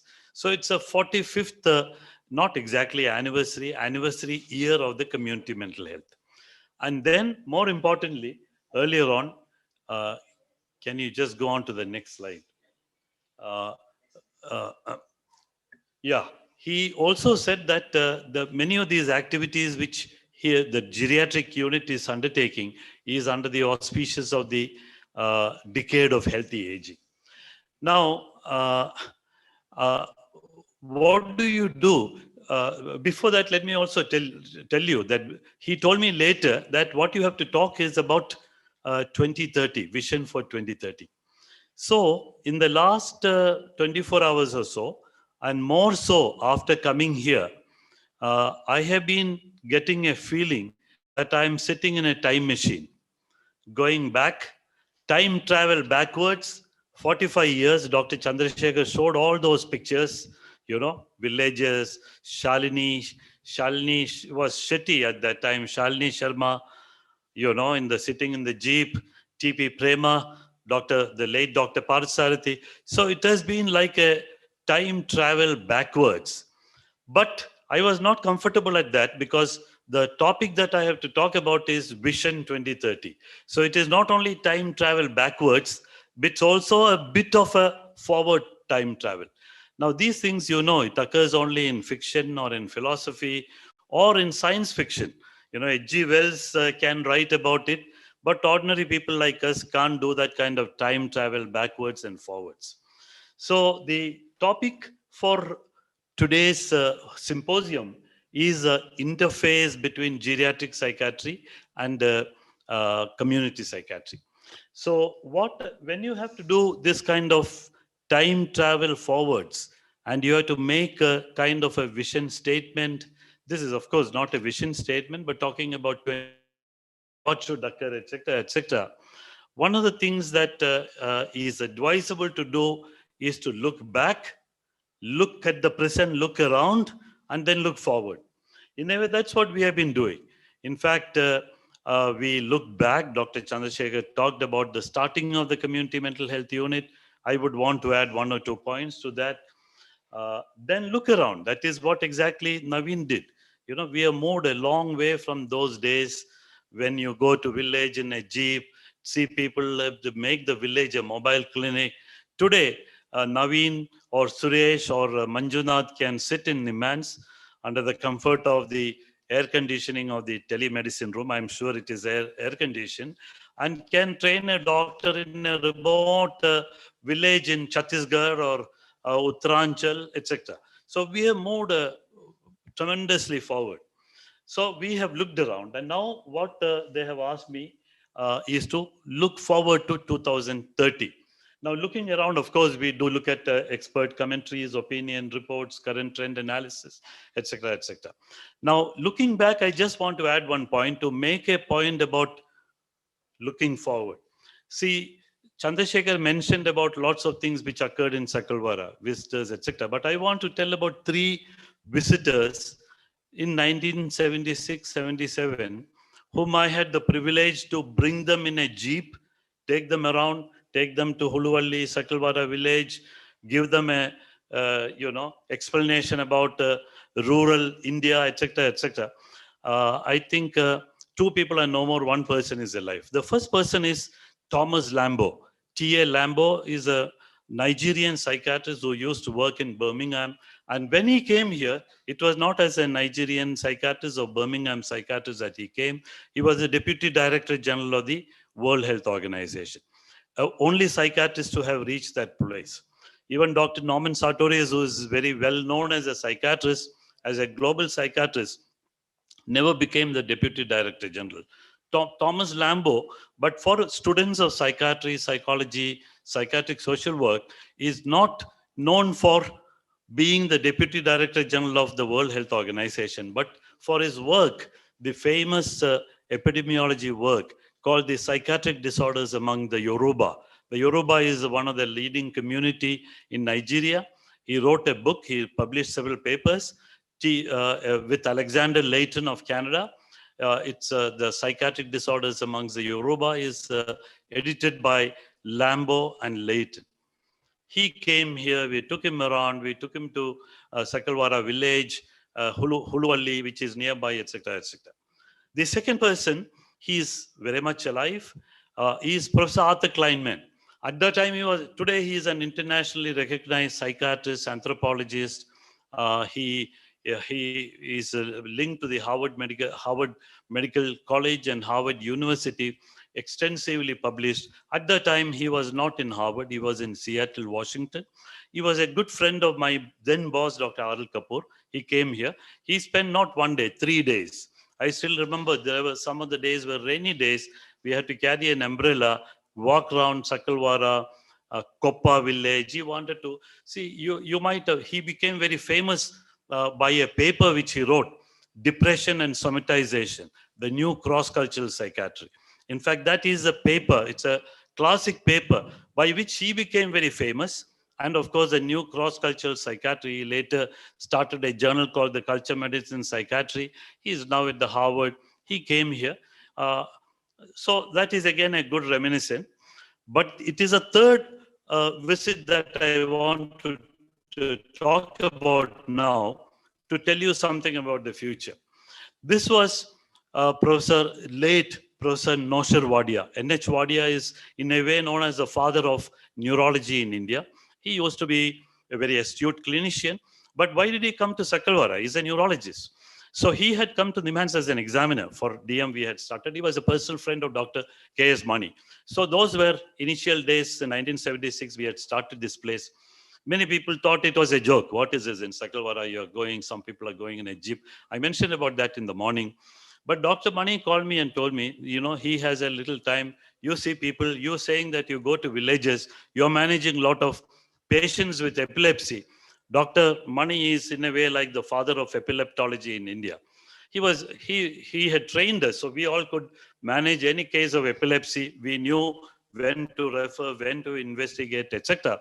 And those days, as also now all over the country, there are a large number of epileptics being treated. So Dr. Mani told me, Dr. Wadia, he has a half day or 1 day free. Why don't you take him and show him around? So I explained to him what we are doing. We are identifying epilepsy and psychosis and people with children with mental retardation, we are managing, etc. So he was quite impressed. He saw here also there were a lot of people with epilepsy. You know, these are psychiatrists. I mean, do they know to manage epilepsy? Of course, in Nimans we were trained. We had a posting in neurology. We were trained by the father of epilepsy in India, Dr. K.S. Mani. You know, blindfolded, we could diagnose and manage people with epilepsy. But then he was uncomfortable. How are these people saying? Yeah. So he asked me a question. Other than the 1% prevalence of epilepsy and 1% prevalence of all psychosis in the community, what is their common? Why are you taking up? It should be neurologists. Then I told him, I remember distinctly, Nosher Wadia is a giant of a person, very senior man, astute clinician. But I told him one thing, sir, you came with us to Sakalwara, Huluvalli, etc., etc. Now, for them, it doesn't matter. There is a boy with epilepsy. There is this 18-year-old person who is talking to himself, wandering around. They want some help. They don't know what to do. They are not bothered whether it is a neurologist or it is a psychiatrist or it is from here or there. They want care. They want somebody to deliver the service. And that is all what we are doing. Because, you know, we are not doing it. We are going to train the primary care doctor. We are going to train, perhaps like Naveen said, in Chhattisgarh, there are not even doctors. There are only 3 years or 4 years trained people. So when you talk about interface, community psychiatry, geriatric psychiatry, that is all within the Department of Psychiatry in NIMHANS. P.T. Shivakumar is professor of geriatric psychiatry. Naveen is professor of community psychiatry. But when you go out into the community, there are people with mental disorders. There are old people with mental disorders. There are old people with cognitive problems. How you organize the care and deliver it in an effective and efficient manner is what matters. So that is the one point I want to make, that these divisions are only for administrative purposes for us. But as long as you learn to work together and have this idea in mind that you're delivering care for somebody in the community who doesn't know what neurology is, psychiatry is, etc., etc. If you go further, in fact, you know, I thought that day when P.T. Shivakumar invited me, that we might have a new director in NIMHANS. And from the newspapers, I have read that the new director is a neurologist. And you start a dementia center here. I didn't know, you know, what kind of questions will come up, etc., etc. Anyway, that has not happened.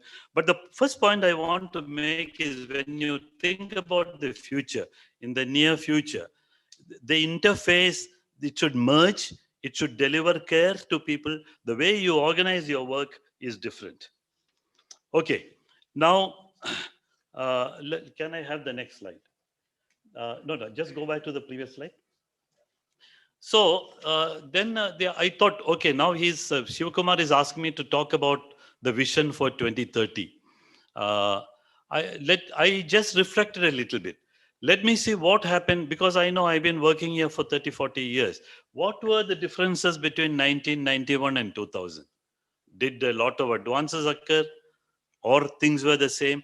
Or what were the differences between 2001 and 2010? Or for that matter, 2011 and 2020. So as I reflected, I'll show you some slides about the last decade.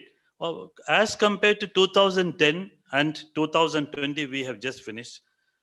If we can make some kind of an idea, then we can predict what will happen 10 years later, 2030. Next slide.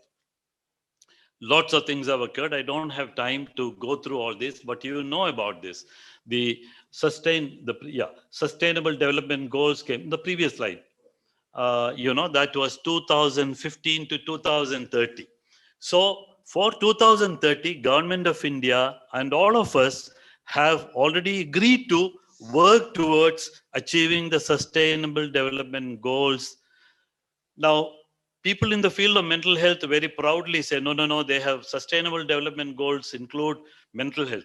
It doesn't clearly include mental health. The goal number 3 is ensure healthy lives and promote well-being of all ages. Psychiatrists all over have been writing papers say, oh, we are delighted that the SDG includes mental health. The goals are reduce the maternal mortality, reduce the infant mortality, reduce the stunting in children, improve nutrition, etc., etc.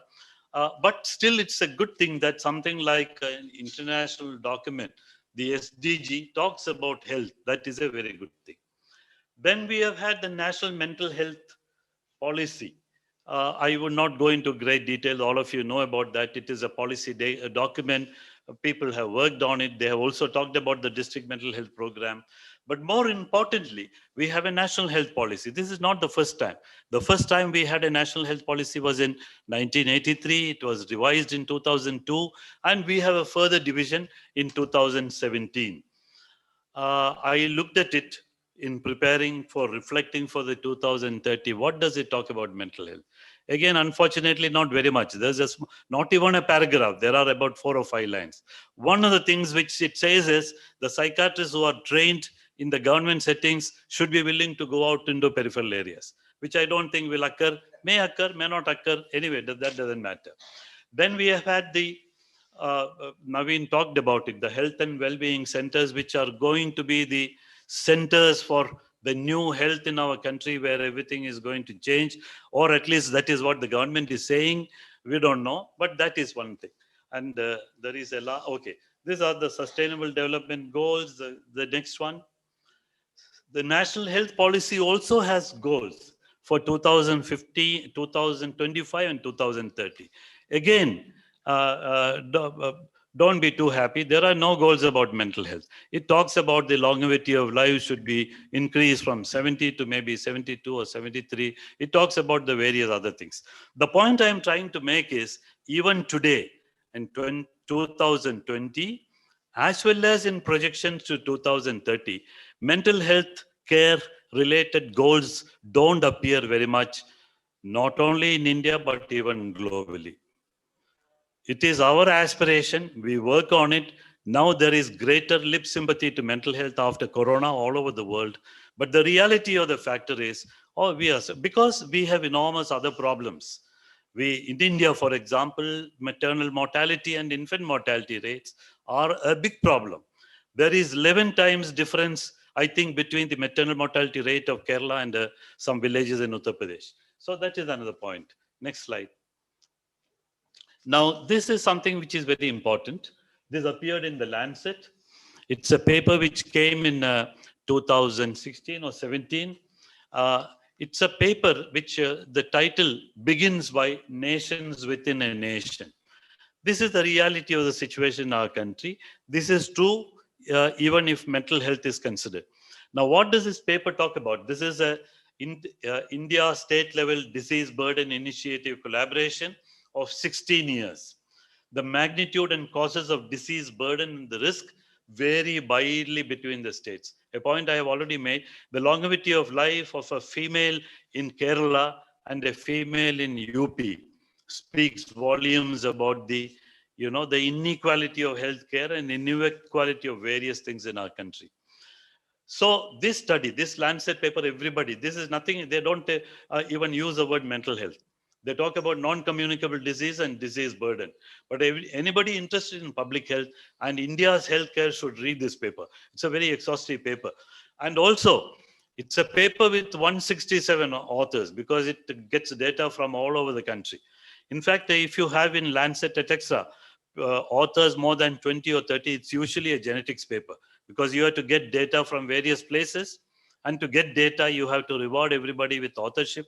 But this is a paper with 167 authors in the Lancet.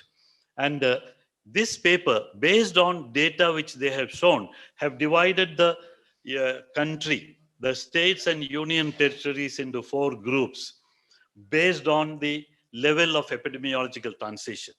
Again, there's no time to go in for all this, but making a future prediction by 2030, you have to keep these things in mind because none of these things are going to change. The difference between the transition, what they are essentially saying is there is a change to dominance of non-communicable diseases. Non-communicable diseases classically talks only about cardiovascular diseases, cancer, diabetes. Now, with great effort by a lot of people all over the world, that is from our scribe, we have also said mental health, mental illness is also a non-communicable disease. So they are slowly giving us some kind of importance. So in 3 or 4 states, Kerala included, Tamil Nadu, Himachal Pradesh, the transition from non-communicable, communicable diseases, nutritional problems, maternal problems, etc., is coming down. And it is moving tremendously to non-communicable diseases, dementia, geriatric problems. It's a epidemiological transition. So it will take maybe 10 or 15 years for these other states in the union territories in the other 3 groups for this to occur. And this is something which will keep occurring in the next 10 years. Okay, next slide. Now the next, please show the next slide, the one after that. The one after that, and then next one. I showed 4 slides because there's so much of a hype and talk about the Ayushman Bharat. Everybody, I mean, if you are a government person, you have only that to talk about. If you are non-governmental, I mean, I am told that after a certain age, you don't have to be politically correct. But even then, you have to be careful when you criticize government programs. Ayushman Bharat is the program, which is the torchbearer. It is a flagship. Why did they come? Why did the government come out? It came out only in 2018, but there's already so much of noise made. We have heard about the health and wellness centers. We have heard about, up to 5 crore hospital expenditure for 50 crore people who are in the poor category, etc., etc. But the sad part is a major out-of-pocket expenditure of large number of Indians who go into poverty. It's not through hospitalization, but it's by visiting doctor, and the Ayushman Bharat doesn't take care of that. It's only for hospitalization. It's an insurance scheme. Anyway, I'm not going into the details, but this is a flagship program which has been announced. So we are going to see much of it in the next 5-10 years. The health and wellness centers Naveen mentioned, we need to train those doctors. That's a good thing, but I forget the number. We said that there are thousands of centers going to come up. It's going to be like a Ram Rajya if all those things come up going by the documentation which is available with the government. It was launched in 2018. It is administered by the National Health Authority. But even in the 2 years, many people, public health experts, economists, people who have expertise in insurance and all talk about, who have critically reviewed it, numerous challenges have already come up. In fact, from 2 districts alone, the fraudulent bills which have gone of non-existent patients or patients who never got admitted to the government to collect the money is already running into. So more than some 200 hospitals have been blacklisted because they problems with insurance schemes, So we don't know. We have to wait and see. Ayushman Bharat is the bright flagship program. How it is implemented, how mental health gets covered in all this, it's we have to wait and see. Next one. Okay, now let me deviate for just 2 minutes. Last year, this is Australia. There also, I looked at it more carefully. I knew about it, but when P.T. Shivakumar gave me the title Vision 2030, I thought, let me see what does the Australian Vision 2030 talk about. This is available freely for anybody, and people who want to know about vision, please go through this. This is a different kind of vision state document. It was produced in March 2020 by the National Mental Health Commission. In Australia, they have a Minister for Mental Health. They have also a National Mental Health Commission. I don't think even by 2030 in India that will occur, but in many countries which are doing very well as far as mental health care delivery is concerned, they have taken the mental health and created a ministry, and there is a Minister for Mental Health. In Australia, for example, every state has a Minister for Mental Health. Federally, there is a Minister for Mental Health. In India, even in 2030, if it occurs, I'm not very hopeful. It will be there, but it will be some insignificant person in the party who has to be given a position, will be given the Ministry of Mental Health. Anyway, I'm not going to comment about that. So in Australia, there's a National Mental Health Commission, because it was thought that if mental health is only with the Department of Health, it doesn't get its due resources, etc. Few years ago, every state has a mental health commission. In India also, some bodies have said that we should have a mental health commission. This is not the Mental Health Authority to look after the Mental Health Care Act. It's a commission to source money and then distribute money. So they came out with the National Mental Health Commission was established in 2012. National Mental Health Commission provides insight, advice, evidence on ways to continuously improve the country's mental health and suicide prevention program. National Mental Health Commission acts as a catalyst for change to achieve these improvements. Next slide. So from National Mental Health Commission decided to have a forward-thinking vision document for 2030 in Australia. So what did they do? From September 2019, the commission held 26 town hall meetings. All these were held before March, because after March, it is lockdown, COVID, etc. In fact, it was released it's not yet a publication, but it is available on the website of the Australian National Mental Health Commission. They had 26 town hall meetings, 17 service providers, stakeholder meetings, connecting with over 1,300 individuals, 86 organizations. This was accompanied by online consultation, which received 2090. It is of no relevance at all to talk about here. But the reason why I'm mentioning is, if I talk about Vision 2030, it is my fantasy or fancy or whatever. But I'm trying to make it as logical, because I have talked about Ayushman Bharat, SDG. This is what is most likely to occur. And I can also fairly confidently say, because I have reflected on what happened between 1990 and 2000, between 2000 and 2010, etc. But if you have to make a real vision, you have to know what the caregivers want. I mean, at least for the dementia planning, you are already doing it. It is very good. So vision documents about things are produced. This is one example of how you can make a vision document. Next slide, please. So ultimately, this is still in its draft form. What is it? It's a national direction for mental health and well-being, long-term blueprint for a successful, connected and well-functioning mental health. And this is the goal of the, I'm not even recommending that we should work on this, have so many meetings. No, it will not be possible. There are more urgent things that we have to do. The last 2 or 3 slides. Next slide. No, this one. So what have people done? These, I am showing you only the cover of 3 books. I have not read all 3 of them. I have read reviews. I have ordered them on the, the online thing. I'll get it. I'll be reading it. But I'll tell you an advance information. Make Health in India is a book edited by Srinath Neddy, who was the advisor to the government, chair of the Public Health Foundation. He is making a realistic appraisal of what is happening in the country. That is very important to make projection to 2030. The workforce crisis, the number of issues which are there, including in programs which the government of India has been working on, vaccination program, polio immunization program. This is a reality assessment of what is occurring in India. And also, it doesn't mention, but it refers to another dangerous trend, that is the ever decreasing the healthcare spending.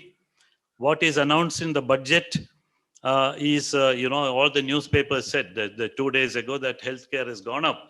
But people who have looked at it carefully say that it is not real. The 35,000 crores is for the vaccine, which is all that. So one has to study carefully whether it's a real increment or not. But this book talks about the decreasing allocation for healthcare. If that is continuing, things are not going to be very good. It also talks about other problems. Another major problem, how the governmental policies are causing steady increase in privatization. You can get the best healthcare in the world in India, provided you can pay for it. And with the insurance scheme coming, etc., is it good or not very good? I don't know. This is, please do read, Make Health in India. The next one. This is India 2030. It's again a very well-researched book. This is, book writers, they are, even if they are writing very pessimistic thing, when you read it, they give it an optimistic twist. So this is a book which talks about how likely are we to achieve the sustainment SDG, the goals by 2030. That is the deadline. It's interesting. And the latest, which was released only last week, about 10 days ago. The next slide, please. India 2030. This is a multi-authored book edited by Gautam Chikramani. It's not only about health. Because health, as well as mental health, has to be considered in the context of what else is occurring in the country. Okay? So it gives you an idea. See, if you look at any document about 2030, the last slide, I think that is the last slide. So this is an idea of what India in 2030 is likely to be. It will become the 3rd largest economy. We are drumming around, going around, we will beat Japan. We will become, it's such a huge country. Even slow incremental advances in our economy, we will become 3rd largest economy. That's no big deal. But of course, a lot of people go into middle class, etc., etc. But other things, population will overtake China's population, will cross 1.5 billion. We are already 1.35 or so. Another 10 years, okay. Is it good? Not good? not very good according to epidemiologists, demographers, because sometime during this 10 years, we will lose the demographic advantage. Losing the demographic advantage from the public health and demography background means that now we have more younger people and less older people to work and to take care of the economy, etc., etc.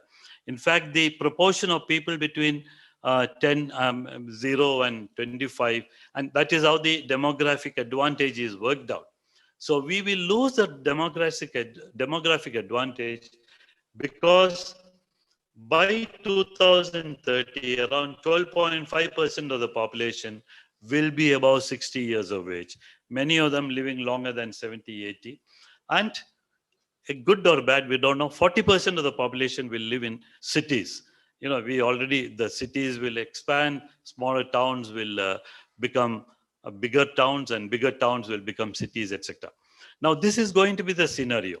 What will occur? I think, to conclude, I think the geriatric unit which is going to come, which has come here, which is starting expanding in a big way, which we heard about earlier in the morning, that's all very good. You are taking the right direction. You got the validation by a professor from Australia saying that it is not going to be purely on the medical model. Even the question which was answered by the professor, the distinguished professor, said that, okay, when people get agitated, medication is there, but there are many other ways of managing. So that is all going on in the right direction. We have seen the building site. I am now thinking already, where I don't know whether I'll be able to do that, but 2030, if I were to come here, since this is vision, there will be the building, there will be the activities which P.T. Shivakumar talked about, etc., etc. I don't know. At that time, I might also require your services, being the dementia, because the cognitive decline, how it occurs, we have listened to Professor Fleming, etc. That's one thing.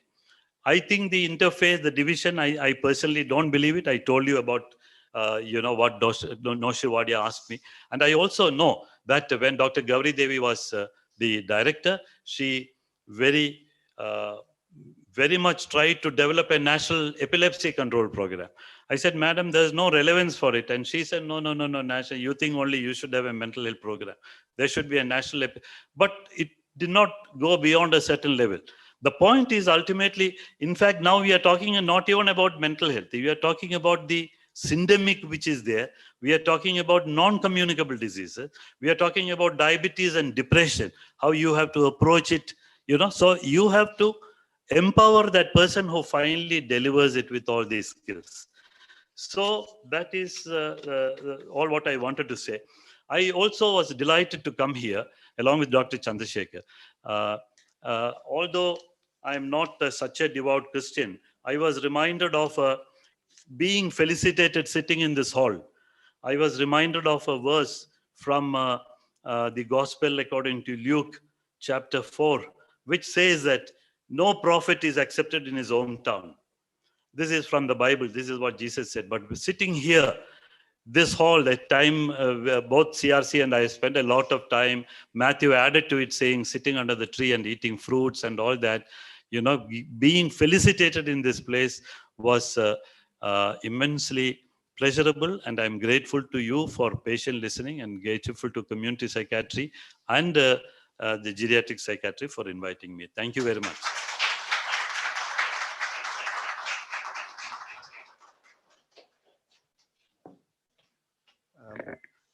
Can I request Professor Pratima Madam to say to do the concluding remarks?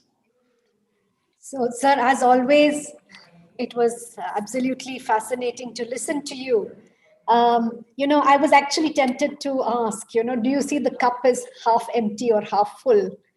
Considering, you witnessed 4 decades of what's happened in terms of, the development of mental health. And, it was music to my ears to listen, listen to you talk about a National Mental Health Commission.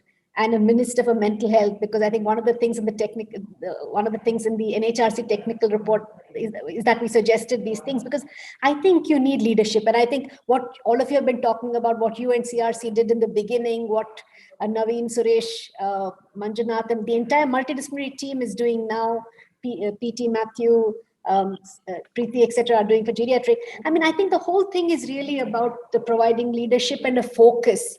And I just hope that that will become, an important thing. And I just like to emphasize another important thing you mentioned about integrating health. And, for people with, let's say, with the elderly, they are not going to differentiate between, physical health or mental health or, or behavioral problems or cognitive problems. So I think finally, when you look at it, it's a person-centered approach that one needs to develop, and obviously to try and deliver it as close to their home. So thank you very much, sir, for those very, very impressive.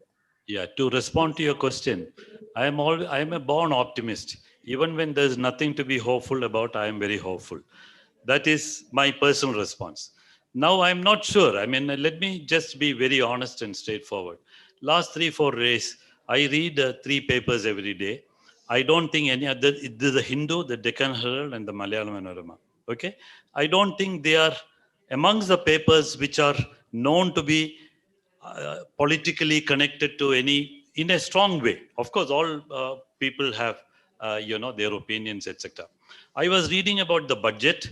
I was reading about because it affects all of us.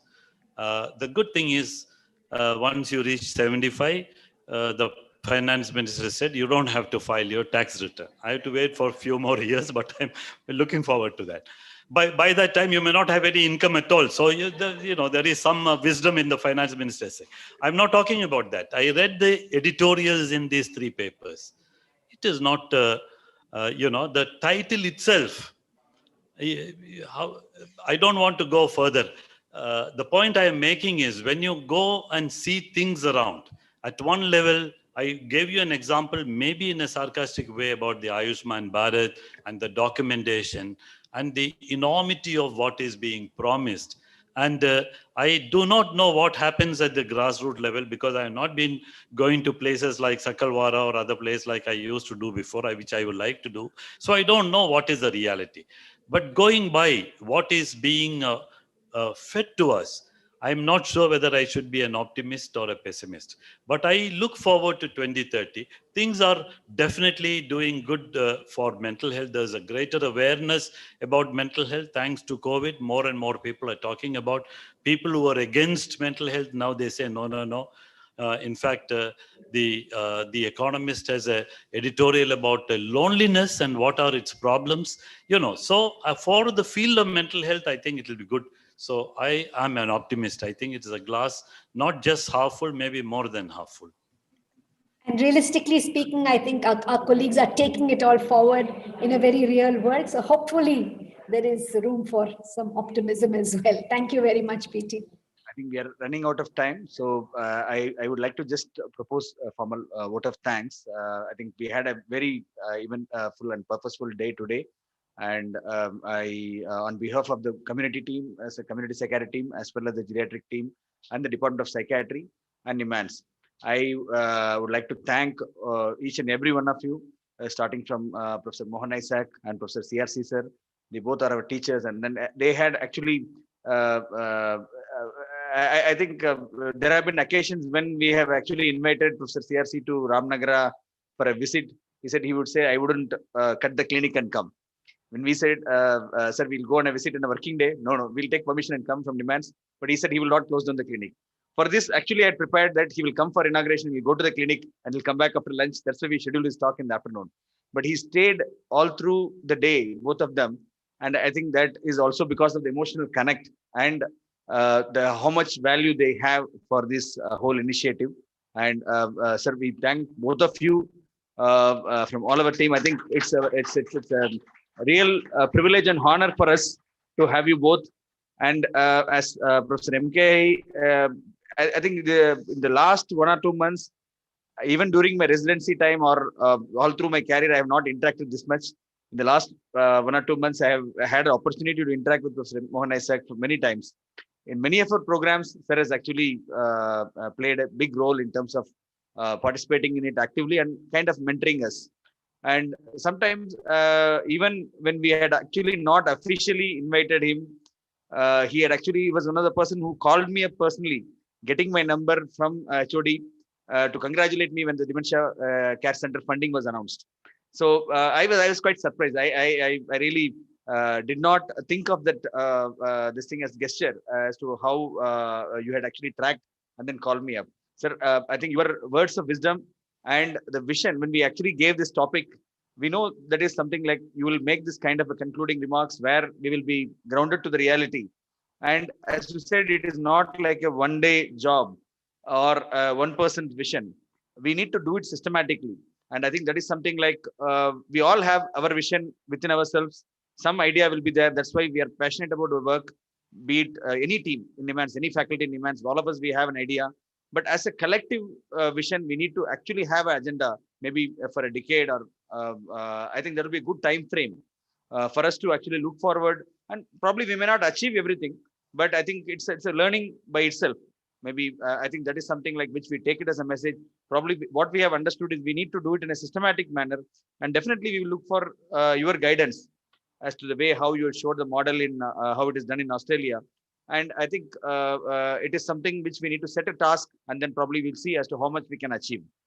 I take the opportunity to thank our head of the department, Professor Pratima Murthy, and for being our mentor and guide. And then she has always encouraged both the community and as well as the geriatric team in all our initiatives. And I thank you very much, ma'am.